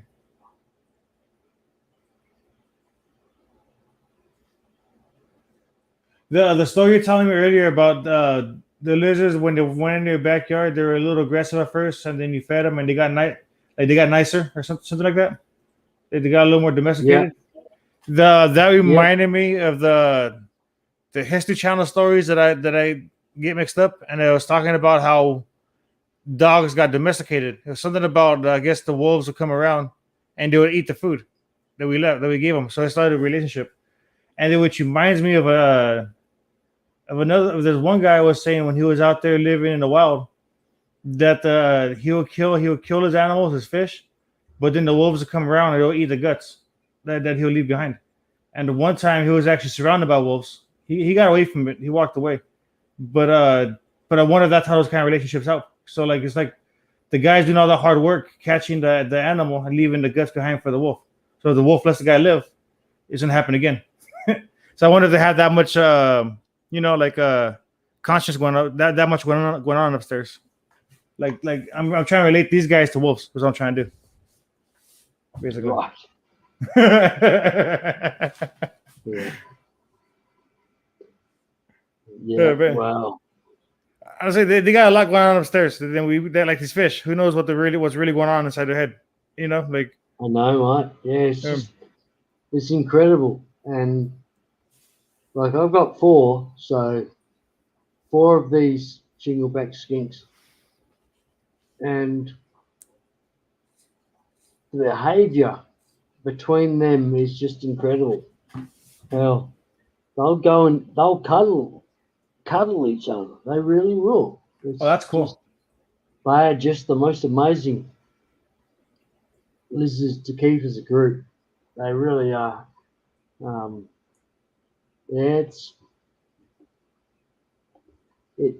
it needs to be like a 50-year study to see what happens to them, because they live for so long, and yeah, just love them.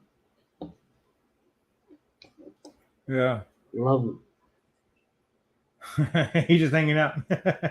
Yeah, I do, Lou. I just keep waking them up all the time. Get your motor running.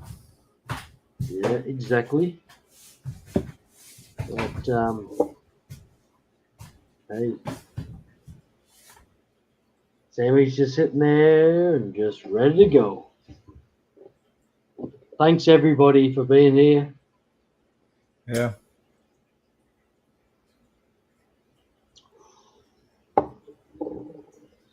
That's another swig of the Maker's Mark. I'm so enjoying it and drinking too much of it, but I'm enjoying it a lot. Hey, and Liz is just loving it.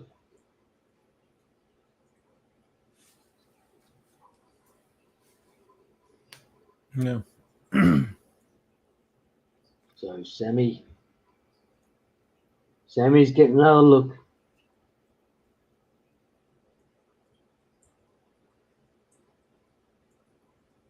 He's not happy.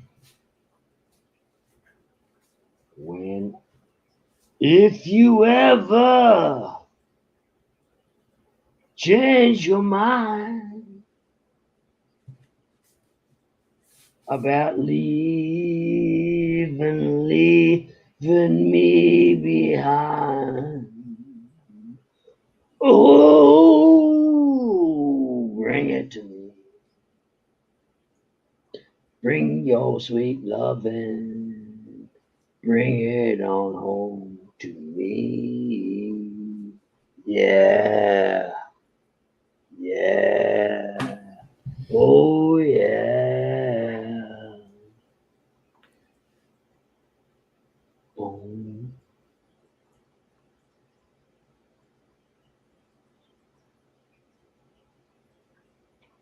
Hey, I hope you don't all think I'm abusing my lizard. Hey, he's cool. And it's a tough thing, Like they love me. They seem to be happy here. Well, they know you're not going to eat them, so do you feed them? They're cool with you. I'm not eating them. Yeah. That's it. Yeah. And- Chewy's asking. So what? No, Chewy's asking if you ever heard of the band Derringer, because one of the members of Steppenwolf, who's sang "Born to Be Wild," was played backup led to Led Zeppelin in '69. Hold on, I completely screwed that up. really? Born to Be Wild. Really? Did you know Sorry, that one of the members? Chewy, I'll- Oh, I see. So one of the members was on Derringer, and that band backed up Led Zeppelin back in '69. And he's asking if we knew who That's Derringer so was. cool. Yeah. No, I haven't. I think it's a country Chewy, band. Chewy, but yeah, that's amazing.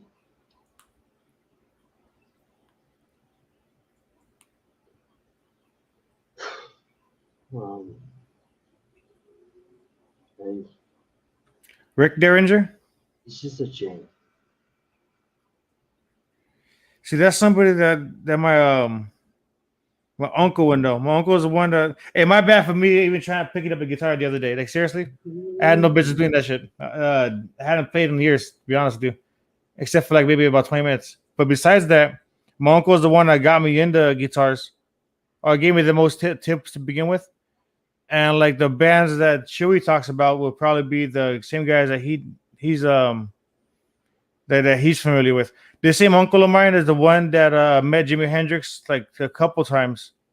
He bumped the cigarette off of him. Jimi Hendrix was playing over here in San Bernardino at the wine show, and he asked him for a smoke, and Jimmy gave it to him. And that's the story. Supposedly he jammed with him a little bit, but my aunt told me the story, so I don't know if I should believe that one or not. But yeah, I'm just saying that to say that I think my uncle and Chewy would have a good conversation about music. My uncle's not around no more, but they talk about the same kind of music. You know, the older 60s, 70s, rock, country, blues, that kind of stuff. Yep. Even the 80s. Oh, the 80s. I reckon the 70s, rock and roll, country, music, and everything just blew the 80s out of the water. But, it was still there. Still some good stuff there. It was like that was a transitional decade. Like from there, everything just from the 70s to 90s is completely different, and the 80s is the perfect. It just that's where all the changes happened. The extreme sports came out. Yeah. And then to Chewy's comment right here, he was saying about how these names came out of different bands. It's interesting how like these talented people just kind of came to how like tracks like how when you get into like say the Yellowbirds, or no, was it the Yellowbirds? No, the Yardbirds, the Cream, these are just talented people that come together. And then Jimi Hendrix, he played backup for a lot of people, for a lot of big names before he actually went and then went solo. So it's just like these talented people. They you know what they know who to spot. They know how to spot out other talent. I think maybe I don't know, but like a track's like essentially. That's a very simple way of saying it. True. And I'll probably be on it for about another say 15 minutes, maybe another say 20 minutes. I'll probably around up to the half hour if we're gonna be up.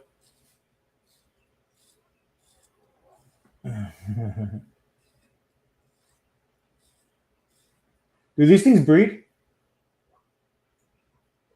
Sorry? Do those animals breed? The lizards? Yeah, they Like in captivity? have about one or two, very, very rarely three.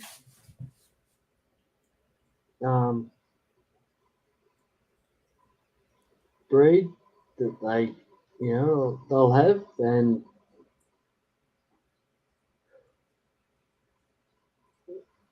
it's usually one or two offspring that they'll have, and they're about a third of the size of the mother. So that's why they have only one or two. Oh shit, they're Oh. big. Yeah, they are big. And when they're bred, they're like naturally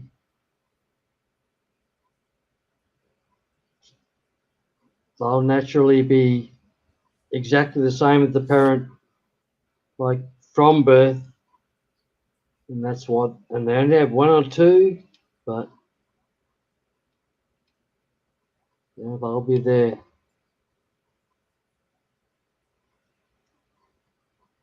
Hello. Hello. But, they'll be, that's it. They don't breed big numbers because, like the typical blue tongue lizard might breed, who knows, 10 or so babies. Mm-hmm. Oh, throughout its life? But, these guys only have a one or two. Do you know if those animals are like in the trade, like overseas? Like are they found over here, or are they kind of hard to get out to find? Oh, they're not real easy to get, apparently, Oh, really? over there. And they're, they have been illegally transported overseas and so forth for big dollars. But yeah, I hope none of that happens. I'm lucky enough to have just Yeah, get your hands on a couple. to get some, and like here, there, it's okay. You get them for a couple of $100, whatever. But if anybody is getting them overseas, I'm a bit sus. Hey,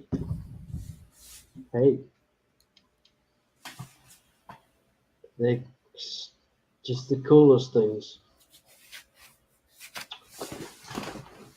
So they've made me get through the whatever you want to call it, for the last few years that we've been going through. Hold on, my headphones are goofing up on me. Okay, But it's my end. should I? Give me 1 second, Jerby.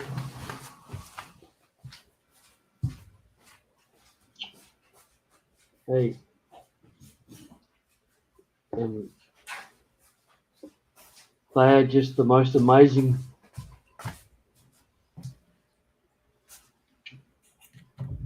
The most amazing lizard you could ever experience. They're so calming, so loving. And look at them. Hey. Come on, brother.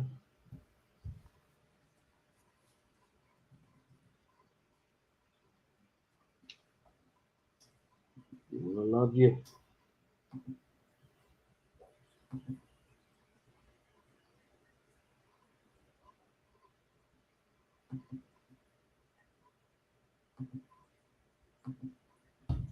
That's how harmful they can be.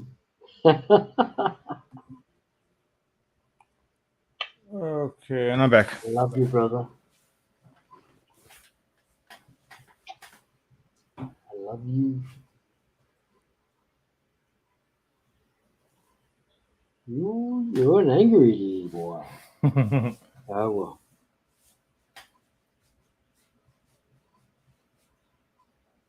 Hey, what do you feed them? A lot of fruit. Okay. Yeah, mostly fruit. And despite You're just out of a red ringer, but they love my high protein fish pellet. Oh, for real? They just love them. So I think, hang on, high protein fish pellets. What do they contain? So I checked it out, and yeah, just good nourishment and vitamins and minerals and well, okay, well let's see how they go. And they just loved them, and they just love them. They don't need them too much, but they love them. They really, really love them. They just go apeshit for them. It's like hamburgers and hot dogs for them. Yeah, exactly. Yeah, exactly. Marcos, that's it. So, I don't know. But they do. They just love them.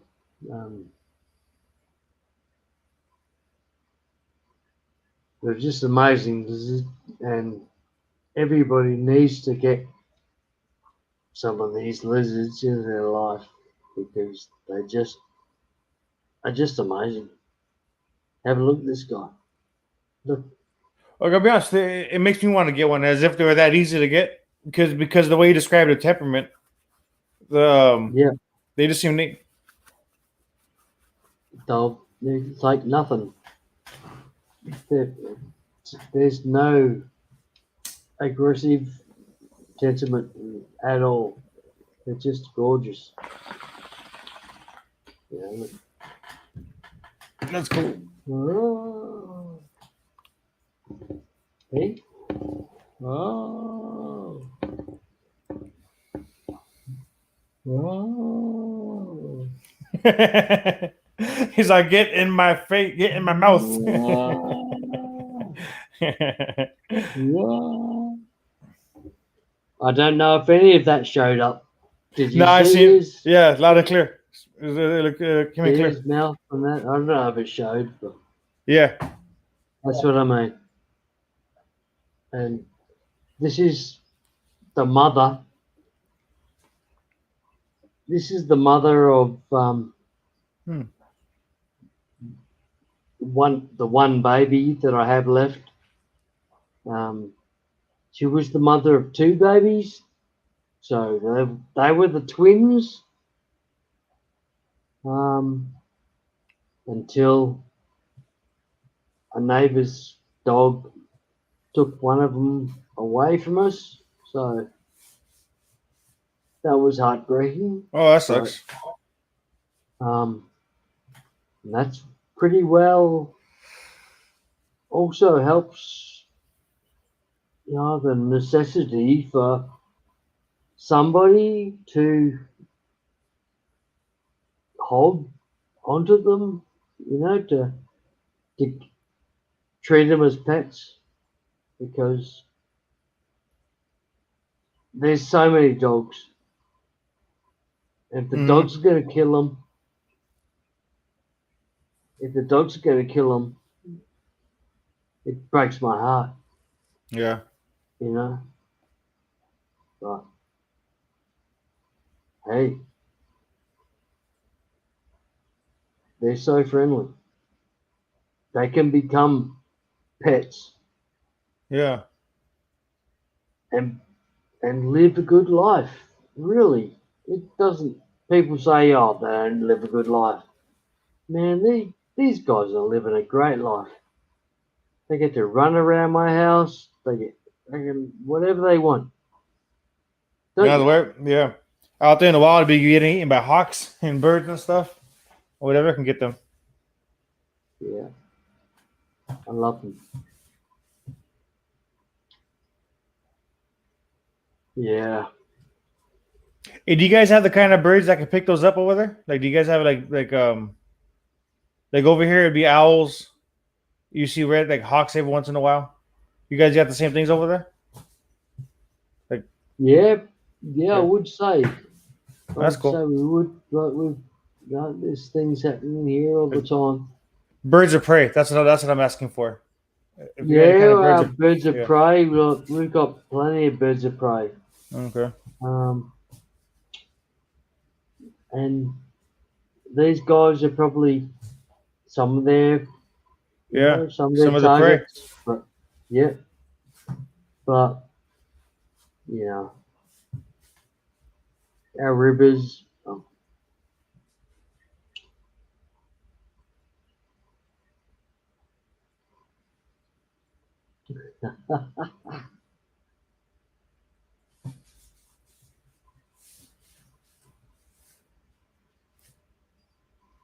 Hello.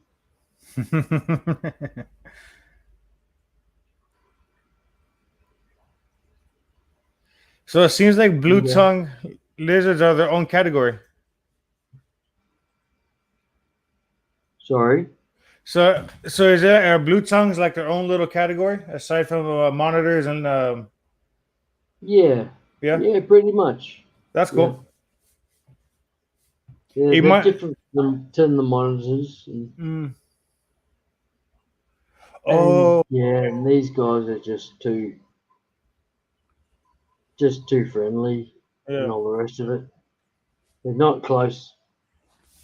The monitors are going for you all the time.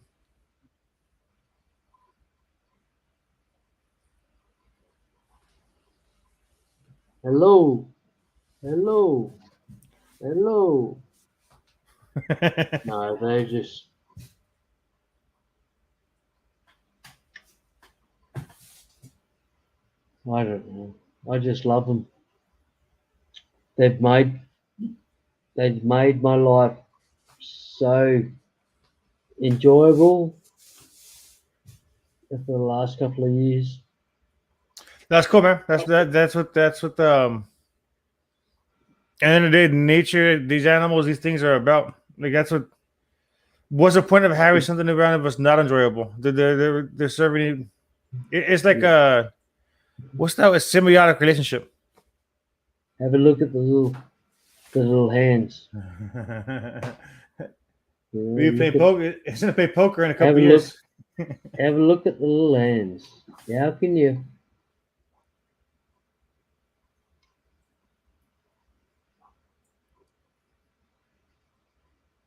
It is adorable. You gotta give it that. It should have been that thing can sell insurance. They're just gorgeous. I love them.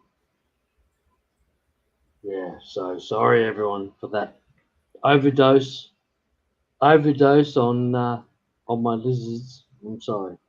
It's all good. I It's a love channel. But I don't mind. They're cool. They're cool. Yeah.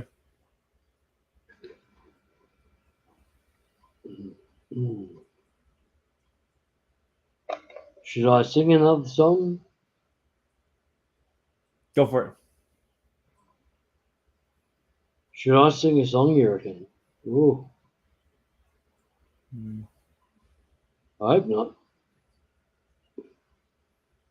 So what? Going back to your Okay. beautiful tape.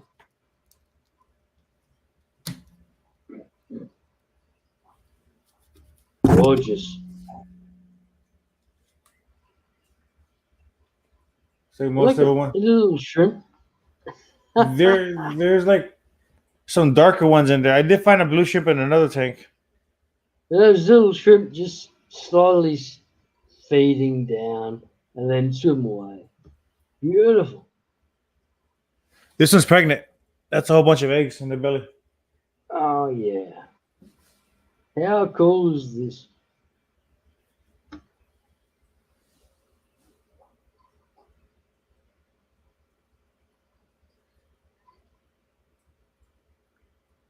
Yeah. Yes. Wow. That is amazing, man. Whoa. That shrimp just took off.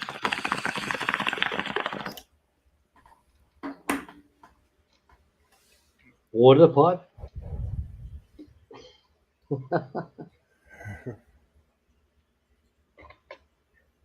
Dry pipe. Dry So- pipe coming here.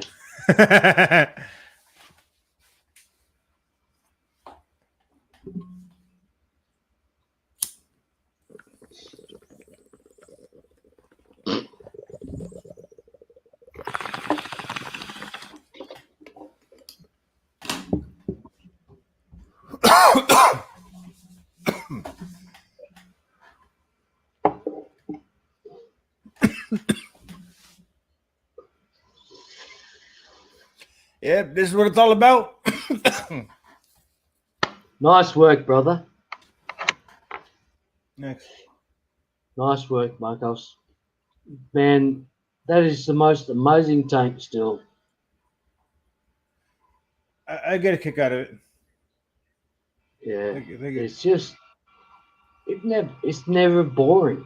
It's just continually something going on. You know what? Just one of those beautiful tanks. To be honest with you, when it comes time to doing maintenance or having to work on these things, I kind of dig these tanks so much. I'll catch myself staring at them, and I gotta snap out of it and get back to work. And then I wind up walking in circles. So the first 20 minutes of my maintenance goes to waste from like just figuring out where I want to start at, and then I'll go ahead and get started. But it's like there's always something new because it's not the same pattern. Awesome.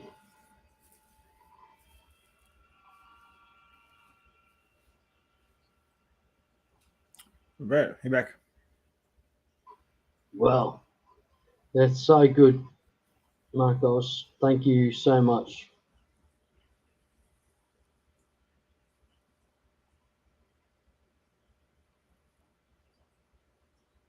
No problem. Wow. Thanks for having me. Mate, have you got another tank? No, all the lights are off on them. Right. No, that's understandable. No, that's fine. No worries. Unless you want to see a scud tank. I see how many scuds I got. That one, they don't mind. Want to see the scud tank? Have you showed the Scud tank? I don't think I ever have. I don't think I ever like tapped the water and shown. I'd love to see the Scud tank. Okay, I would love to see that. so Can you make that happen? yes. So what I'm gonna try to do is I'm gonna try to sign in from my phone. And see if I can go about it that way. All so right. be on the lookout for you. That. Be on the lookout. Okay. I'll be on the lookout. Okay. Right. So what I gotta do is mute the phone, like how the good doctor had said. Mute. Okay.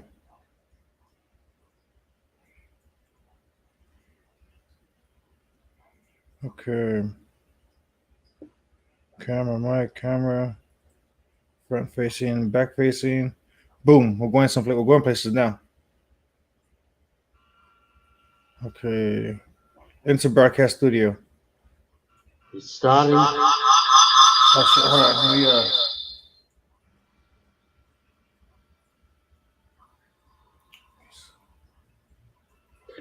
I think you're there.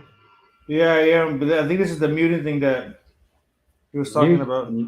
Get rid of the other one, or? Yeah. How's it sounding? Does it sound good? It sounds fine to me. Okay, cool. So you can get rid of the other one.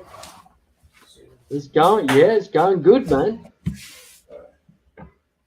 You're on tour.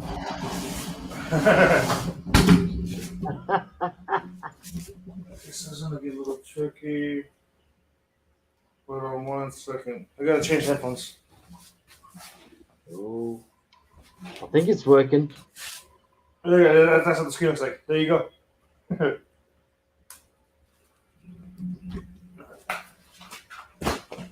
Yeah, I'm pretty sure it's working. No, don't look at my feet. Oh. Computer. Got your laptop.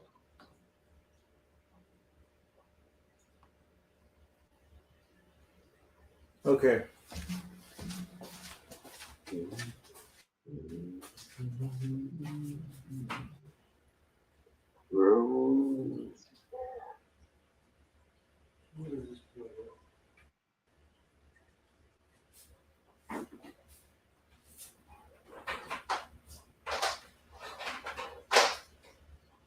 about the right plug. Mate, you're doing perfect here. We're seeing like an amazing picture of everything you're showing.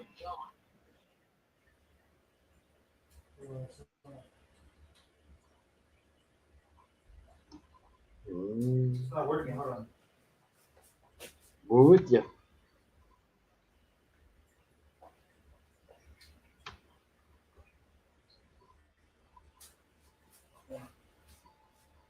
Here it is. Here it is.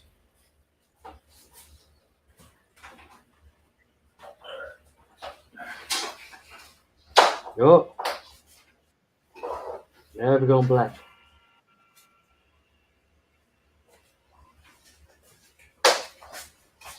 Son of a bitch. I need to.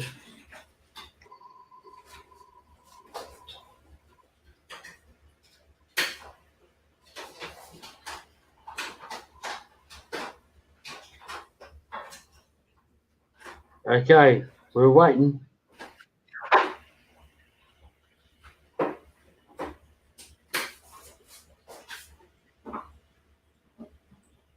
There we go.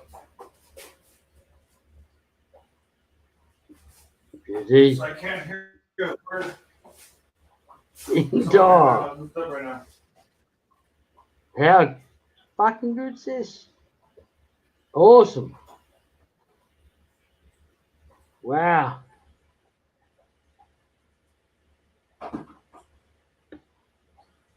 That's amazing. There's a lot of. Look at the life happening in there. Holy moly. The life happening in that tank.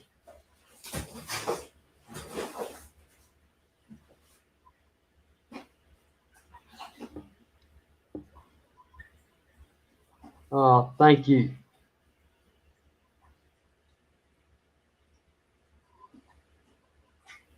Wow.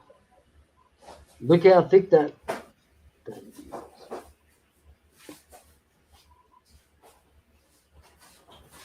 Well, who's this ugly like? There's a very, very ugly There's a bloke. bunch of. It just came up on the stream. Thanks, everyone. You idea? Well, thank you. Thanks for sharing that. That was just amazing. We just we all enjoyed that. Cool. Thanks. Yeah, it was kind of tricky getting the camera and right. All of a sudden, my headphones weren't working, so I couldn't hear anything you were saying when I was over there.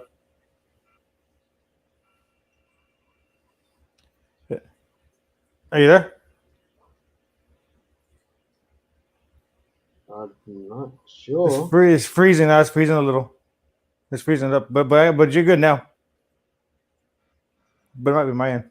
Hey, but I'm about to hop off though, JRB.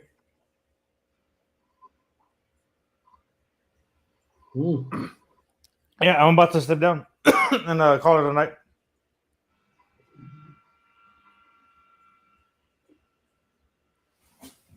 Can you hear me? Well, I can hear someone, but I can't. I can't make it go. Is that true? What part? Who's there? Marcos. Marcos? Yeah.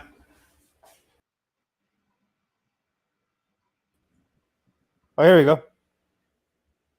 Does that work? Yeah, the sucker's working. Okay. I'm sorry, man. Oh, no, you're good. No trip. I was the one that kind of started all the ruckus with having to switch cameras and getting all fancy and shit. No, not at all, mate. I have no idea what I'm doing, but that's so good. I wish I'd just gone there a lot time earlier. I'm sorry. You were saying, I thought, no, Marcos is cool. I've got that. But I didn't. I'm sorry. All right, good. I'm about to call it a night. It's about 4:30 Are in the you? morning over here. Yeah. Yeah, Yeah. mate. Okay. Hey, but thanks for Thanks having me so on. much. Yeah. It was nice hanging out with No, you. thank you so much for being here, eh? Yeah. And Thank that's your beautiful tank in the background. Yeah. I get a kick out of it. So good. Really do. Yeah, that's so cool. All Beautiful right. tank, mate. All right, chat. Chewy, everybody out there. Thanks for this. Thanks for stopping by, JRB. Yeah, keep it up. He's a good guy. All right, Yeah, JRB. thanks. Thanks, Marcos. See you. See you, mate.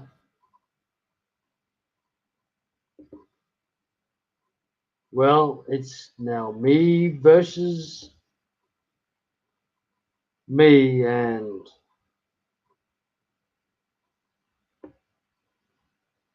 Sammy versus the universe.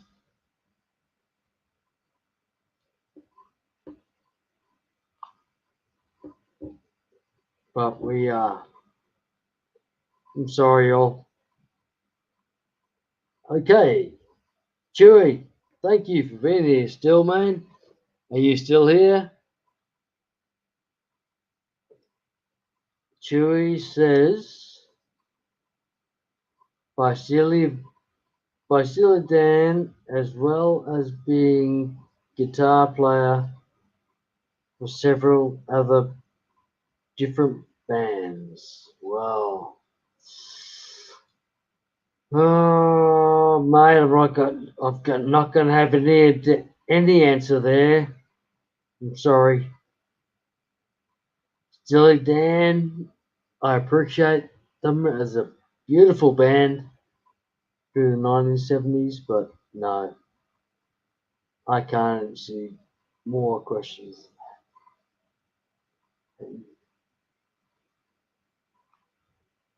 Well, I've got two people listening. Is that you, Chewy? I'm sorry. Maybe I should just stop. I'm sorry, everybody. I'm obviously boring everyone.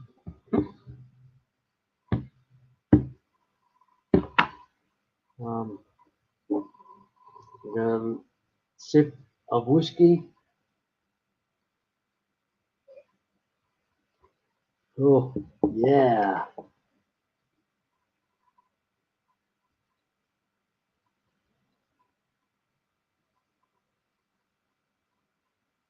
Okay. Hey. I love you.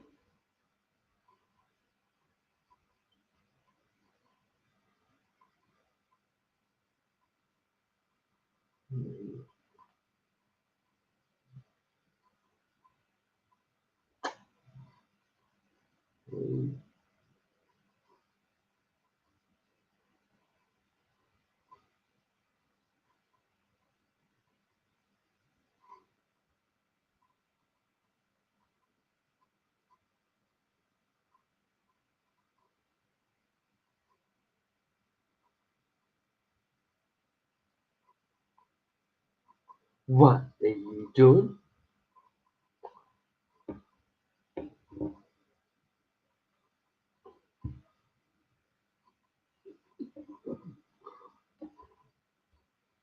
Okay, I'm sorry, everyone. Is it just you and me?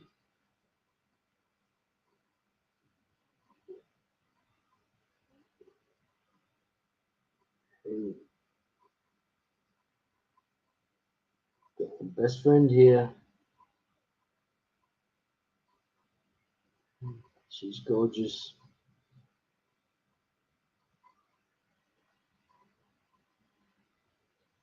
Well, if you ever speak your mind,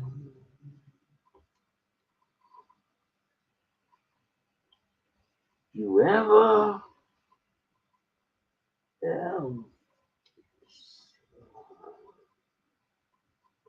Oh, bring it to me. Bring your sweet loving. Bring it on home to me. Yeah, yeah, yeah. Oh, yeah.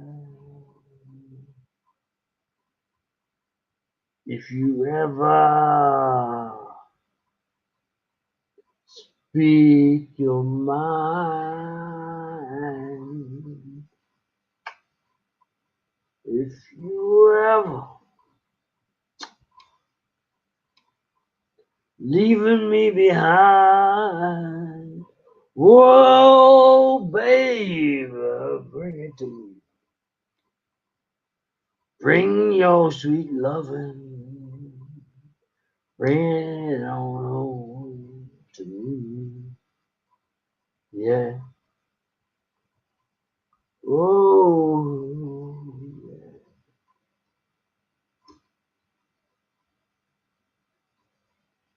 Whoops. Whoops. Sorry, y'all.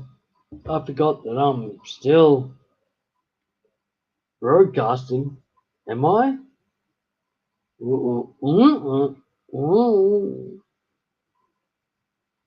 Well, if you ever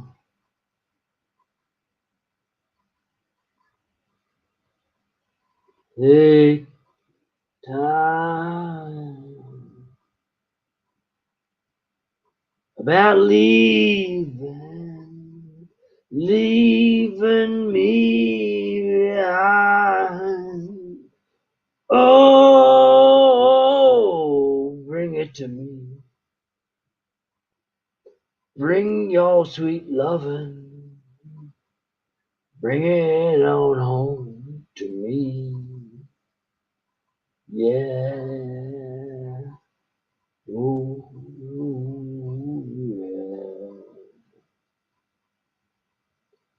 yeah. And if I ever need you,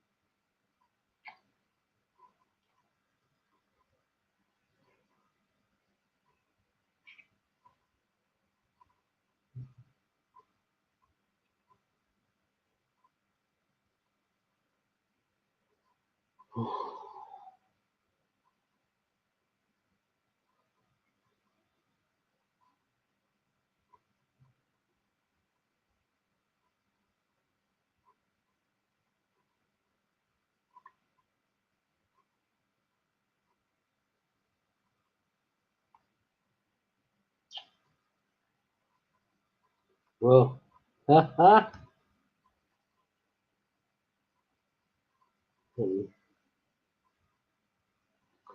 Bring it on home to me. Yeah. Oh, yeah.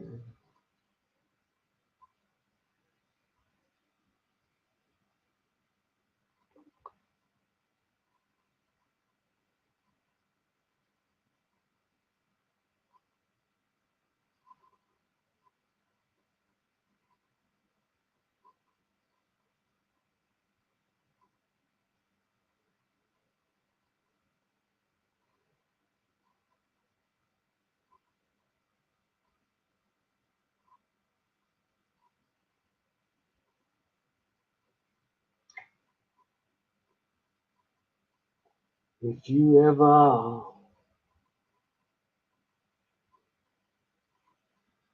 shake my mind,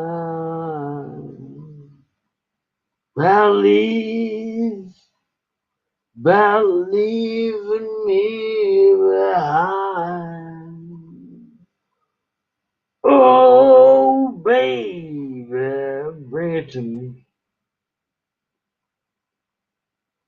Bring your sweet loving.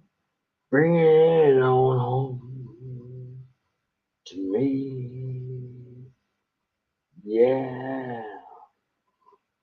Oh, yeah. If you ever feel mine,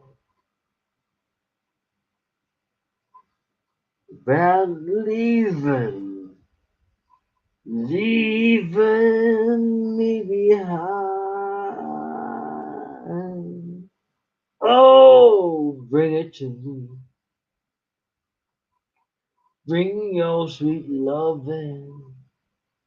Bring it on home to me.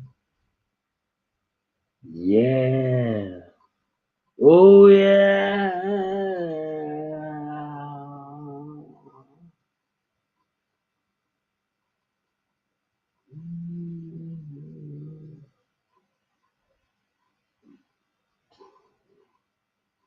What do you ever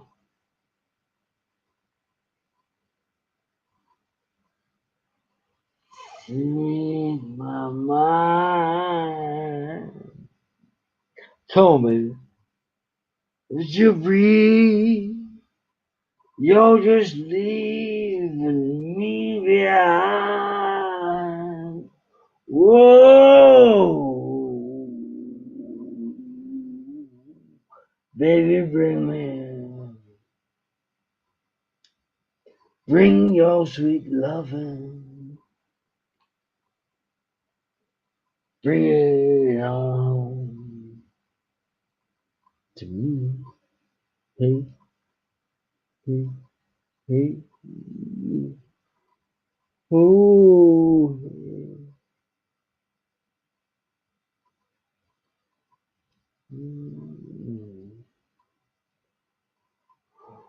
to have hey, change your mind about leaving me behind. Whoa, baby, drink, give me, whoa, give that sweet loving, give it on home to me, yeah. Whoa, whoa,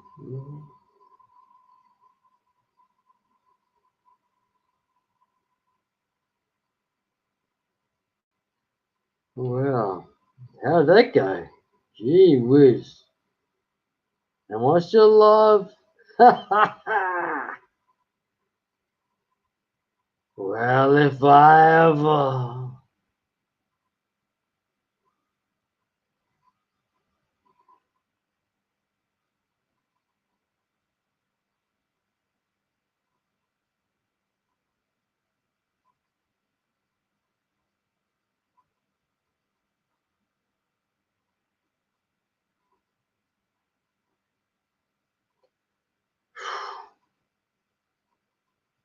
Okay.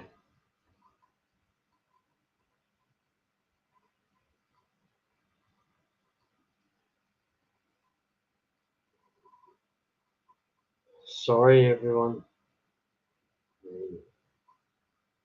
You know this guy's done so much.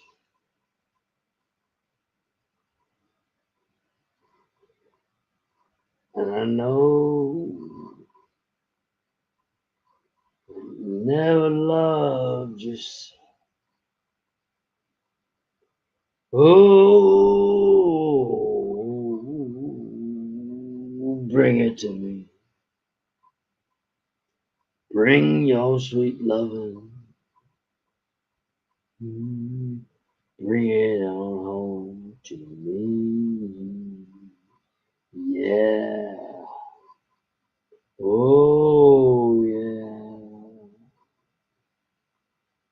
Well, if you ever take my mind about leaving, oh, about leaving me behind. Oh, bring it to me. Bring your sweet loving. Bring it home to me. Yeah. Yeah. Oh, yeah. If I ever speak your mind about leaving me behind. Whoa,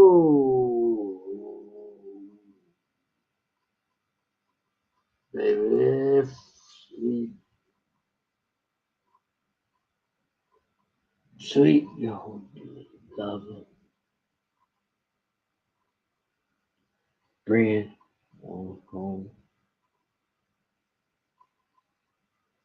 Well, bring it on home to me.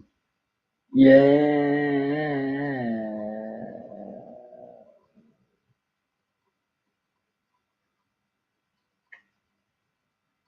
Well,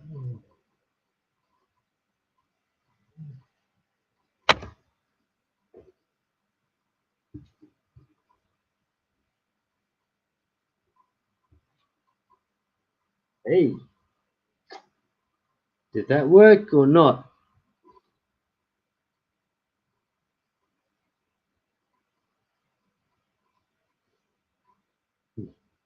Far out.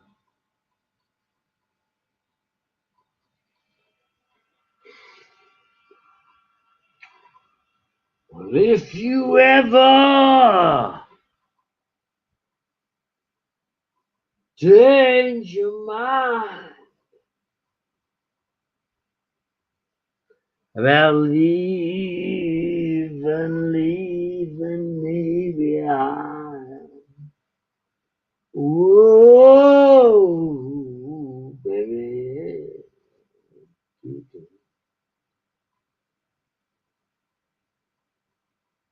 Bring your sweet love.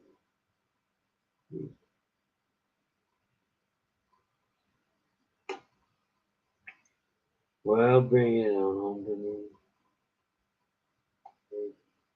Yeah, yeah.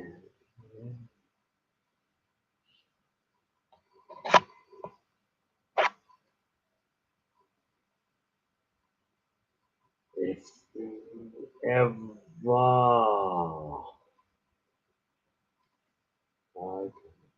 duck,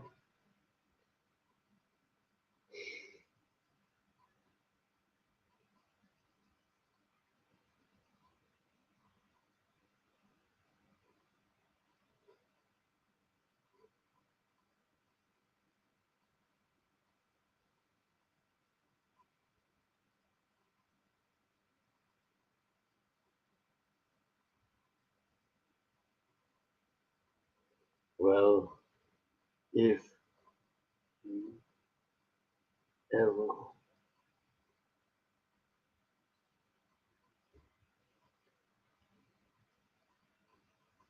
sorry. Sorry, everyone. I should probably just cancel this now and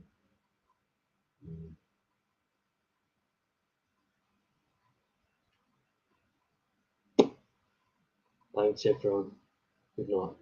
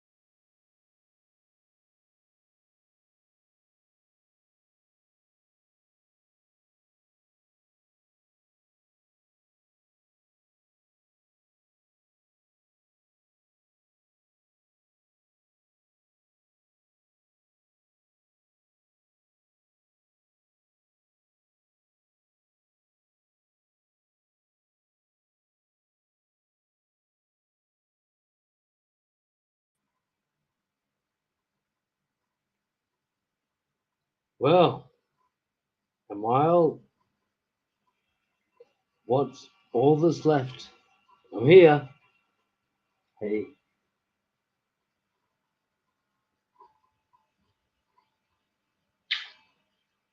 Sweet, my Sammy, the most gorgeous. Hey. Okay, well, Sammy might get some fun out of this. I've just been sitting here for that long. I'm sorry for everybody.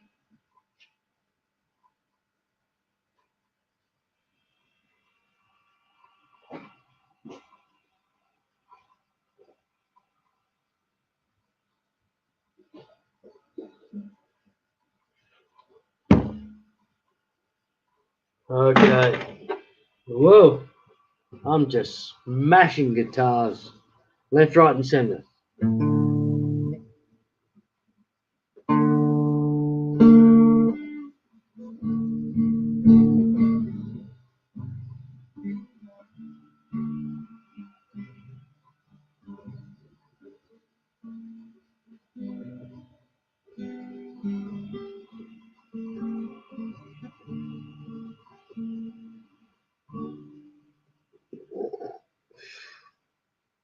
Well, do you think